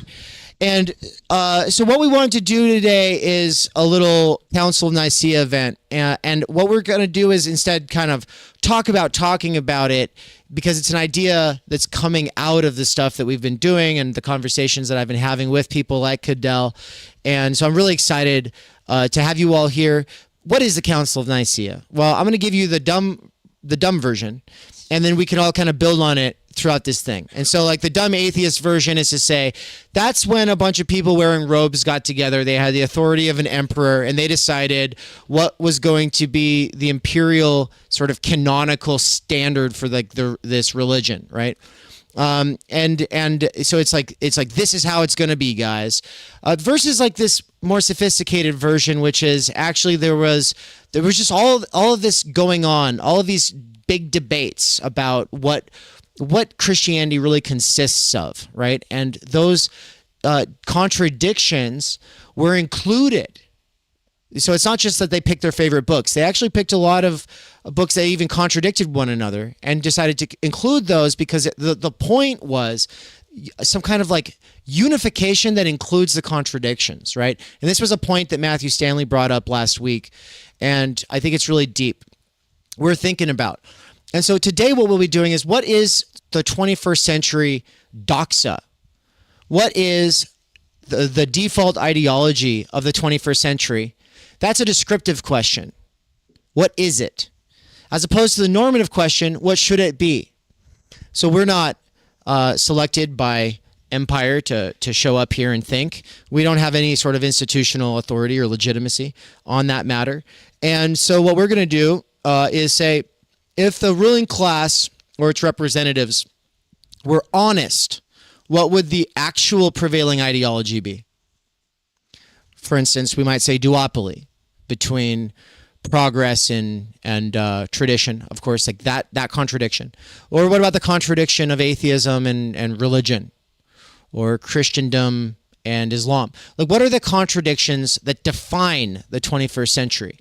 But then, of course, the critical doxological question, or sort of assumption that we've had in teaching critical doxology recovery. People are coming out of a bankruptcy or a divorce, and what do? They turn to the Joe Rogan or Oprah Winfrey book club, and then they read some of these bestsellers, and that helps them get their bearings. And it's those things that we turn to that we don't see as ideological, that we turn to in times of crisis, that I think are like one of the most important places for us to sympathetically focus our attention when we're doing critical theory. And when I say sympathetically, I mean not in this sort of, oh, let's scorn the little man who turns to these things. No, there's something in it that's working.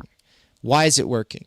And so normatively, us saying what we think should be canon is something I want to hear from everybody. This is about getting a conversation going over the next several years. But what should be canon and what we all think should be canon is a little different from what is canon. And so we'll start with that. But first, we're going to hand it over here to Cadell, who's been thinking a lot about religion and atheism and Christian atheism.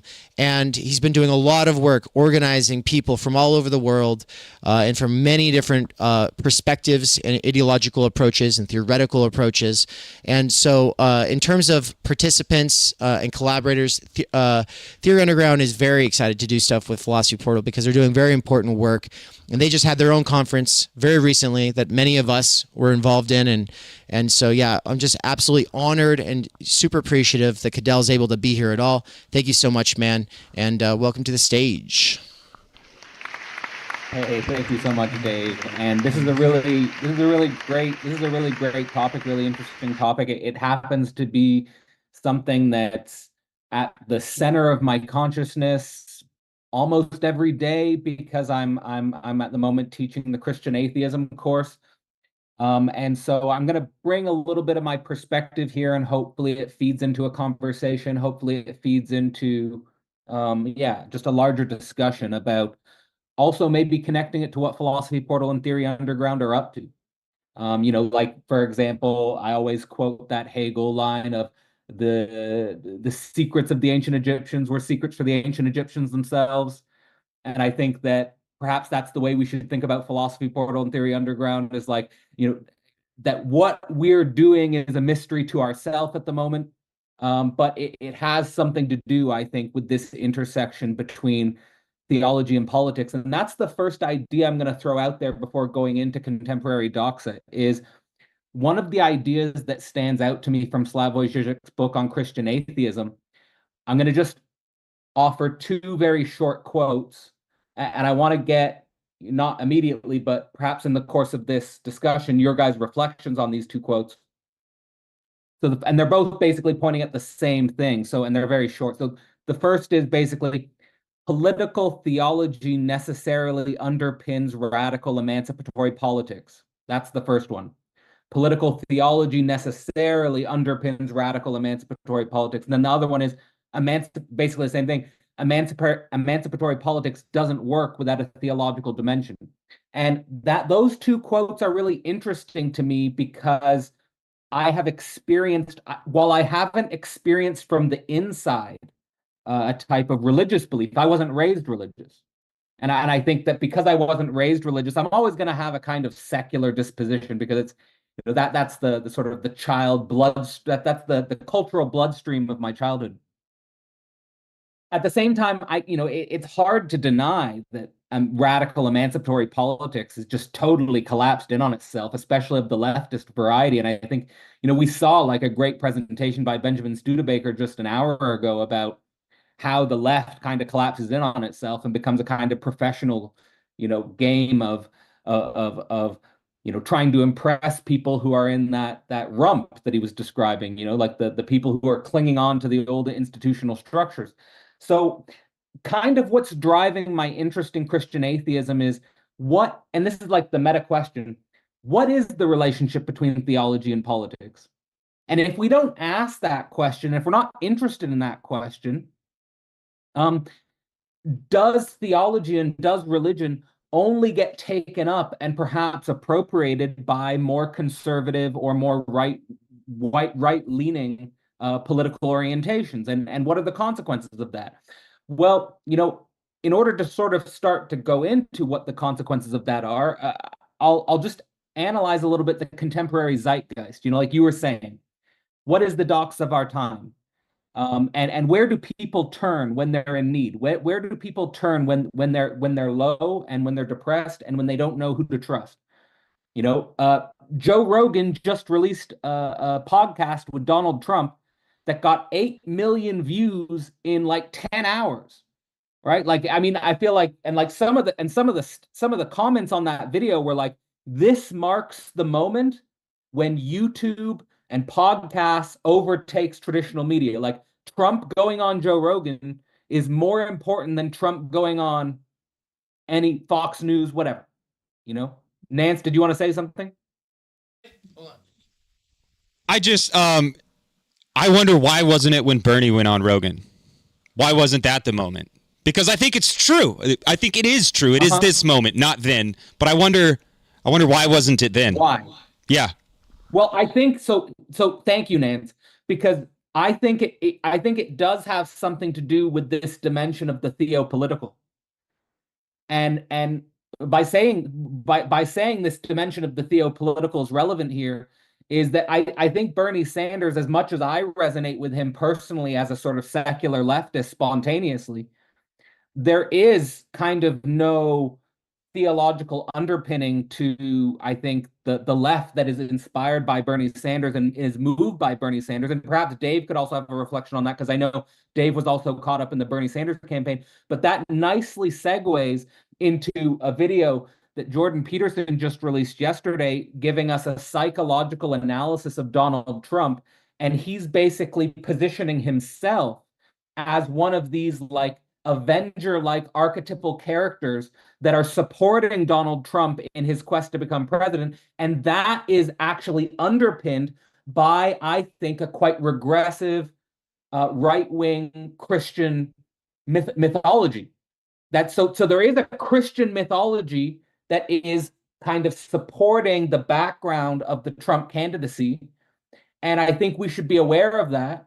And I think we should be intrigued by it and intellectually interested in it so that we can think about how we might relate to that positioning as such. So let me offer you, for example, connected to what I was just saying about Jordan Peterson. He just had a conversation with Richard Dawkins. And the reason why I'm bringing this up is because of what Dave's sort of highlighting with what's the docs of our time. And I think we see our cultural zeitgeist in that conversation between Richard Dawkins and Jordan Peterson. We see the ideological landscape and the stakes politically of that ideological landscape. And I think the results are not good for at least, you know, our spontaneous, again, leftist emancipatory political orientation. You know, with Dawkins, you get a type of scientific materialism that doesn't understand the conditions of possibility of liberal society itself. And you get a sort of scientific materialism that's only interested in a form of eternity which is independent of human beings. That's really important, especially when it comes to the theological dimension. Now, with Jordan Peterson, you get a type of Jungian New Age spirituality. And this Jungian New Age, so I'm pitting here scientific materialism and Jungian New Age spirituality. So the Jungian New Age spirituality, what it does, Peterson uses that to justify Christian myths that support neoliberal society. So, you know, it's quite tricky, you know, like, and if you're not aware of this theological dimension, you totally miss it, right? You don't even aware that that's what's going on, that his theology and his politics are not disconnected, right? And then he reifies eternal archetypes, and that's the whole conversation revolves around eternal archetypes. And Dawkins doesn't really buy into the eternal archetypes, and Peterson is trying to get him to buy into the eternal archetypes. So eternity is on the line, right? There's stakes for eternity, which, of course, traditionally speaking, is a domain where we are engaged theologically, right? Theology is interested in eternity. So I'm playing. So and I've got much more to say, of course, but I just want to shorten what I'm saying and just throw it back to you guys with something that's hopefully precise and stimulating for a conversation. Is, again, what is Philosophy Portal? What are organizations like Philosophy Portal and Theory Underground doing? Here's a proposition. and this is an idea that came to me while building the Christian atheism course, is are we building the canon?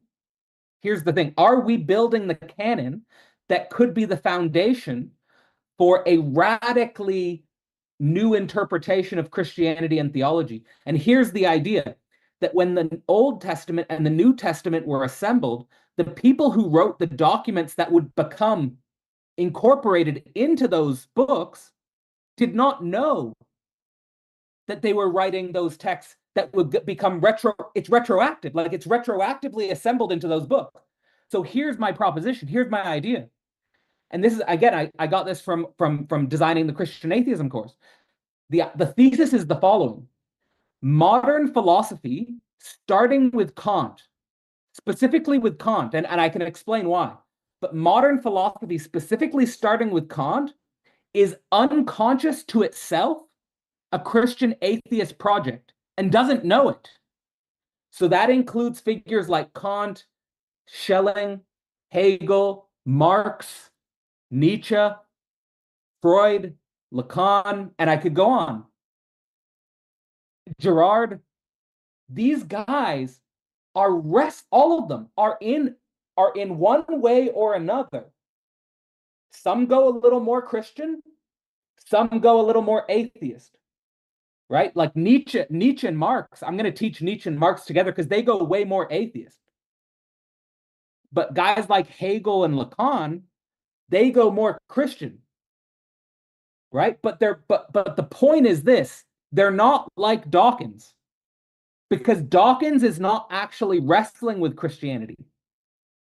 Dawkins just dismisses. It's almost like his cognitive structure can't even understand why it's relevant at all, which is not the case for a figure like Nietzsche and Marx. Nietzsche and Marx are wrestling with Christianity in a very strange way. They're an important atheistic slant on Christianity, which is quite revolutionary. So my point is this, is that Christianity has always been historically self-revolutionizing. It revolutionized itself at the Council of Nicaea. It revolutionized itself in the Great Schism. It revolutionized itself in the Protestant Reformation. And there are signs and non-trivial signs and totally connected to the work we're doing that Christianity is in a moment of self-revolutionization.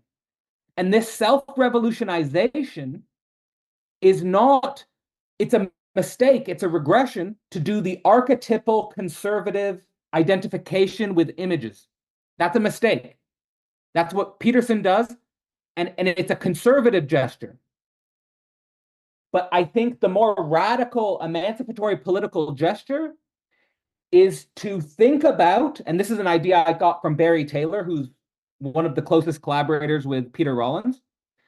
Religion is most interesting where you would least expect to find it. And religion is least interesting where you would most expect to find it.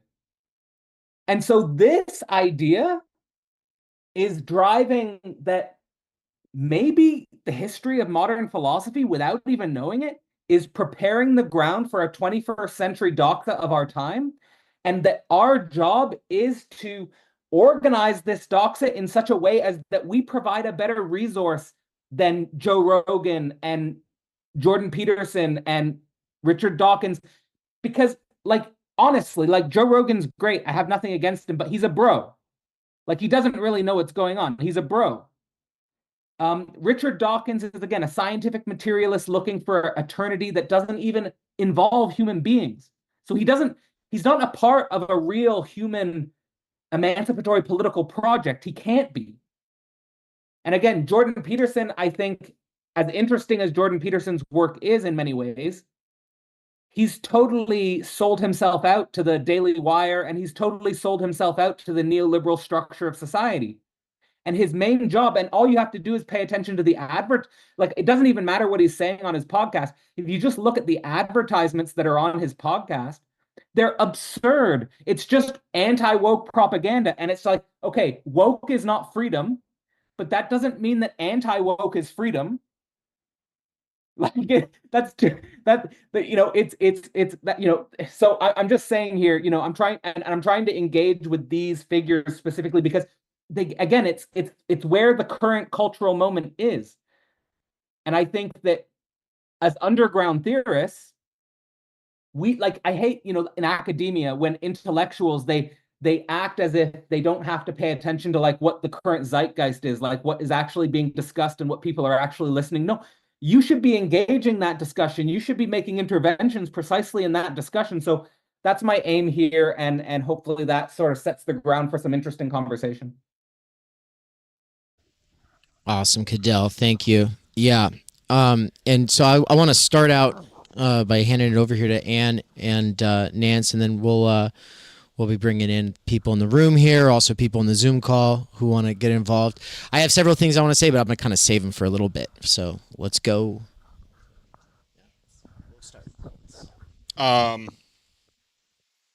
think several months ago at this point, Dave and I were discussing kind of the doxa of the day, and we kicked around some ideas for a project, without really knowing what it is, and kind of that augmented already existing projects and already existing conversations.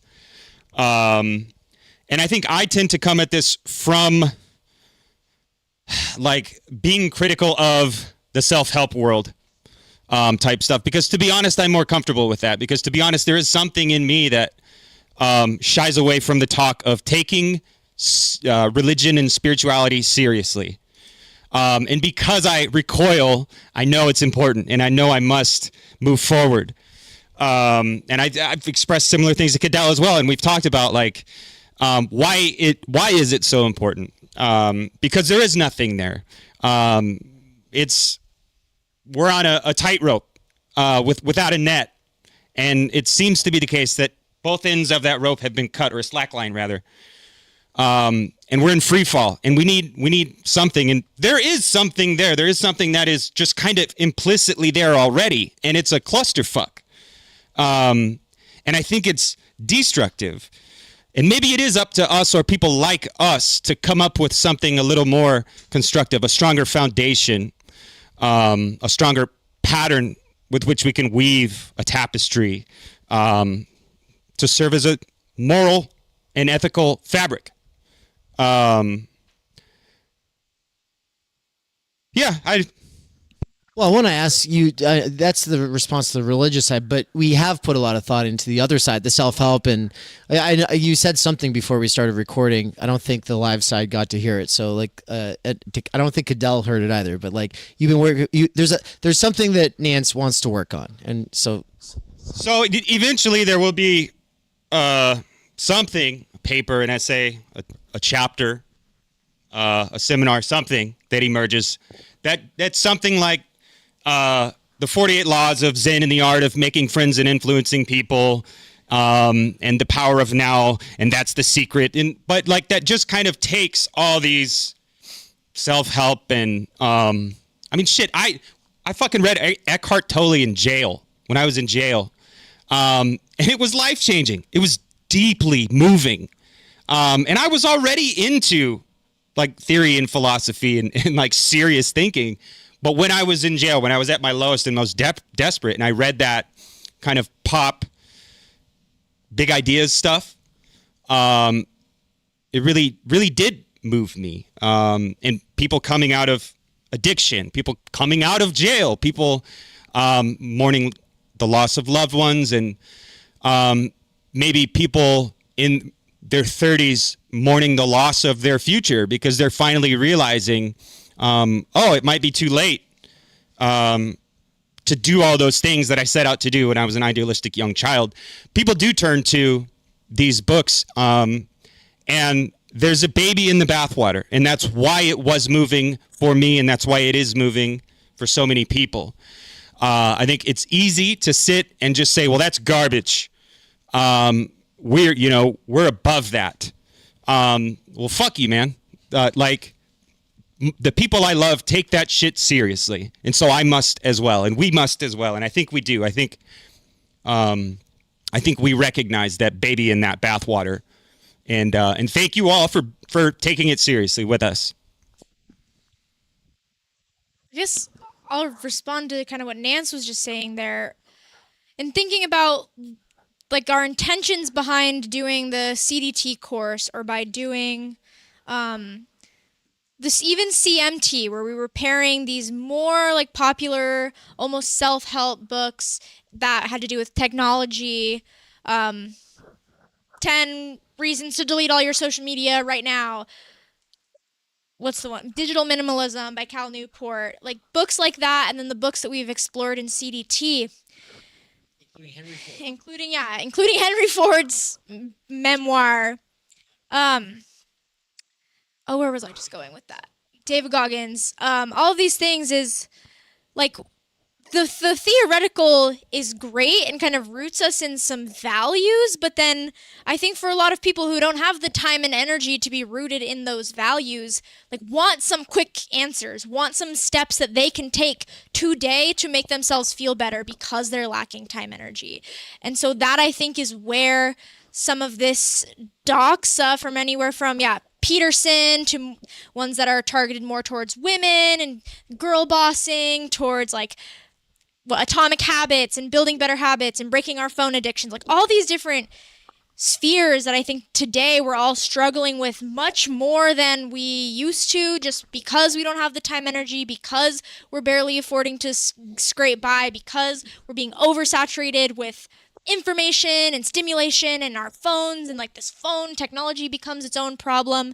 Like people are looking for some answers, and so someone like Peterson or David Goggins, or these even like the women who write books, kind of take on this like daddy figure or position and say, do this, clean your room, smell the roses, build better habits, and it works for people. And so that's why we've, tried to take that stuff seriously here. And I guess, let's hear from Matthew.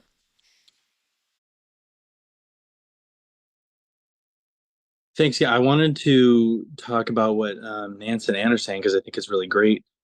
Whatever sort of orthodoxy or doxa comes out of like a 21st century Council of Nicaea needs to be something like a self-traversing fantasy. It needs to be able to operate at multiple levels simultaneously, and the system needs to not totalize any one of those particular levels. Like you can get in at the Eckhart Tolle level, but there need to be mechanisms in place that can facilitate the Eckhart Tolle level being a transitional object to like a higher level. Like there's always been kind of this esoteric, exoteric reading of religion. Like the church fathers would read a passage in one way and they'd say, oh, it means this, but then they would read it on a totally spiritual level and give you this weird, crazy reading. And they would treat them as totally equivalent readings of the same text.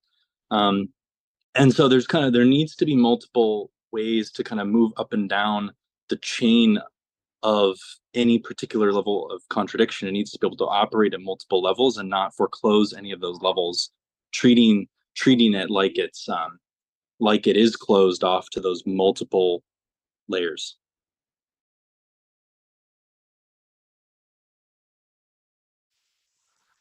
Thanks, Matthew. Let's open it up to the floor. Ian, if you could run the microphone to whoever wants to join in here. Yeah, Cesar, maybe if you could say where that backpack is, we could see your lovely face. Ian's face, by the way, you are totally blocked. If you're happy with that, that's cool. Yeah, and if anybody kind of in the shadows, but that's fine. If anybody's like on parole and not supposed to be in this state right now, just sit where Ian's sitting, and you'll be good to go. Cool. So just in reference quickly to what Matthew was saying, and then my main point is, I feel like with the critical doxology seminar, y'all are kind of basically doing that, but in a different way from maybe how it's been done historically in the Council of Nicaea, where it is the distinct texts that kind of have their own logics to them. Whereas what you're kind of attempting right now is doing pairs of here's the common text and then here's the more esoteric text. and we're reading them against each other back and forth. So I don't know if we'll actually find texts these days that can offer like the richness of something like the books you find in the Bible that would attract, someone who just needs very simple advice to someone who wants to like get in the Heideggerian weeds, right? So maybe it is that thing of you have to move between the two texts, and maybe that's the way to go about it. It's an experiment. And then the main thing that came up to my mind right now is me and Sean have had like a conversation the other night about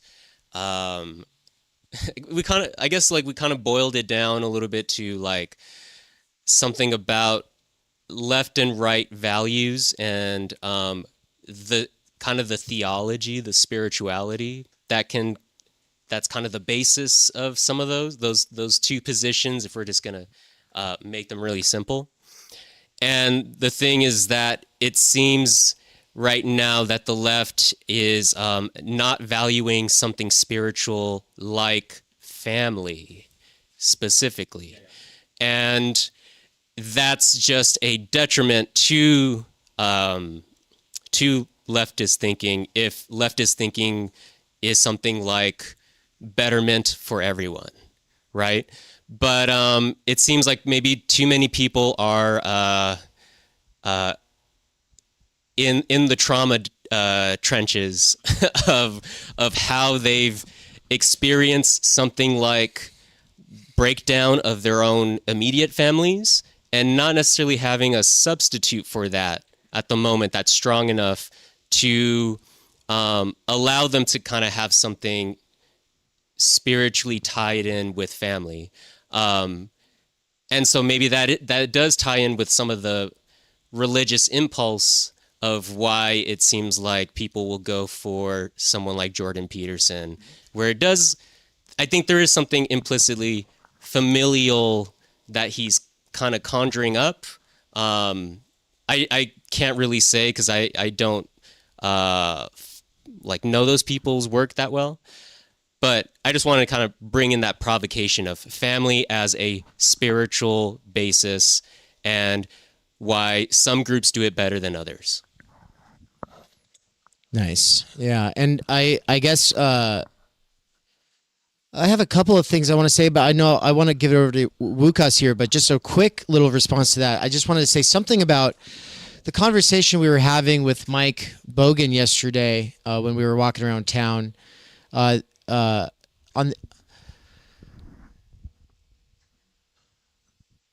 the question of like, is there a genuine culture? Can we talk about genuine culture versus pseudo culture?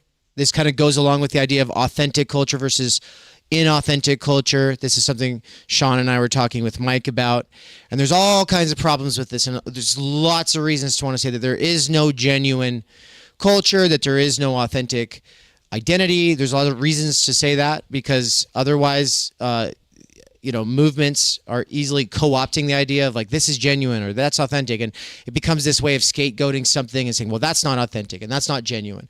And it becomes, it's problematic, right? But the reason I was saying, but when I think of genuine culture, here's how I define it. Human beings, thanks to the societal structures, being able to have surplus time and energy so that they're able to do things, to express themselves with one another. That's culture, right? Making sense of our life, and whether it's having shared reference points because of stories or dances, or being able to celebrate certain kinds of holidays, certain kinds of year, and getting on the same calendar, sharing a form of life. It's that level of what we do here together. That's what makes it. And then over time, we develop some kind of a sense of who we are, but it's always going to be split, and it's always going to have different sides to it. And there'll be layers and layers and layers built up. It's like sedimentation over time. And of course, any of those layers can be challenged. Any one of those layers is a script that can get flipped. But the point is like it becomes like this intergenerational sort of sedimentation of habits and rituals and understandings or interpretations that build up around people and what they want to do when they're not working. And that culture is defined by the relations of production that are formed around a mode of production and making it possible. And so anything that people want to do outside of that time energy reduced to labor power and put towards building things, that's culture, how I'm talking about it. And so in how I'm talking about it, then the question is like, can we actually call Rich Dad Poor Dad, or The Subtle Art of Not Giving a Fuck, or The 48 Laws of Power, or 12 Rules for Life, or Rhonda Burns' The Secret, can we actually call those culture? Just because they're shared reference points for people doesn't mean that they're shared by everybody and that everybody's on the same page with them. Doesn't mean that people are able to... I guess part of what I'm trying to say is like, this is stuff that rump professionals have published for fallen professionals or workers who are supposed to pull themselves up by their bootstraps, Booker T. Washington style, and better their own situations. These are books published for them by these rump professionals, and yeah, there are things that individuals, atomized, fragmented, structurally stultified of time energy, are able to turn to in moments of crisis. But are they shared? Are they actually shared? And are they actually something that people gather around and share because they have a surplus of time and energy freed from necessary labor? I would say no, they're not. They're not. This is the kaleidoscopic fragments of some kind of disparate and dispersing a doxa. It's in a blender, like the poster for TUCON. It's being sent through this blender. I don't think that it's that any of these are shared reference points any more than Nike and or Pepsi is a shared reference. But is that really a culture? That's not culture in the sense that it's coming from people freed from work being able to actually do something together. And so that's kind of what I wanted to highlight here. But Bukas, you can go. Yeah.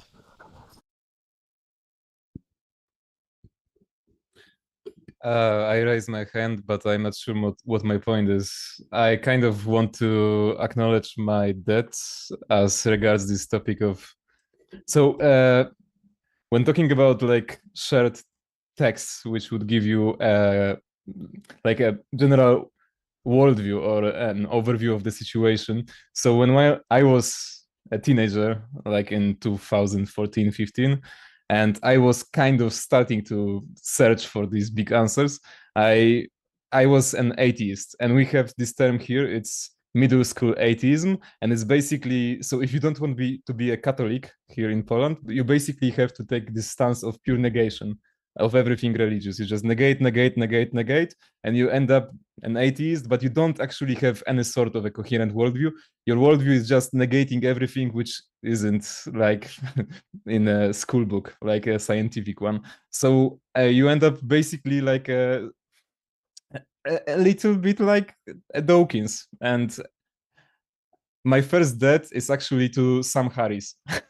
Which is kind of crazy, but Sam Harris and Dawkins and Hitchens and Dennett, they were the first like little kernel of a worldview which I got.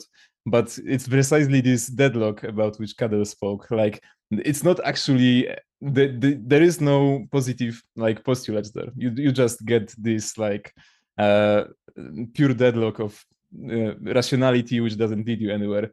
And so this was like it was a consolidation of a worldview, but it was still like without a purpose. And then the second debt, and this is the religious move, but I only see it retroactively. So what was the first religion which they took up?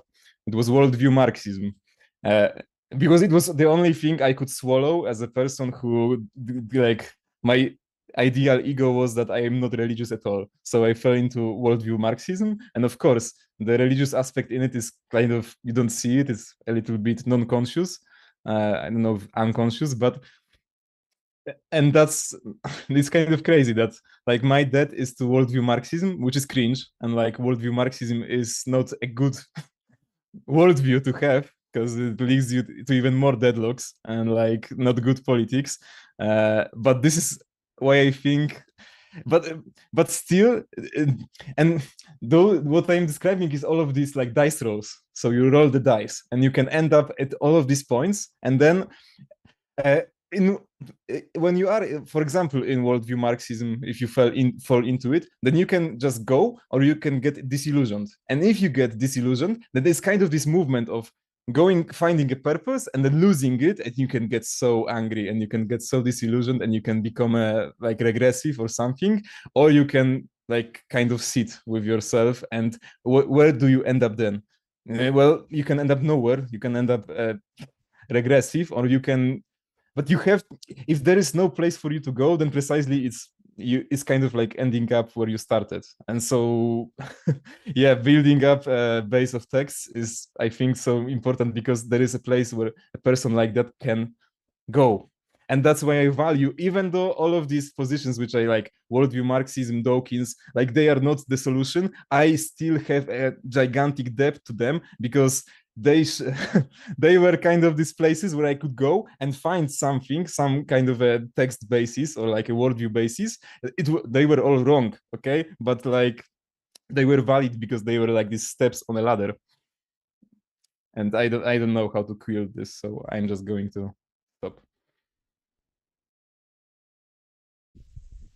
All right, Studebaker.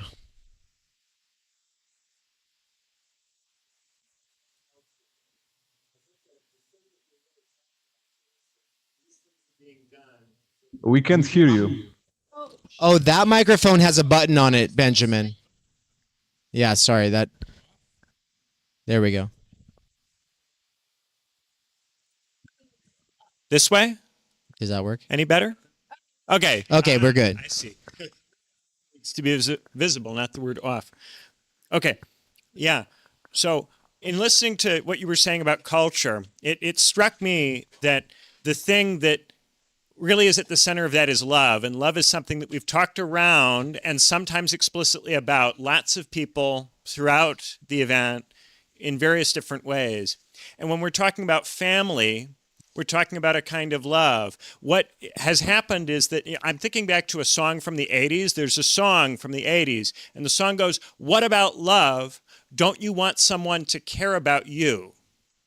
And the flip that we are getting to a point of needing to make socially is love, don't you want to care about something?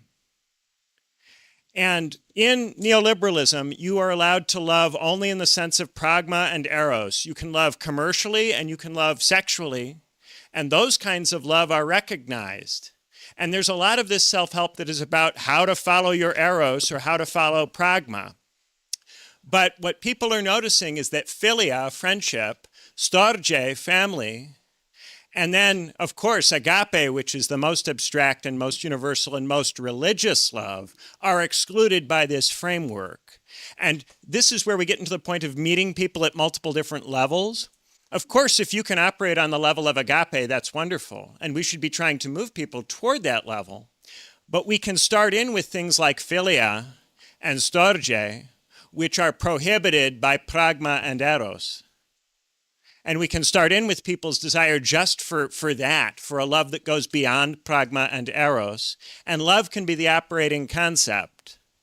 I think that's what we can do. And I think that's where it goes. What we need to do is we have to show people that it's possible to move in other kinds of love and be viable, right? Because the claim of pragma is that if you don't move in pragma, you will be dead.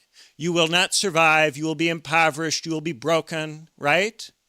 And your only alternative to pragma is eros. You squeeze in eros in the crevices of life that pragma makes available for you, right? So you're stuck in pragma and eros, and those are the only loves that you experience. And you're denied philia and storge and, of course, agape, right? And agape won't be obvious to people initially, and many people will resist it for these Dawkins kinds of reasons. But they will get storge and philia. Those they'll get right away, and they'll see how they're being denied those things. That's my thought. Really quick, Stoje was which one again? Storge is family. Right? Philia is what then? Philia is friendship. So friendship and family. Yeah, but also, interestingly, philia can also be assigned to different crafts or tasks or things that you love, right? So if you love making music, you can be like or movies, like you're a cinephile, cinephilia, right? So it's not just friendship, it can also be the love for an art or a craft. And what was the last one? Sorry, I want to make sure I got all these right. Agape, which would be, Agape. isn't that typically like divine? Isn't that? It's the love for things in themselves. It's the love for all things, It's seeing God in all shot through all creation, not necessarily in a Spinoza sense of being everything, but everything being shot through with it. Yeah. But of course, agape is very Platonic, and you're gonna have a lot of people who disagree with that framing or resist it or don't like it, and that's fine. I mean, we can argue about what kind of love is best, but let's get out of pragma and eros, which are a trap for us. We can all agree that we are trapped by pragma and eros, and that those are exclusive. And and on this note about family as the basis of culture that had come up, and I just wanted to say on that note. That goes along with this idea that it's what we do outside of work that makes culture. And then obviously most of that gets co-opted. And the one of the hardest places to co-opt is what people do with their immediate families, right? Because that's not around marketing demographics usually. Yeah, we might all go out to certain places to eat, but for the most part, people who get together for family reasons aren't getting together for commercial reasons. And so anytime that you'll have a little bit of some kind of authentic culture, it's because it's just how these people outside of work have found a way to cope with existence together. And does that actually build out into a larger community or culture? Maybe not, because everyone's too busy. But at the level that it does at all, it's with the people that are closest to home, literally. Yeah. And the attack on the family is an attempt to liquidate storge into pragma and eros. So to commercialize and turn into sexual transaction and physicality what used to be family, and to go, you don't need storge, you have a version of that which is accounted for entirely within the frameworks of pragma and eros. Thank you. We're going to do Matthew, then Sean.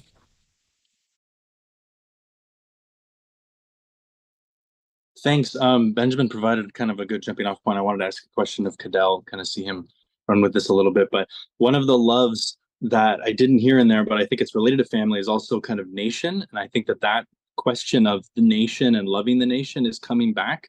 And we've been talking about kind of the subjective level of navigating the question of like some sort of an exoteric religion or a new age spirituality that's kind of liquidated of any sort of traditional content versus a kind of scientific materialism that is blind to its own conditions of possibility.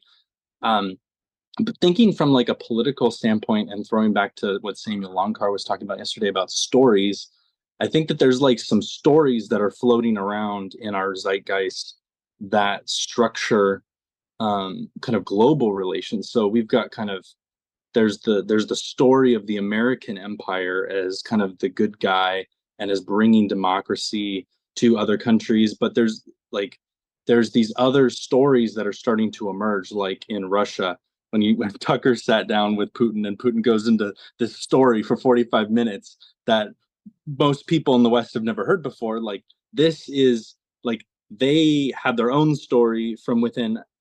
Like we've got our story of we're the great American empire, but we deny that we're an empire. But other people kind of see us differently. They're like, yeah, you are an empire, and actually we don't really like being your subjects. And so there's the new stories that are kind of emerging of like the ancient Chinese culture is kind of reasserting itself. The Eurasian culture is reasserting itself, and the U.S. has been at war in the Middle East with Islamic countries that are like that have their own culture and story of like they see themselves as having an alternative story from within the story that the U.S. is trying to tell about itself in the world. So I'm curious, whatever a Council of Nicaea that formulates a contradiction for the 21st century, it's going to have to reckon with that contradiction of the American empire that pretends it's not an empire and the reaction that has provoked amongst other nations. So I'm wondering if Cadell, would you curious if you want to add or disagree with that, but I feel like you have some interesting things to say on that topic. Um, sure. I specifically about the American Empire and Christianity specifically, or maybe just this idea that like a future, any sort of a future articulation of a contradiction for the future or an orthodoxy that's going to move us forward into the 21st century, like we have to account for the fact that there's like a political story that the West has about itself, but that there are these other stories that kind of see it differently from their perspective, and it's provoking this new backlash and this splintering into a multipolar world. And to some extent, it feels like that's where things are going, but at the same time, it feels like maybe this is a contradiction in kind of the Council of Nicaea project that's being talked about. Is the Council of Nicaea trying to articulate what was the orthodoxy of the 20th century and that we are now in? Or is it trying to make an intervention which is meant to change the 21st century? Is maybe kind of a deeper question that I don't feel like has been addressed, but is this helping at all? yeah, I mean, in terms of what the Council of Nicaea project is, I kind of take it in a very light way.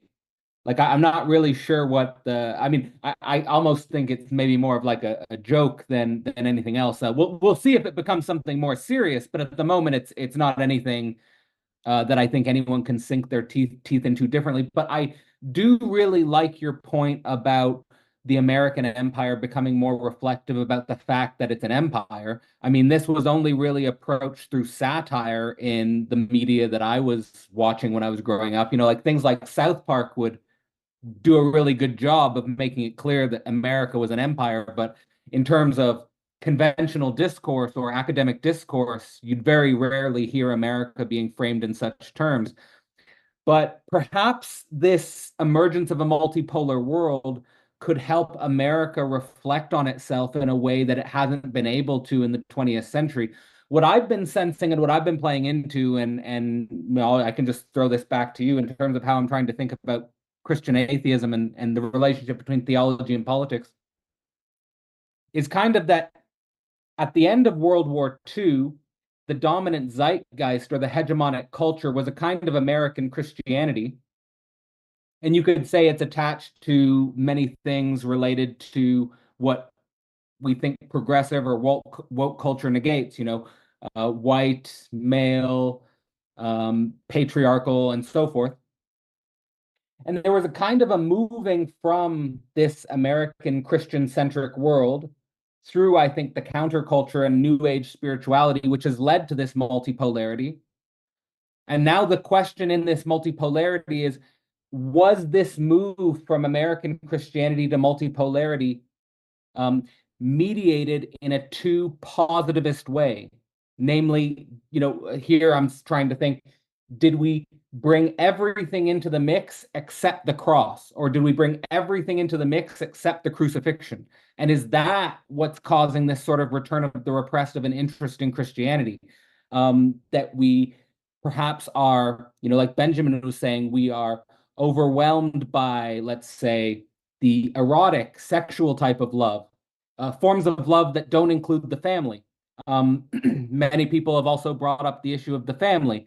And that's also why, like, for example, Daniel Tutt's project of centering the family in leftist politics as an emancipatory possibility, right? I think the left for too long has seen the family as the opposite of freedom. The left has been unable to see family as a part of an emancipatory political project as opposed to, you know, an integral dimension of it, right? And I think that in order to do that, I'm not saying the cross as a symbol is the only way to do that, but it's a pretty powerful one, right? And there's a way in which the idea of the cross, and especially if you go back to the nature of the human mind in the Roman period, right? And what the cross represented to the Roman mind, right? And what that symbol was trying to invert. It's not an exact parallel with our situation, but there's enough of a parallel there that it's coming up in the conversation. So, you know, does that allow for a new interpretation of multipolarity? I'm not sure. I mean, that's still an ongoing that's still sort of an ongoing investigation. But what I do think it means is that if 1950s and 1960s counterculture was the transgressive revolutionary move at one time, I think that, and Joe Rogan said this on the podcast with Trump, that today the revolutionary move seems to be more conservative. It seems to have a polar swing to it, right? And I think that the reason why, like the maybe not the single reason why, but an important reason why, is that we moved from American Christianity to a multipolar world, and we've left out the cross. And in psychoanalytic terms, I think that means is we've left out subjective destitution.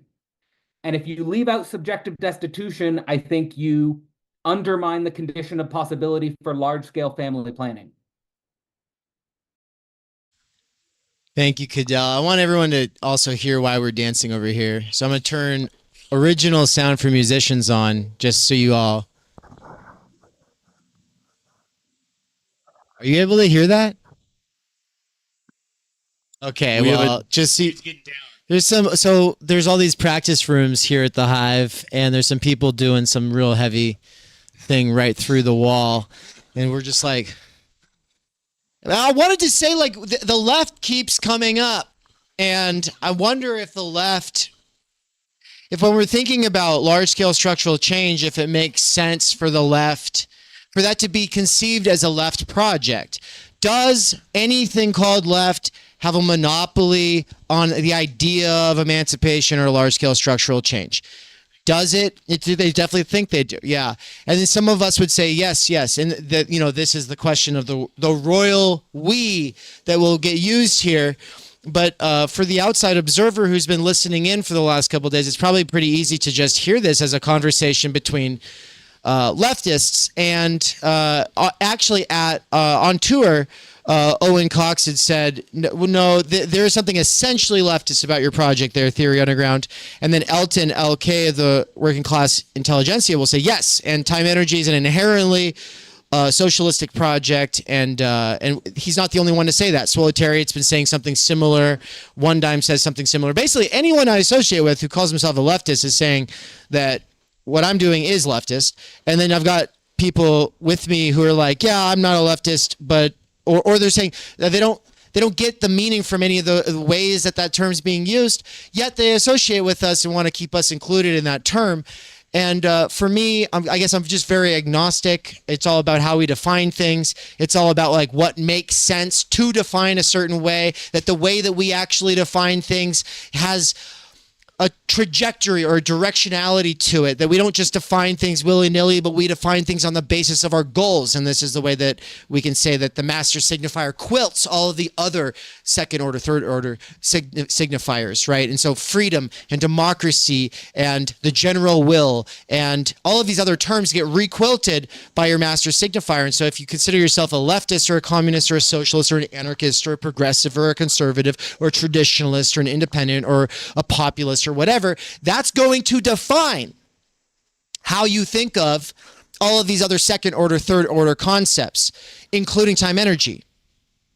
But for me, time energy is the master signifier as a means towards an end. And that end is one to be largely undefined. We'll just kind of call it the beautiful things of life, agape and strogia and philia, right? That towards the ends of a purpose-driven life, to play off of another title of a doxological artifact, the purpose-driven life, right? To be able to, here's another doxological title, achieve mastery, right? That's the people like to talk about the 48 Laws of Power by Robert Greene, but the really cool book is Mastery, if you want to think about Green. And so, yeah, I know we're about to go back to the audience, but I just kind of really wanted to say, left is itself, to me, one of the big questions here, because I think all of these political categories from prior to cyber history are ones that are looking to reestablish themselves. Christianity is an example of that. Christianity. The time is for Christianity, a reconceived one. Maybe it's atheistic.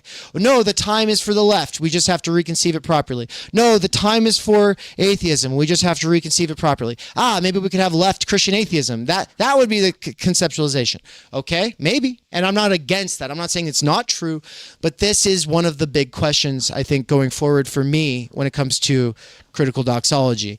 And there's a baby in all of these bathwaters, right? And I think some people would say, yes, there's babies in these bathwaters, but actually no. The best baby is in the bathwater that I kind of don't like being in, but I'd like to see if we could like clean it out, you know? And it's like, well, that bathtub's pretty cool, but I've got friends in these other bathtubs. They're not going to get in with you. They're just not going to get in. Could we build a new bathtub? That's my question. Okay. Hot tub.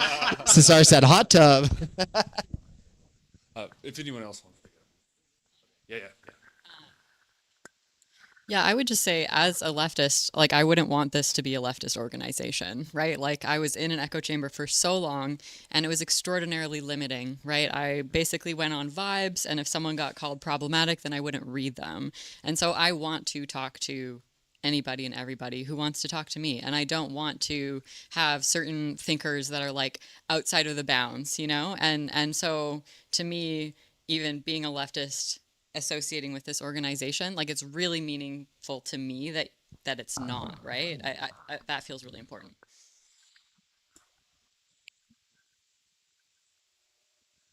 As the person who is guilty of having used the royal we, I do want to talk about this, and Dave is right to problematize it, and it came from talking to you. Talking to you made me think, can we somehow get back to this and recover it? I wrote a piece for Sublation that came out while we were doing this about Medicare for All, Requiem for a Dream, and this lost possibility.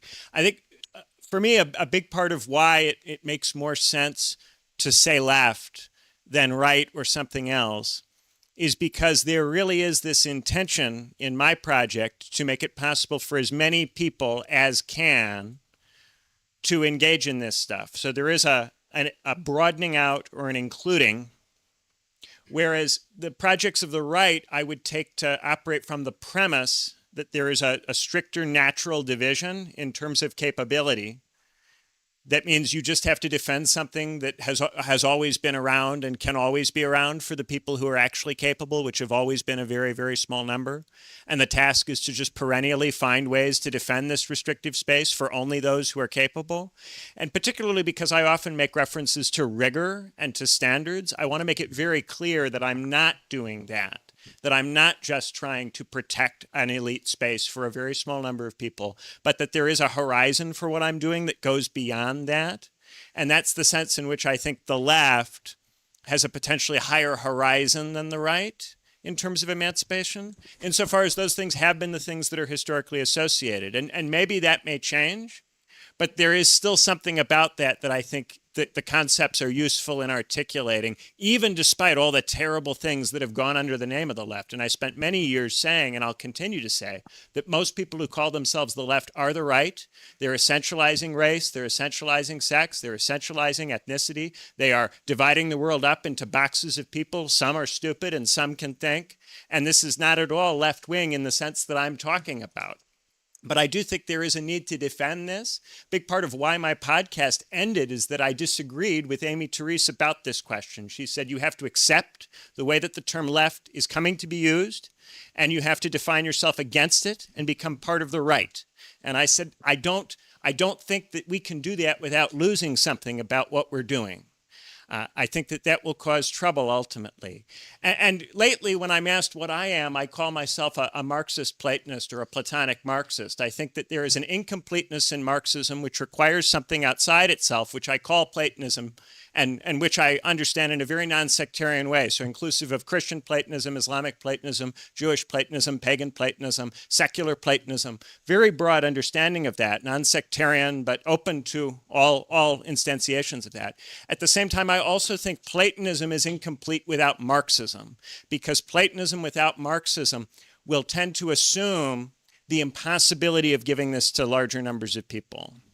And I acknowledge that it may not be the case that absolutely everyone, that you can have a classless society and everyone can be the philosopher and everyone can be the theurgist. It might not be everyone, but I do think we have good reason to think that the material conditions of the past have heavily constrained the number of people who are able to do this, and that one of the consequences of capitalism is it creates a possibility through abundance that this category may be expanded. And this, I think, is an essentially Marxist thought and is left-wing, unless we say that Marxism itself is not left-wing, which maybe that's where we will go. Maybe we'll say we're Marxist, but I don't think that flies socially.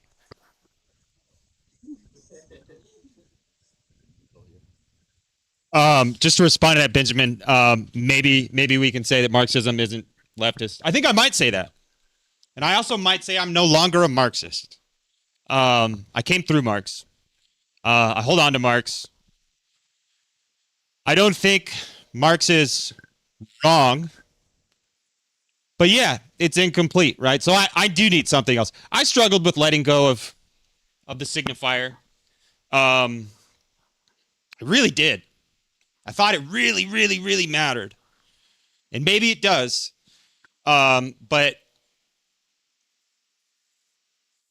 I think it was standing in the way of the future that I can almost make out in the distance over on the horizon, at least for me, from my situation. But I do appreciate that because that gives me something to think about. Like I really do. I think that's well thought out rather than when I was hanging on desperately to the left. I think it was more protective. I think there's a method behind what you're doing. Thank you. I just want to say, before I turn it over here to Sean, that to properly to properly have a conversation about this question of the left will require more space and time, and it actually relates to the question that I opened up last night when I was saying this question about the revolutionary subject or the political subject. It's something that we need to get into. And I said, we'll have to come back to it. And of course, we haven't had time, but I think tomorrow in our small window of time, it's a very small window of time between breakfast and then everyone taking off for either lunch or their flights out of here tomorrow. I think that we will be able to have a bit of a conversation about that. Cadell, you're welcome back. Everyone who's a part of this right now, you're welcome back for that. But anyway, for now, I'll just say that this is very much like Todd McGowan's definition of left in his book on universality and identity politics, where the left is defined as being the less exclusionary or non-exclusionary. It's the place of non-belonging, in fact.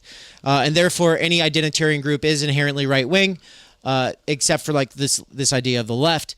But then, of course, I'm going to say, well, the trap here is that we fall into this sort of, it's what I see it from a lot of the people that I associate with who will say, well, that's not really left. Here's what's really left. Which is kind of like saying, like, oh, that's not really Christian. Here's what's really Christian. It's like, well, when 98% of Christians are going to disagree with you and they don't consider you an authority and you don't speak with the legitimation of the Christian church, you can say it is whatever you want to say it is.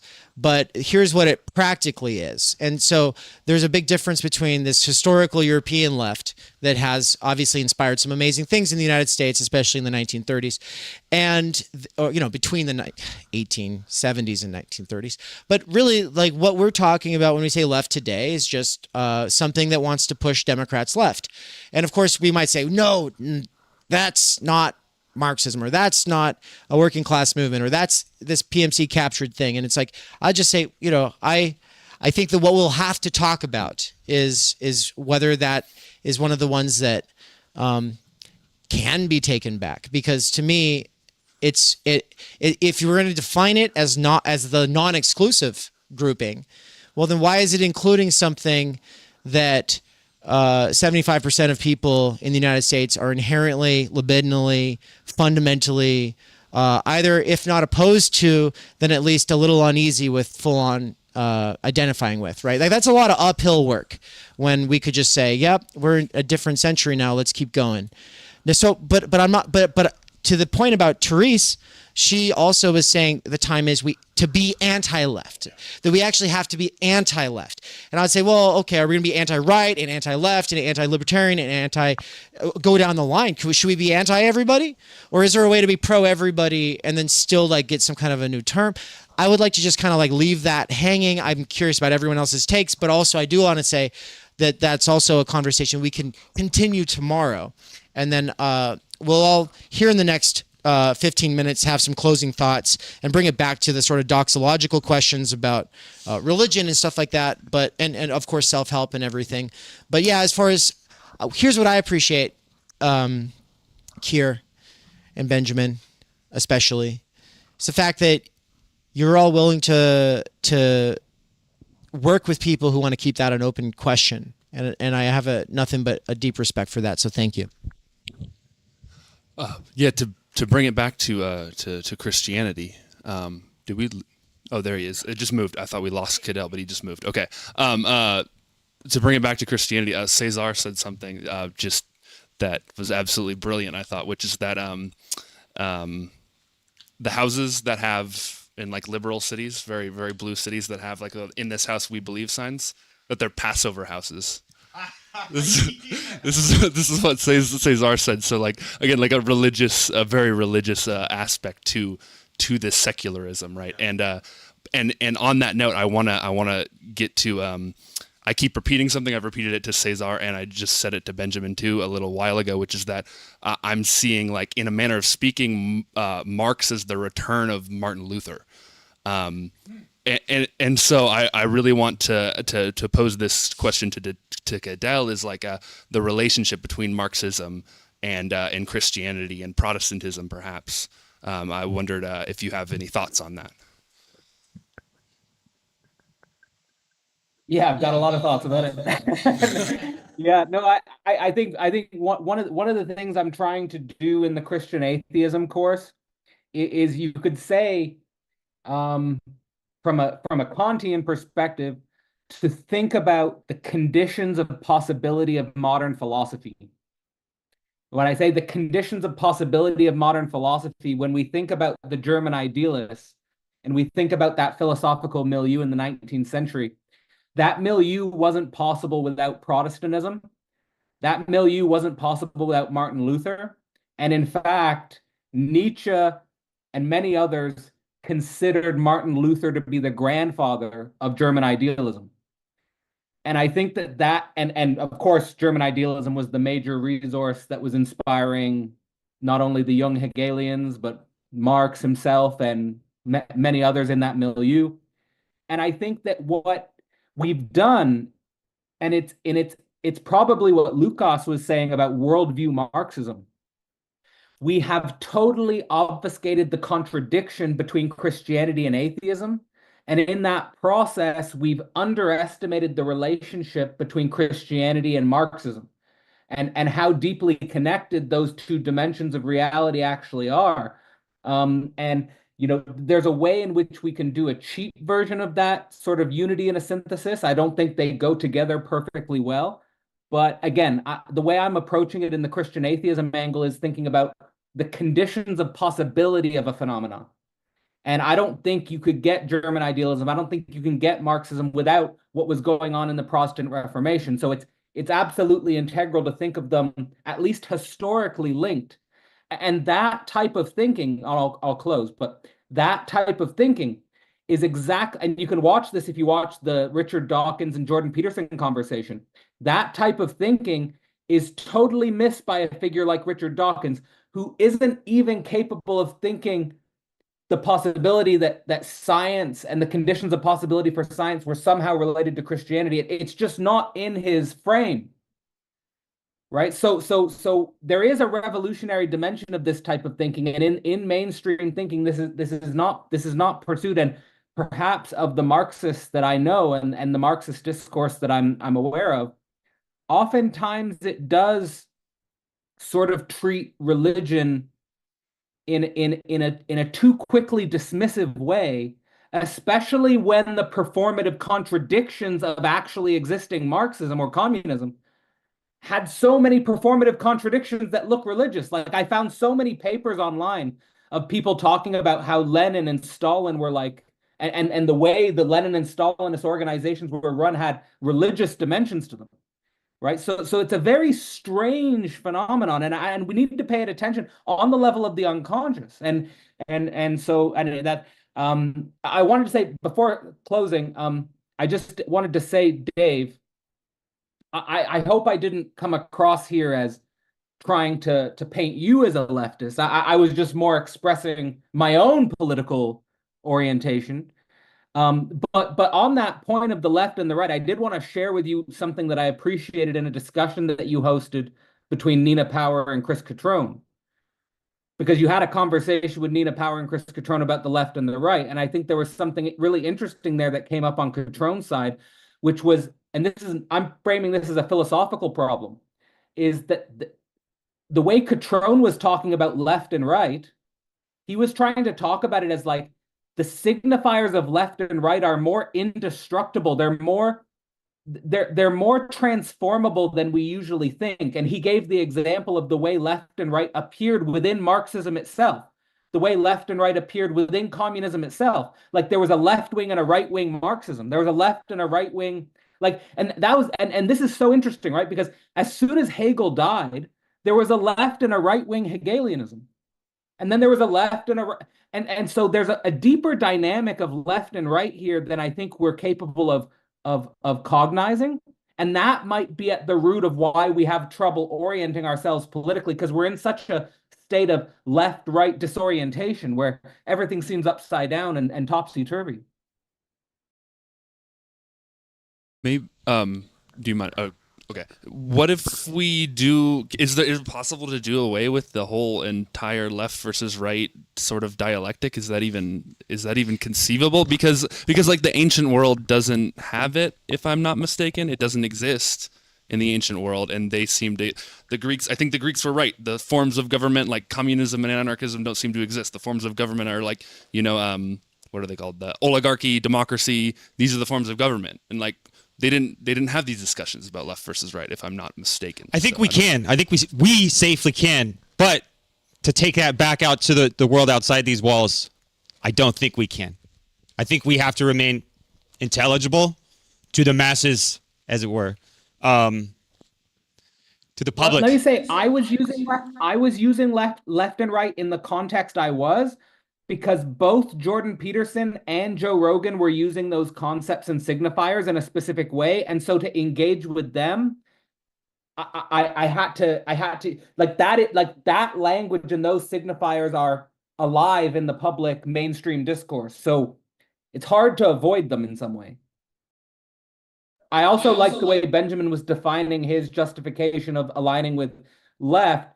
And that my question, which is like, because I don't really care on an identitarian sense of being left or right, but what I do care about is this idea that the state as it currently exists is inadequate in its form to the problem of capital mobility. And if we are to approach issues of supranational regulation of capital mobility, well, again, strategically speaking, practically speaking, I'm not sure how many right, quote unquote, leaning people would be sympathetic to that motion. Or, I think that it would find its home in thinking that is, let's say, universalist, and because it would have to think beyond the national constraint. It would have to think a supranational constraint. And we could discuss about different words than left and right, but I'm open to that conversation. I don't really give a shit about the actual signifier left and right.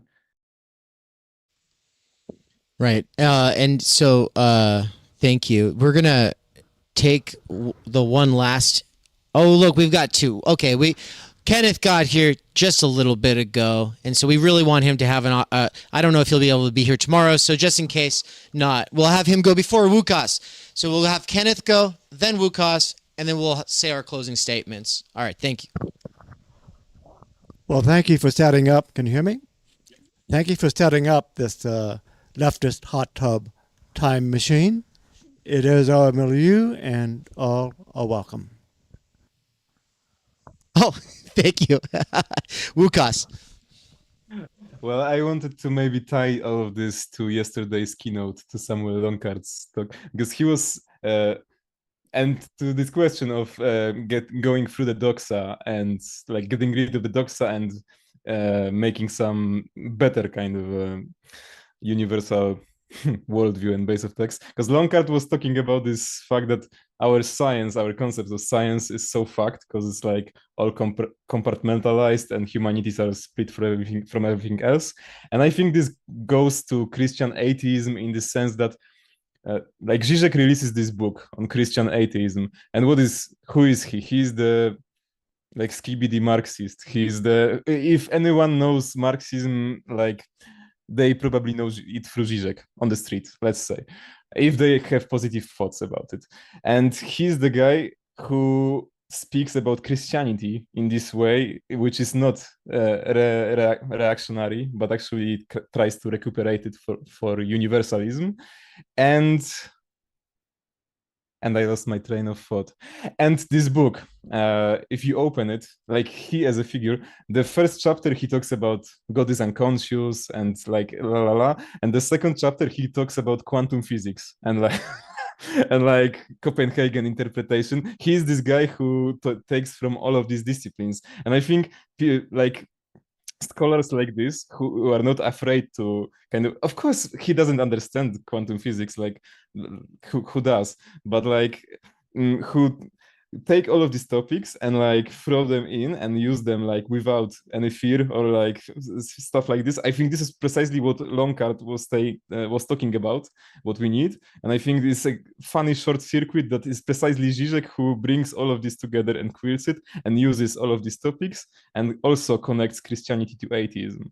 And I don't know, it's like a figure which maybe is a model or something.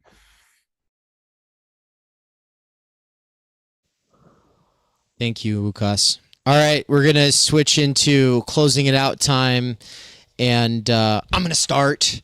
I want to say thank you, everybody, for being here. Like I said, this is the beginning of a conversation, right? It's bringing everyone in on the conversation of what is the discipline of critical doxology, right? And I just want to be clear, doxology is also a word in Catholicism, and we're using it different. We even started spelling it in a different and more obnoxious way so that the A is in there, doxa, and then lology. We'll cut out the O there. And it's annoying, but it is not the same concept as the Catholic concept, right? And so doxa is common sense, right? It's the air we breathe. It's the fish to water, as everyone always says. And yeah, these explicit forms of ideology and the little kernels of truth or babies in bathwaters that we might want to take from them, or maybe the water that we might want to think we could change it out, and maybe that is possible, is one level that has to be maintained. And then the other level is the question of like the kind that passes under the radar and doesn't usually get addressed. And so for me, my focus is almost always on the sort of self-help, business success, and memoir level of things. And to that end, I'll just be remiss to not mention that the granddaddy of self-help and business success literature is Benjamin Franklin. And he is the one with the 2-page quotation at the beginning of The Protestant Ethic and the Spirit of Capitalism by Weber. And the reason that giant quote is there is because it's the time is money quote. And basically, it's one thing to say time is money and I'm going to act that way and constantly reduce inefficiencies and constantly try to capitalize on everything. But Weber's point is that for Franklin, this was not, I choose this, but you can do what you like. No, it was framed as this is what an ethical person does, is you don't waste time. This is what an ethical person does. You focus on investing, constantly bettering your situation.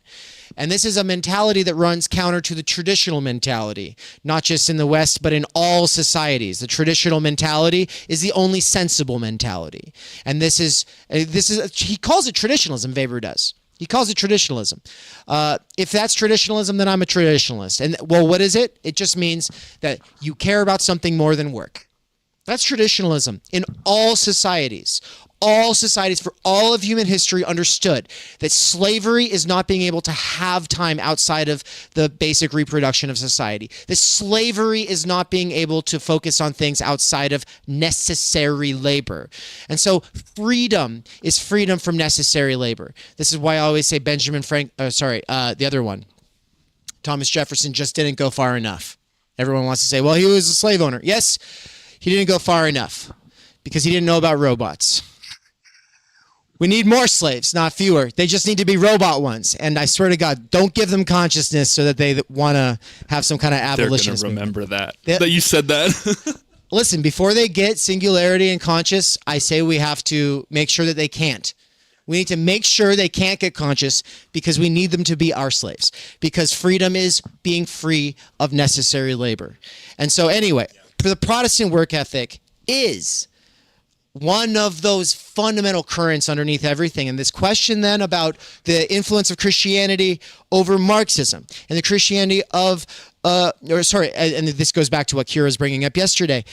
Christianity having these influences through Calvinism and Quakerism and all of these other ways that Christendom gets secularized and kind of hijacked by, if not the Protestant ethic and the hustle and grind ethos, then by this sort of representation and recognition and special people being the thought leaders, maybe calling for redistribution every once in a while, that being the other side of things. So basically, what we have is the petit bourgeois ideology, mostly pushed at us by the right PMC, and then the petit PMC ideology being pushed at us mostly by the left PMC. But ultimately, both sides are telling us it comes down to you. It comes down to you telling us that you are a special kind of person for whatever reason, and that the world is going to be saved if we can just listen to you. Or we should listen to you because you did the bootstrapping ethic thing, right? So, but that is the left and right PMC approach to making us all feel like, no, the proper solution is representation, recognition, or redistribution. Thank you. We'll go to Ann and Nance, and then we'll let Cadell finish strong. In close, I just want to say, not only has this conversation given me so much to think about, but all of the conversations and the breakout sessions that I got to sit in on, I think it's all, Benjamin brought up this idea of love, and I think it's all coming back to not just this idea of love, but our values and rethinking values outside of just left and right. So even if we can't get beyond left versus right, Marxism, all these different things, all these notes that I took, just all these questions and these identities and these categories that we can put ourselves in, that we can identify with, that we cannot identify with, that will probably exist for the rest of the time that we are alive and our kids and our grandkids are alive, these cultural issues, rooting ourselves back in some deep values, family, love, things like that, I think can help us get out of it a little bit. You said a thing before when we were walking over about natality, nurture, and maybe because we kind of finished this too much. That is true. Yeah. Opening the question for that. You want me to do it instead? Yes, I do actually. Didn't want to put Ann on the spot like that. I thought she had a thing locked and loaded on it. We're both thinking though that capitalism and the state and religion as we know it are not capable of addressing the questions of nurture and natality and really these things as the opposite of exploitation, right?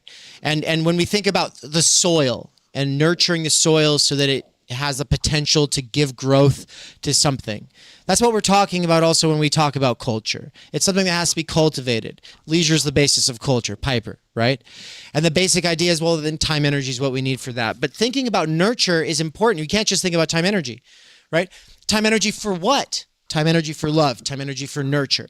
Nurture for our talents, for discovering and cultivating them, but also the ability for mentors to nurture people along their path of their development, and not just like in this sort of instrumentalized, standardized, directional way, but in a sort of, here's the conditions for growth, you do with it as you will, right? And like obviously the ability to nurture children and to give time to the future generations, so we don't have a bunch of like messed up people with daddy issues, which seems like, I don't know, what we seemingly have right now. Like, most of my friends have daddy issues. I love them. They all have weird, messed up fathers who weren't there or who were like weird and shitty.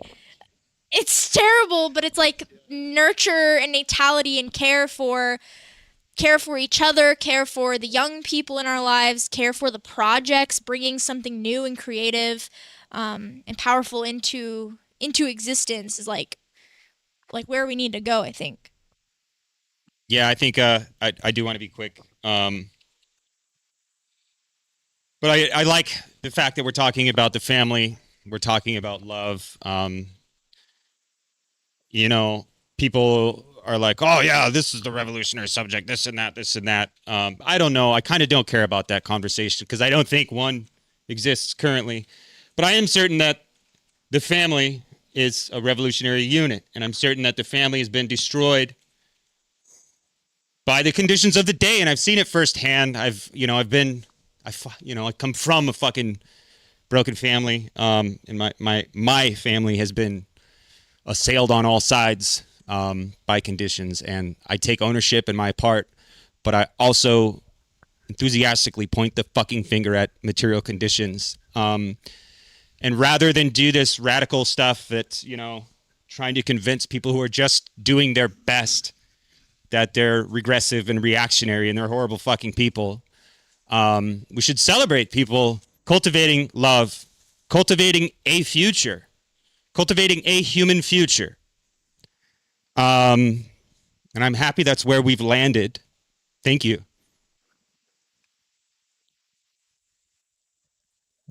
Hiddel's up, and then, yeah, Hiddel. Are you surprised? I thought I said that. No, yeah, go, Hiddel. I think Nance said in his opening comment something, along the lines of, it feels like we're in a free fall. And I think that the ethos, the ethic that I'm trying to cultivate with the Christian atheism course is to fall fearlessly. That we are in a kind of fall, but this isn't the time to get overwhelmed by the fears of that fall. We have to love into that fall. And that means loving, not waiting for love in the afterlife. That means loving radically all of the crazy characters that we come across on our path, basically. And that's deeply connected to cultivating a human future. And I think without that fearless fall into love, we aren't going to have a human future. So that's super key. And I think somehow this is related to moving from institutional subjectivity, which more and more seems imminently automatable. Like, for example, there's like my old doctoral school mailing list. It just looks more and more like a chat GPT thing. Like it's, like all of the email communications there are just like, this is just like reading chat GPT. Like, I don't even know what, so it's, and this, this possible emergence of a network subjectivity. And what does that network subjectivity look like? I think it's going to be composed of subjects who are embracing that fearless fall. One perhaps useful frame that I'm developing in the Christian atheism course is this idea that the traditionally conceived Trinity of the Father, the Son, and the Holy Spirit could be conceived of as the big other, subjective destitution, and network subjectivity.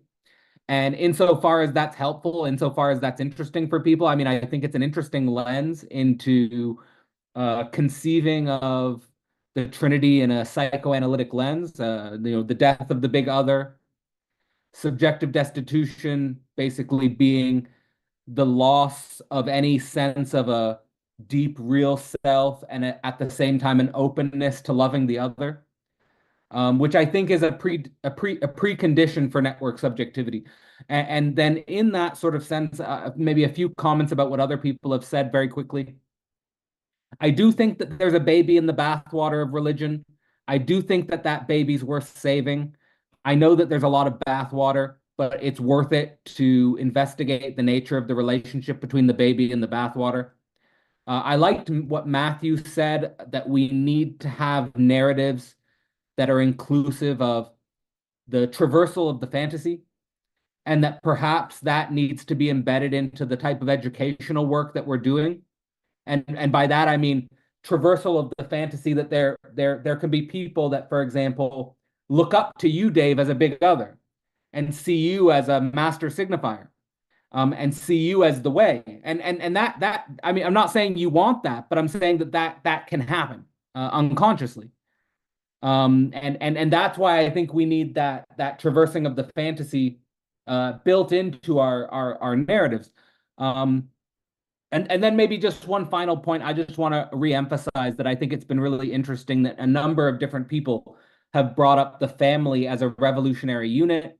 And it breaks my heart, but I really do think a lot of people are in the trauma trenches when it comes to family. And perhaps we need more attention to the trauma trenches of family, because that can really stop people from, like I had a conversation with, I won't say his name, but I had a conversation with someone very close to me just yesterday. And it's impossible for him to conceive starting a family because he's so deep in the trauma trenches of what happened to him when he was a kid. And people can stay there forever, right? Like, I want to emphasize that you can stay there forever. You can feel like what happened to you as a kid was so bad that you never even think about the possibility of starting your own family. So, you know, that, I don't know, that goes deep, but maybe we need more spaces for that. And maybe that's why psychoanalysis has become such an important discourse in our field. But anyway, thank you so much for this event, and you know, for TUCON. Thank you. Tight, yeah.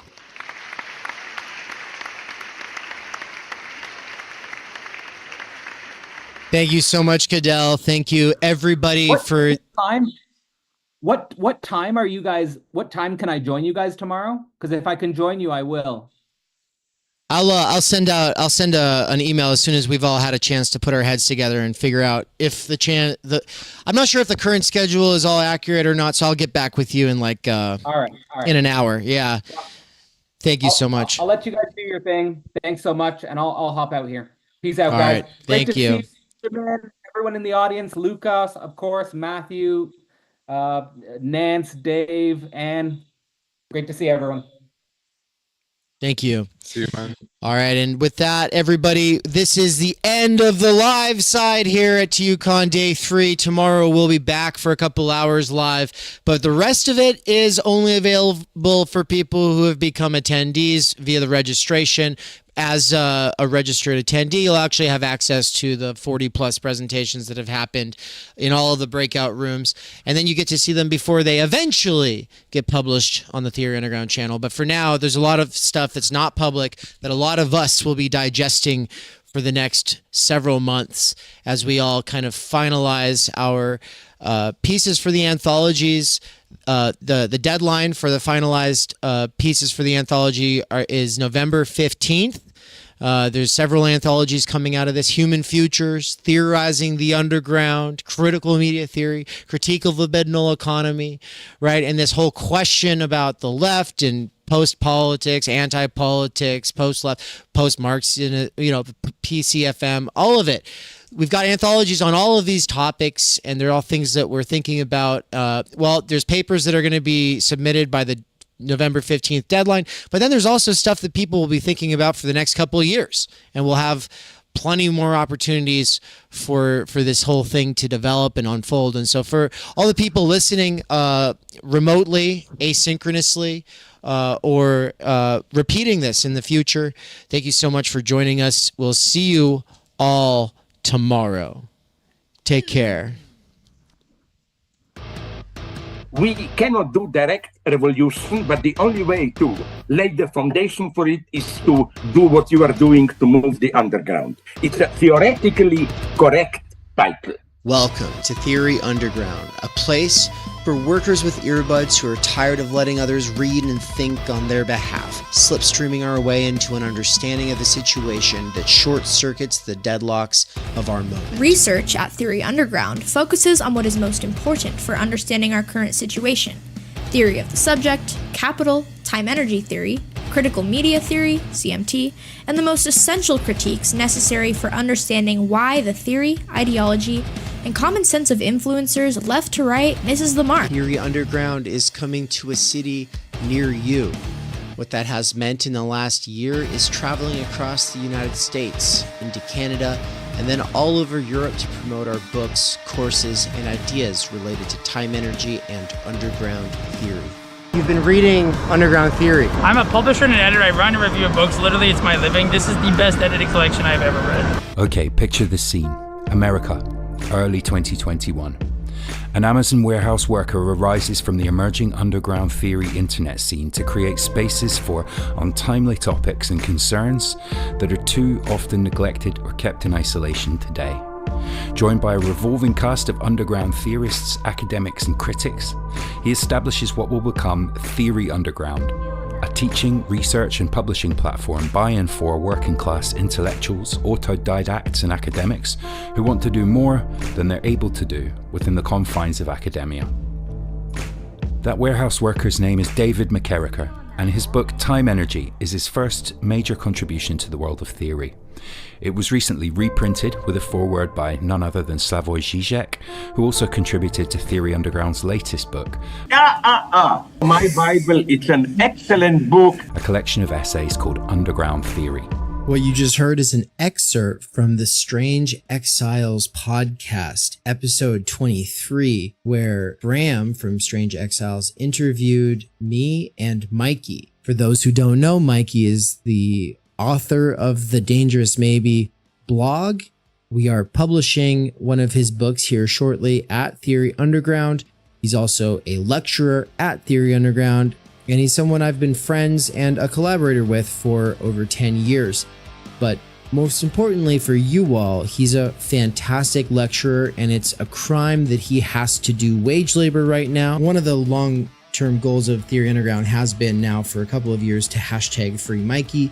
That is something that I've been really pushing, but first I had to get freed from wage labor, which was achieved this year. That's right. Thanks to my monthly seminar subscribers, I was able to quit Amazon and do Theory Underground full time. Now I'm announcing the next big phase of the plan, which is the Mikey Down seminar. What monthly subscribers to the Mikey seminar are paying for is a survey of philosophy, including deep dives into Zizek, Land, Lacan, Baudrillard, Bataille, Lyotard, and ultimately the whole history of philosophy. We're trying to build like this ongoing seminar, right? And that's what I really like about this thing, where, you know, if I'm teaching a main text, that's something I got to focus on. I got to really, but the seminar thing, we can do this stuff all the time, where we dive deeper into concepts, we dive deeper into certain, you know, sections of books or whatever, and we can really do this nuanced stuff.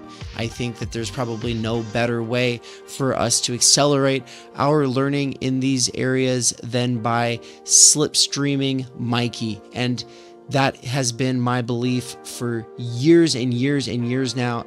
It's official. You're able to help out. You're able to get involved. You're able to benefit directly from liberating him from wage labor. Get on it right now. Do it. Just go. Stop what you're doing. Go click the button. Subscribe. This is what you do. Subscribe to him. If you're already signed up for the ongoing Theory Underground seminars, then that's the ones that I do with my wife, Anne.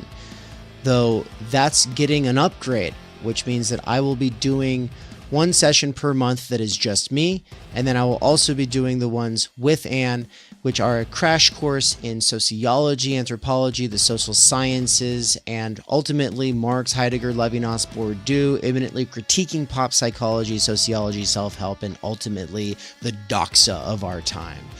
But if you would like to be a subscriber to both Mikey's seminar and the seminar that the Snellgrove McCarrickers are doing, then the best way is to become a Tier 4 subscriber, or you can be a Tier 2 subscriber to each of us. The reason this matters is because Tier 2 is like pretty much the best bang for your buck. It gives you huge discounts on all of the courses that we do. But if you can't afford it, Tier 4 is amazing because it gives you Tier 3 access at both Mikey's seminar and ours. And finally, not everybody has time to be part of these ongoing research seminars, and they just want to fund the paid content for the YouTube and podcast. And so thank you so much to our patrons over at Patreon. They're the ones funding all the free stuff. So big thank you to Bert, Marilyn, Carl, Sahil, Zozandra, Nikolai, Darian, Tyler, and Mandeep, and all the other wonderful patron people, Patreon people. And thank you to all the other wonderful Patreon people. Thank you so much to all of you patrons, and also to the special subscribers and the paying subscribers. Oh my god, it's just so awkward. Thank you, patrons. Oh, okay. And to all the other wonderful patrons, thank you so much, all you patrons. And also a special thanks to the subscribers on the YouTube side, as well as the paying subscribers over at Substack. Why can't we do this? Fuck. You guys, just thank you. Thank you, everyone, for making this bullshit possible. Thank you to the subscribers. You did so good. Thanks, guys.